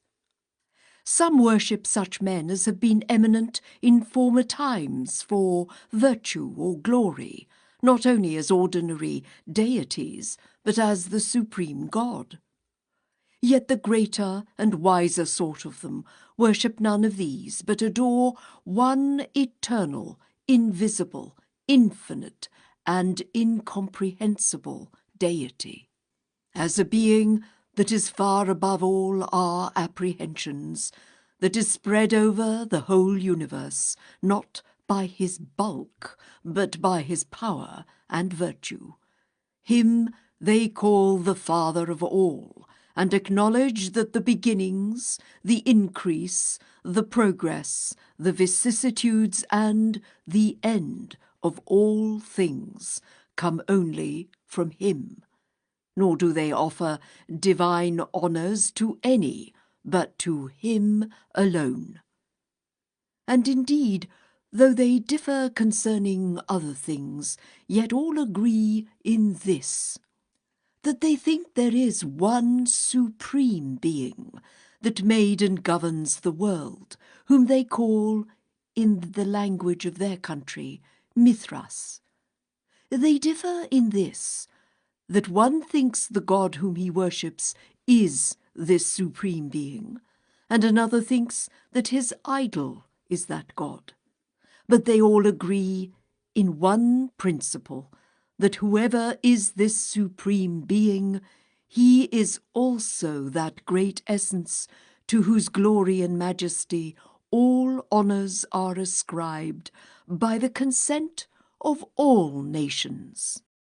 By degrees they fall off from the various superstitions that are among them, and grow up to that one religion that is the best and most in request. And there is no doubt to be made but that all the others had vanished long ago, if some of those who advised them to lay aside their superstitions had not met with some unhappy accidents, which, being considered as inflicted by heaven, made them afraid that the God whose worship had like to have been abandoned had interposed and revenged themselves on those who despised their authority. After they had heard from us an account of the doctrine, the course of life, and the miracles of Christ, and of the wonderful constancy of so many martyrs, whose blood so willingly offered up by them was the chief occasion of spreading their religion over a vast number of nations, it is not to be imagined how inclined they were to receive it. I shall not determine whether this proceeded from any secret inspiration of God, or whether it was because it seemed so favourable to that community of goods, which is an opinion so particular as well as so dear to them, since they perceived that Christ and his followers lived by that rule, and that it was still kept up in some communities among the sincerest sort of Christians. From whichsoever of these motives it might be, true it is that many of them came over to our religion, and were initiated into it by baptism. But as 2 of our number were dead, so none of the 4 that survived were in priests' orders. We therefore could only baptize them, so that to our great regret they could not partake of the other sacraments, that can only be administered by priests. But they are instructed concerning them, and long most vehemently for them. They have had great disputes among themselves, whether one chosen by them to be a priest would not be thereby qualified to do all the things that belong to that character, even though he had no authority derived from the Pope. And they seem to be resolved to choose some for that employment, but they had not done it when I left them. Those among them that have not received our religion do not fright any from it, and use none ill that goes over to it, so that all the while I was there, one man was only punished on this occasion. He, being newly baptized, did, notwithstanding all that we could say to the contrary, dispute publicly concerning the Christian religion with more zeal than discretion, and with so much heat that he not only preferred our worship to theirs, but condemned all their rites as profane, and cried out against all that adhered to them as impious and sacrilegious persons that were to be damned to everlasting burnings. Upon his having frequently preached in this manner, he was seized, and after trial he was condemned to banishment, not for having disparaged their religion, but for his inflaming the people to sedition. For this is one of their most ancient laws, that no man ought to be punished for his religion. At the first constitution of their government, Utopus, having understood that before his coming among them the old inhabitants had been engaged in great quarrels concerning religion, by which they were so divided among themselves that he found it an easy thing to conquer them, since instead of uniting their forces against him, every different party in religion fought by themselves. After he had subdued them, he made a law, that every man might be of what religion he pleased, and might endeavour to draw others to it by the force of argument and by amicable and modest ways, but without bitterness against those of other opinions, but that he ought to use no other force but that of persuasion, and was neither to mix with it reproaches nor violence. And such as did otherwise were to be condemned to banishment or slavery.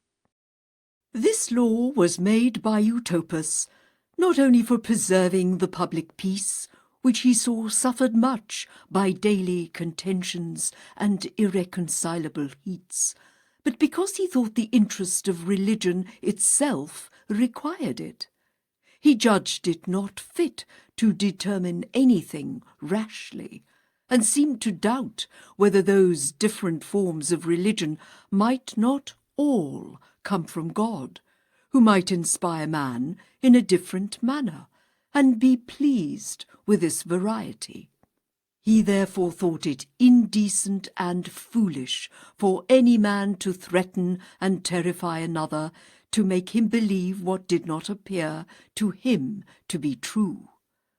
And supposing that only one religion was really true, and the rest false, he imagined that the native force of truth would at last break forth and shine bright, if supported only by the strength of argument, and attended to with a gentle and unprejudiced mind.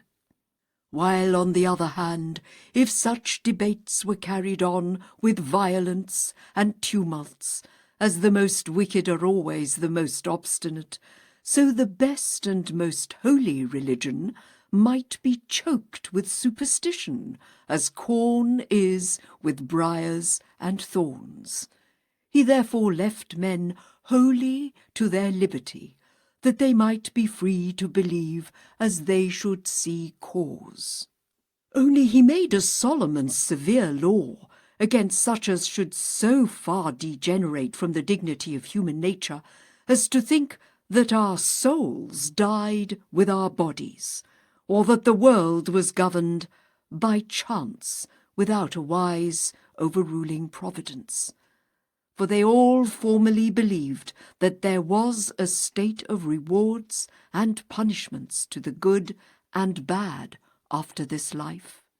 And they now look on those that think otherwise as scarce fit to be counted men, since they degrade so noble a being as the soul, and reckon it no better than a beast's. Thus they are far from looking on such men as fit for human society, or to be citizens of a well-ordered commonwealth.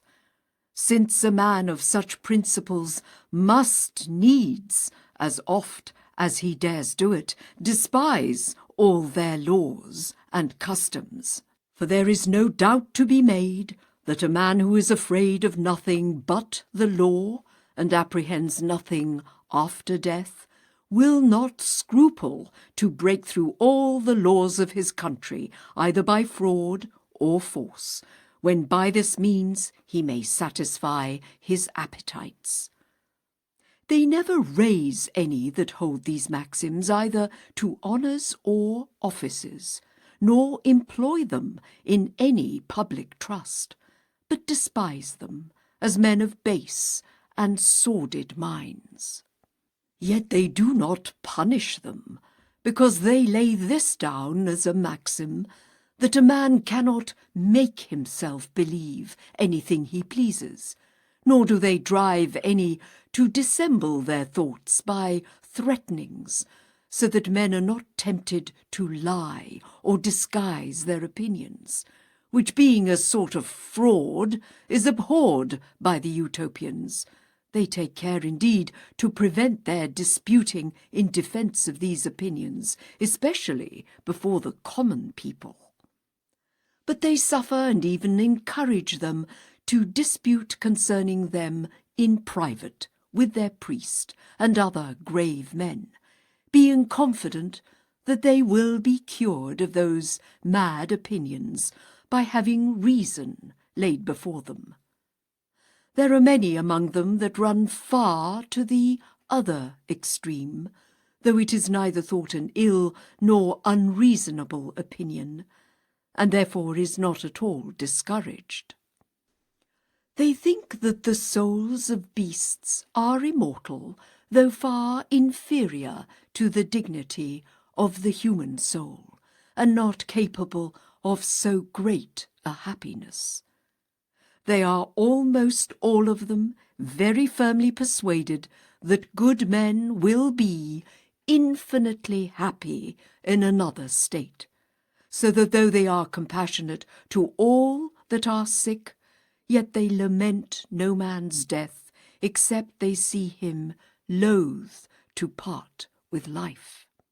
For they look on this as a very ill presage, as if the soul, conscious to itself of guilt and quite hopeless, was afraid to leave the body from some secret hints of approaching misery. They think that such a man's appearance before God cannot be acceptable to him, who being called on does not go out cheerfully, but is backward and unwilling, and is, as it were, dragged to it. They are struck with horror when they see any die in this manner, and carry them out in silence and with sorrow, and praying God that he would be merciful to the errors of the departed soul, they lay the body in the ground. But when any die cheerfully and full of hope, they do not mourn for them, but sing hymns when they carry out their bodies, and commending their souls very earnestly to God. Their whole behaviour is then rather grave than sad. They burn the body, and set up a pillar where the pile was made, with an inscription to the honour of the deceased. When they come from the funeral, they discourse of his good life and worthy actions, but speak of nothing oftener and with more pleasure than of his serenity at the hour of death. They think such respect paid to the memory of good men is both the greatest incitement to engage others to follow their example, and the most acceptable worship that can be offered them. For they believe that though by the imperfection of human sight they are invisible to us, yet they are present among us, and hear those discourses that pass concerning themselves. They believe it inconsistent with the happiness of departed souls not to be at liberty to be where they will, and do not imagine them capable of the ingratitude of not desiring to see those friends with whom they lived on earth in the strictest bonds of love and kindness. Besides, they are persuaded that good men after death have these affections, and all other good dispositions increased rather than diminished, and therefore conclude that they are still among the living, and observe all they say or do. From hence they engage in all their affairs with a greater confidence of success, as trusting to their protection, while this opinion of the presence of their ancestors is a restraint that prevents their engaging in ill designs. They despise and laugh at auguries and the other vain and superstitious ways of divination, so much observed among other nations, but have great reverence for such miracles as cannot flow from any of the powers of nature, and look on them as effects and indications of the presence of the Supreme Being, of which they say many instances have occurred among them, and that sometimes their public prayers, which upon great and dangerous occasions they have solemnly put up to God with assured confidence of being heard, have been answered in a miraculous manner. They think the contemplating God in his works and the adoring him for them is a very acceptable piece of worship to him. There are many among them that upon a motive of religion neglect learning and apply themselves to no sort of study, nor do they allow themselves any leisure time, but are perpetually employed, believing that by the good things that a man does, he secures to himself that happiness that comes after death. Some of these visit the sick, others mend highways, cleanse ditches, repair bridges, or dig turf, gravel, or stone. Others fell and cleave timber, and bring wood, corn, and other necessaries on carts into their towns. Nor do these only serve the public, but they serve even private men, more than the slaves themselves do. For if there is anywhere a rough, hard and sordid piece of work to be done, from which many are frightened by the labour and loathsomeness of it, if not the despair of accomplishing it, they cheerfully and of their own accord take that to their share. And by that means, as they ease others very much, so they afflict themselves, and spend their whole life in hard labour. And yet they do not value themselves upon this, nor lessen other people's credit to raise their own. But by their stooping to such servile employments, they are so far from being despised, that they are so much the more esteemed by the whole nation. Of these there are two sorts. Some live unmarried and chaste, and abstain from eating any sort of flesh, and thus weaning themselves from all the pleasures of the present life, which they account hurtful, they pursue even by the hardest and painfullest methods possible that blessedness which they hope for hereafter. And the nearer they approach to it, they are the more cheerful and earnest in their endeavours after it. Another sort of them is less willing to put themselves to much toil, and therefore prefer a married state to a single one, and as they do not deny themselves the pleasure of it, so they think the begetting of children is a debt which they owe to human nature and to their country. Nor do they avoid any pleasure that does not hinder labour, and therefore eat flesh so much the more willingly as they find that by this means they are the more able to work. The Utopians look upon these as the wiser sect, but they esteem the others as the most holy. They would indeed laugh at any man who from the principles of reason would prefer an unmarried state to a married, or a life of labour to an easy life. But they reverence and admire such as do it from the motives of religion.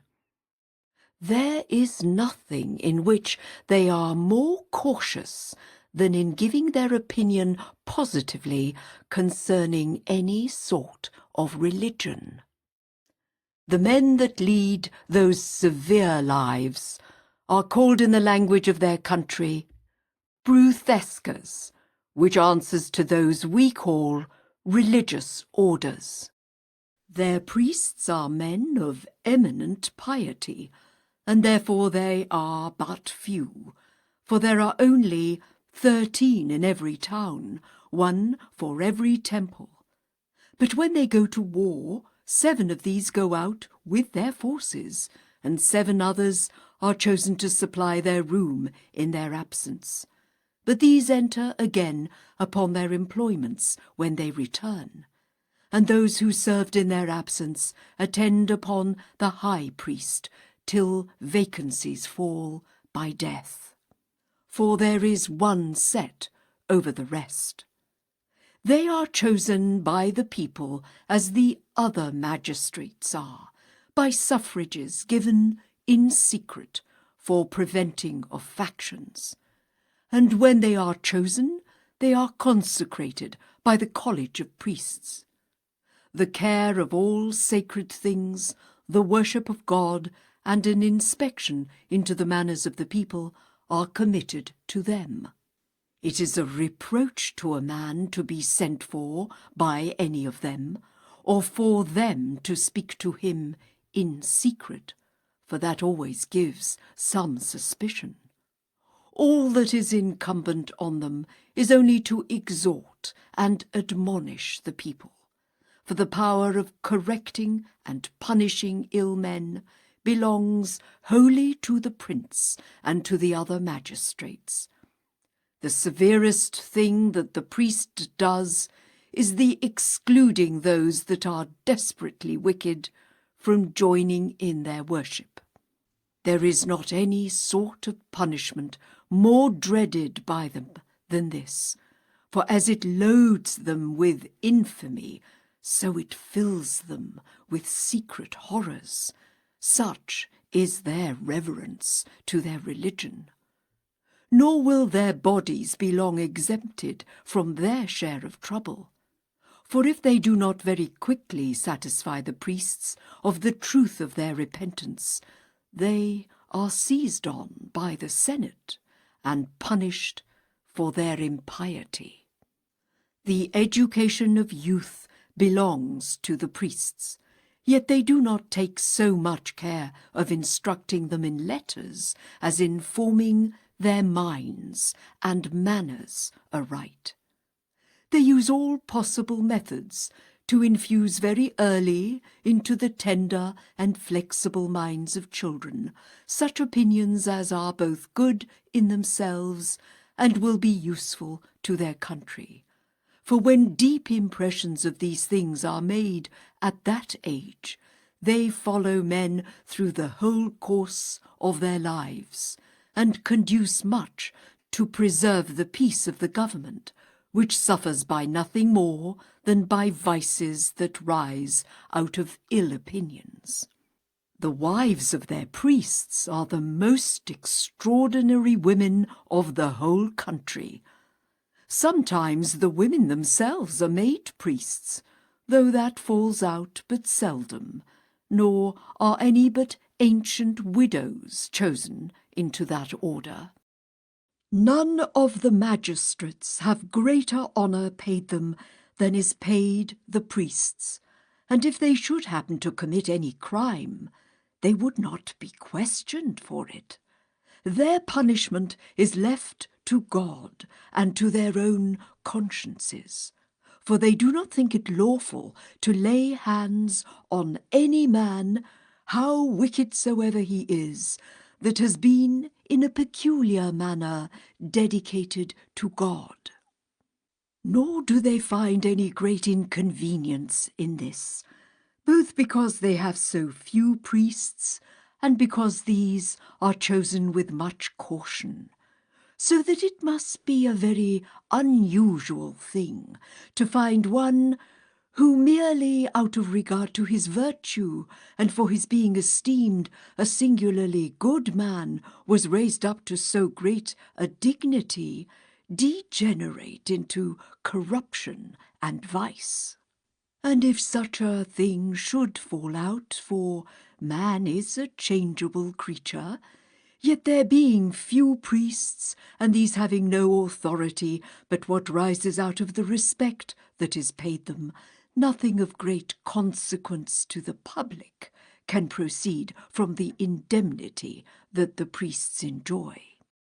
They have indeed very few of them, lest greater numbers sharing in the same honour might make the dignity of that order, which they esteem so highly, to sink in its reputation.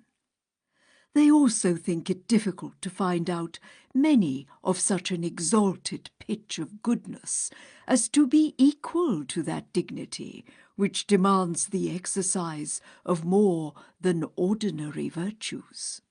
Nor are the priests in greater veneration among them than they are among their neighbouring nations, as you may imagine by that which I think gives occasion for it.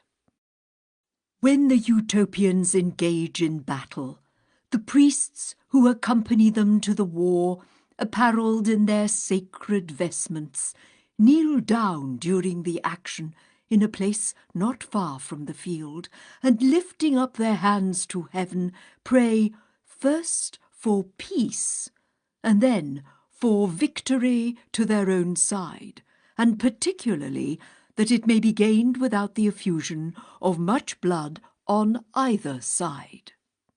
And when the victory turns to their side, they run in among their own men to restrain their fury. And if any of their enemies see them or call to them, they are preserved by that means, and such as can come so near them as to touch their garments have not only their lives, but their fortunes secured to them. It is upon this account that all the nations round about consider them so much, and treat them with such reverence, that they have been often no less able to preserve their own people from the fury of their enemies, than to save their enemies from their rage.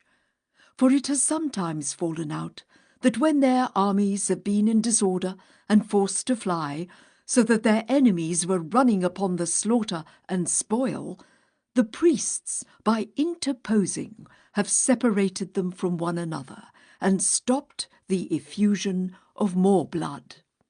So that by their mediation a peace has been concluded on very reasonable terms. Nor is there any nation about them so fierce, cruel, or barbarous as not to look upon their persons as sacred and inviolable. The first and the last day of the month and of the year is a festival. They measure their months by the course of the moon, and their years by the course of the sun.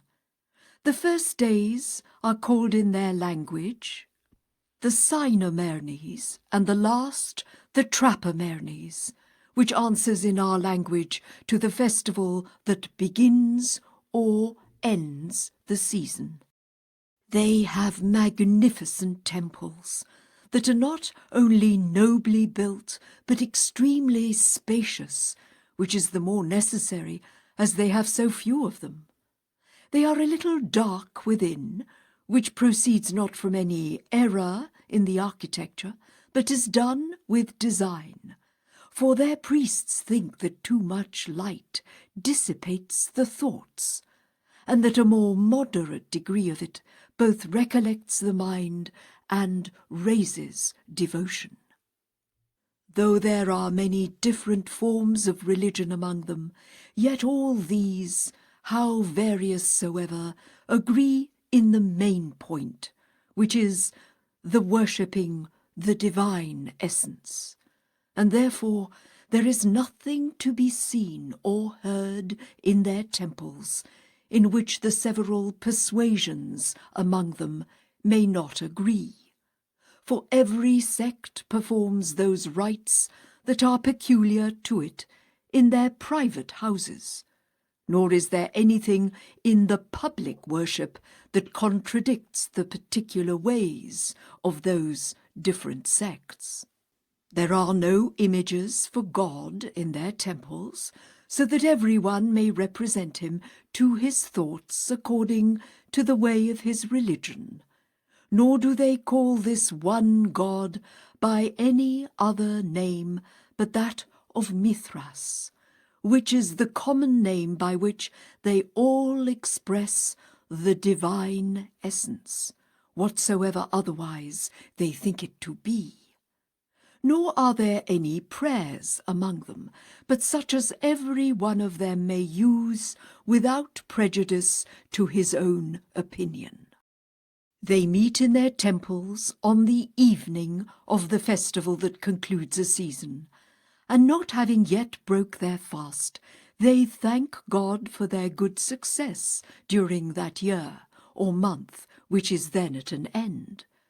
And the next day, being that which begins the new season, they meet early in their temples to pray for the happy progress of all their affairs during that period upon which they then enter.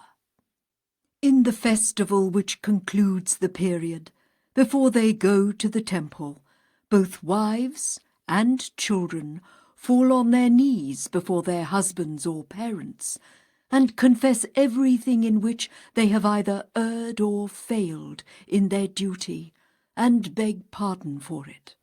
Thus all little discontents in families are removed, that they may offer up their devotions with a pure and serene mind.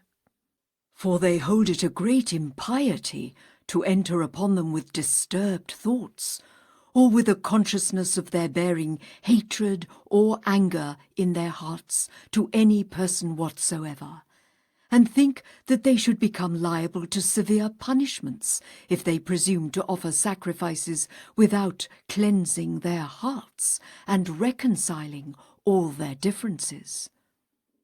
In the temples, the two sexes are separated. The men go to the right hand and the women to the left.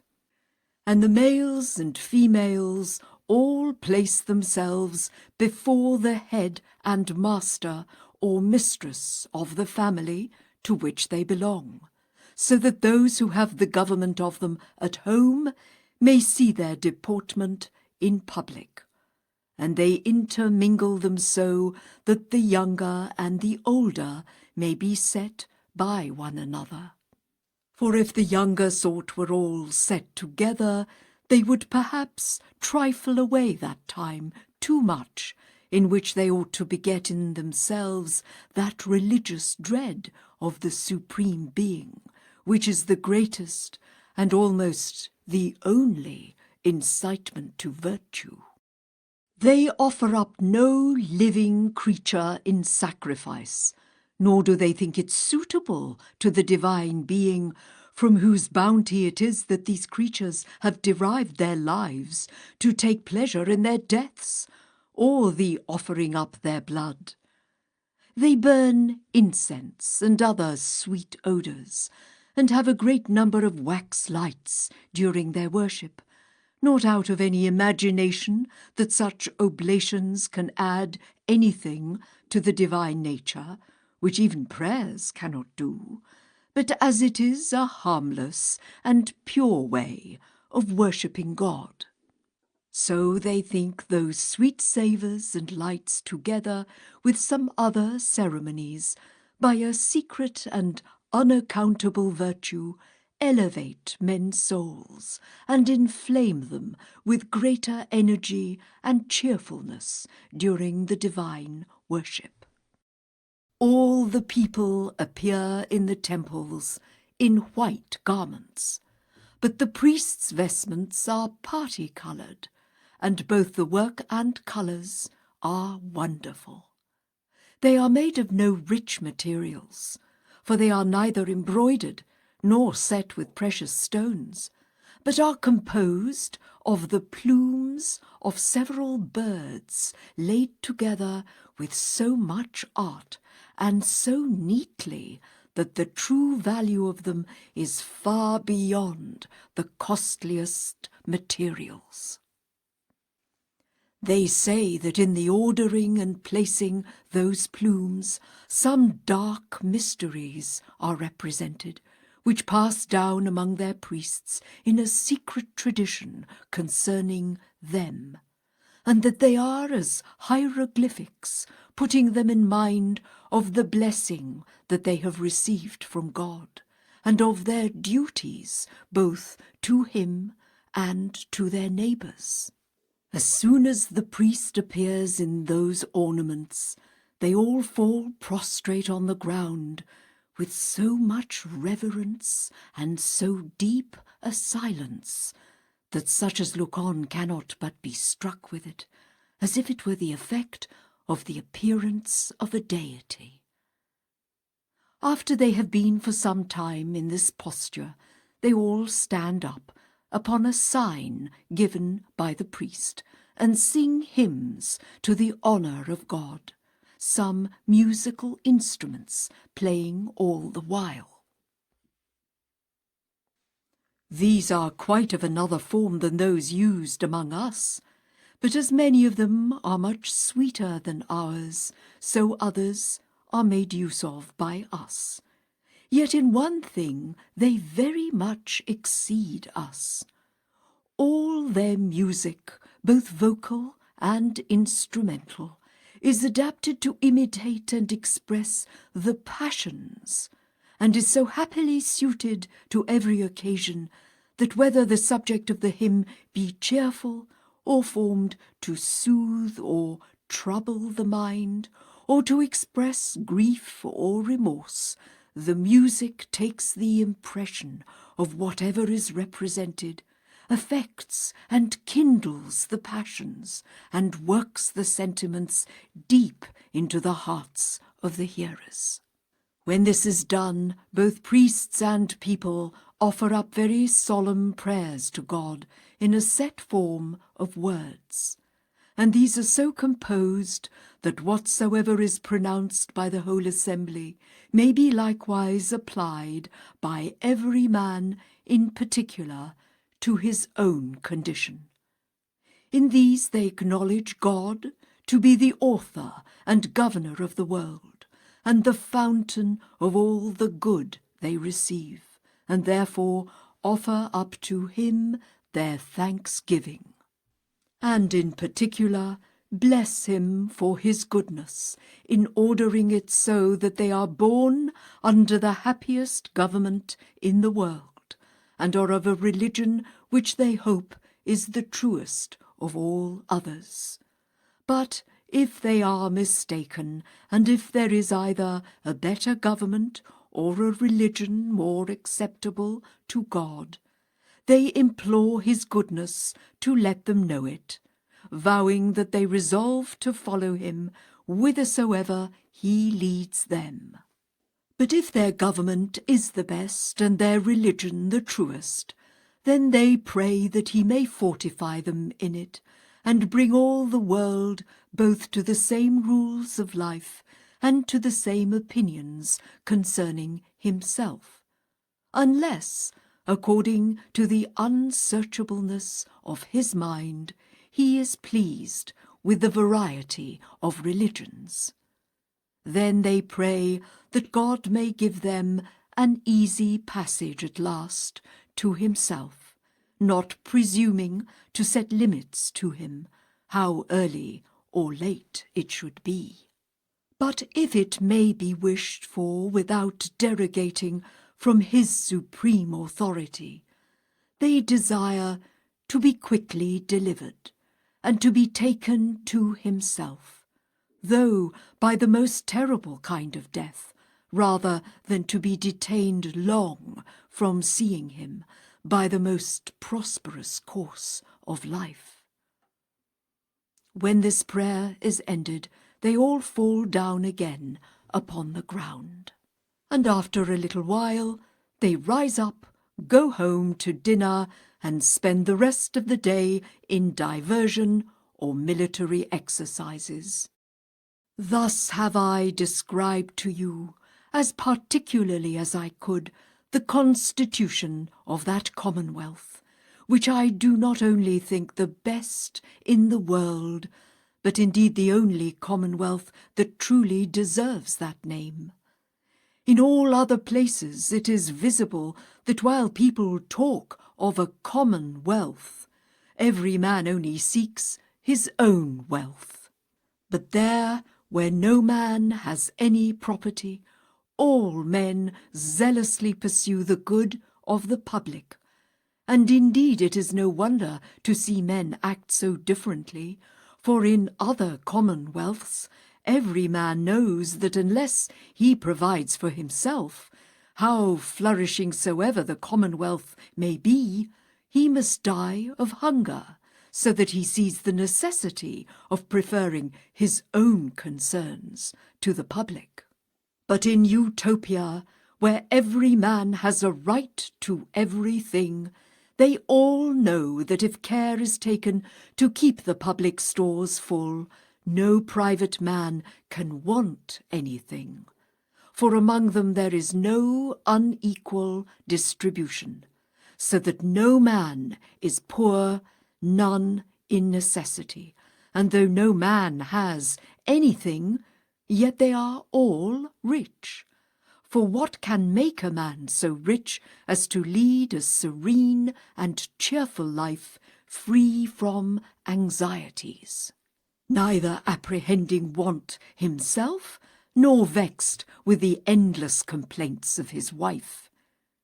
He is not afraid of the misery of his children, nor is he contriving how to raise a portion for his daughters, but is secure in this, that both he and his wife, his children and grandchildren, to as many generations as he can fancy, will all live both plentifully and happily.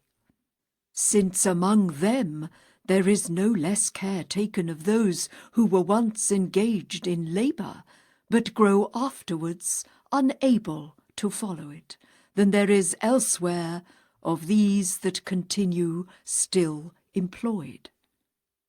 I would gladly hear any man compare the justice that is among them with that of all other nations, among whom may I perish if I see anything that looks either like justice or equity.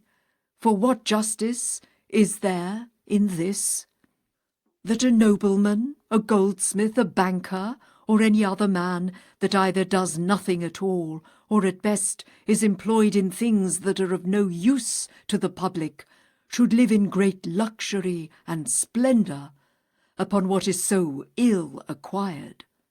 And a mean man, a carter, a smith, or a ploughman, that works harder even than the beasts themselves, and is employed in labours so necessary that no commonwealth could hold out a year without them, can only earn so poor a livelihood, and must lead so miserable a life, that the condition of the beasts is much better than theirs. For as the beasts do not work so constantly, so they feed almost as well, and with more pleasure, and have no anxiety about what is to come, whilst these men are depressed by a barren and fruitless employment, and tormented with the apprehensions of want in their old age. Since that which they get by their daily labour does but maintain them at present, and is consumed as fast as it comes in, there is no overplus left to lay up for old age. Is not that government both unjust and ungrateful, that is so prodigal of its favours to those that are called gentlemen, or goldsmiths, or such others who are idle, or live either by flattery or by contriving the arts of vain pleasure, and on the other hand takes no care of those of a meaner sort, such as ploughmen, colliers, and smiths, without whom it could not subsist? But after the public has reaped all the advantage of their service, and they come to be oppressed with age, sickness, and want, all their labours and the good they have done is forgotten, and all the recompense given them is that they are left to die in great misery. The richer sort are often endeavouring to bring the hire of labourers lower, not only by their fraudulent practices, but by the laws which they procure to be made to that effect, so that though it is a thing most unjust in itself to give such small rewards to those who deserve so well of the public, yet they have given those hardships the name and colour of justice by procuring laws to be made for regulating them.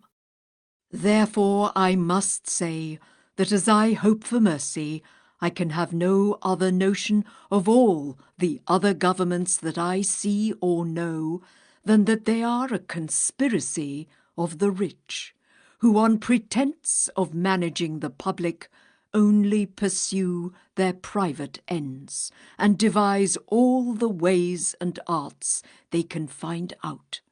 First, that they may without danger preserve all that they have so ill acquired, and then that they may engage the poor to toil and labour for them at as low rates as possible, and oppress them as much as they please. And if they can but prevail to get these contrivances established by the show of public authority, which is considered as the representative of the whole people, then they are accounted laws. Yet these wicked men, after they have by a most insatiable covetousness divided that among themselves with which all the rest might have been well supplied, are far from that happiness that is enjoyed among the Utopians. For the use as well as the desire of money being extinguished, much anxiety and great occasions of mischief is cut off with it. And who does not see that the frauds, thefts, robberies, quarrels, tumults, contentions, seditions, murders, treacheries, and witchcrafts, which are indeed rather punished than restrained by the severities of law, would all fall off if money were not any more valued by the world? Men's fears, solicitudes, cares, labours, and watchings would all perish in the same moment with the value of money. Even poverty itself, for the relief of which money seems most necessary, would fall. But in order to the apprehending this aright, take one instance. Consider any year that has been so unfruitful that many thousands have died of hunger. And yet if, at the end of that year, a survey was made of the granaries of all the rich men that have hoarded up the corn, it would be found that there was enough among them to have prevented all that consumption of men that perished in misery, and that if it had been distributed among them, none would have felt the terrible effects of that scarcity. So easy a thing would it be to supply all the necessities of life, if that blessed thing called money, which is pretended to be invented for procuring them, was not really the only thing that obstructed their being procured. I do not doubt but rich men are sensible of this, and that they well know how much a greater happiness it is to want nothing necessary than to abound in many superfluities, and to be rescued out of so much misery than to abound with so much wealth. And I cannot think but the sense of every man's interest added to the authority of Christ's commands, who, as he was infinitely wise, knew what was best, and was not less good in discovering it to us, would have drawn all the world over to the laws of the Utopians, if pride, that plague of human nature, that source of so much misery, did not hinder it. For this vice does not measure happiness so much by its own conveniences as by the miseries of others, and would not be satisfied with being thought a goddess, if none were left that were miserable, over whom she might insult. Pride thinks its own happiness shines the brighter by comparing it with the misfortunes of other persons, that by displaying its own wealth they may feel their poverty the more sensibly. This is that infernal serpent that creeps into the breasts of mortals and possesses them too much to be easily drawn out. And therefore I am glad that the Utopians have fallen upon this form of government, in which I wish that all the world could be so wise as to imitate them.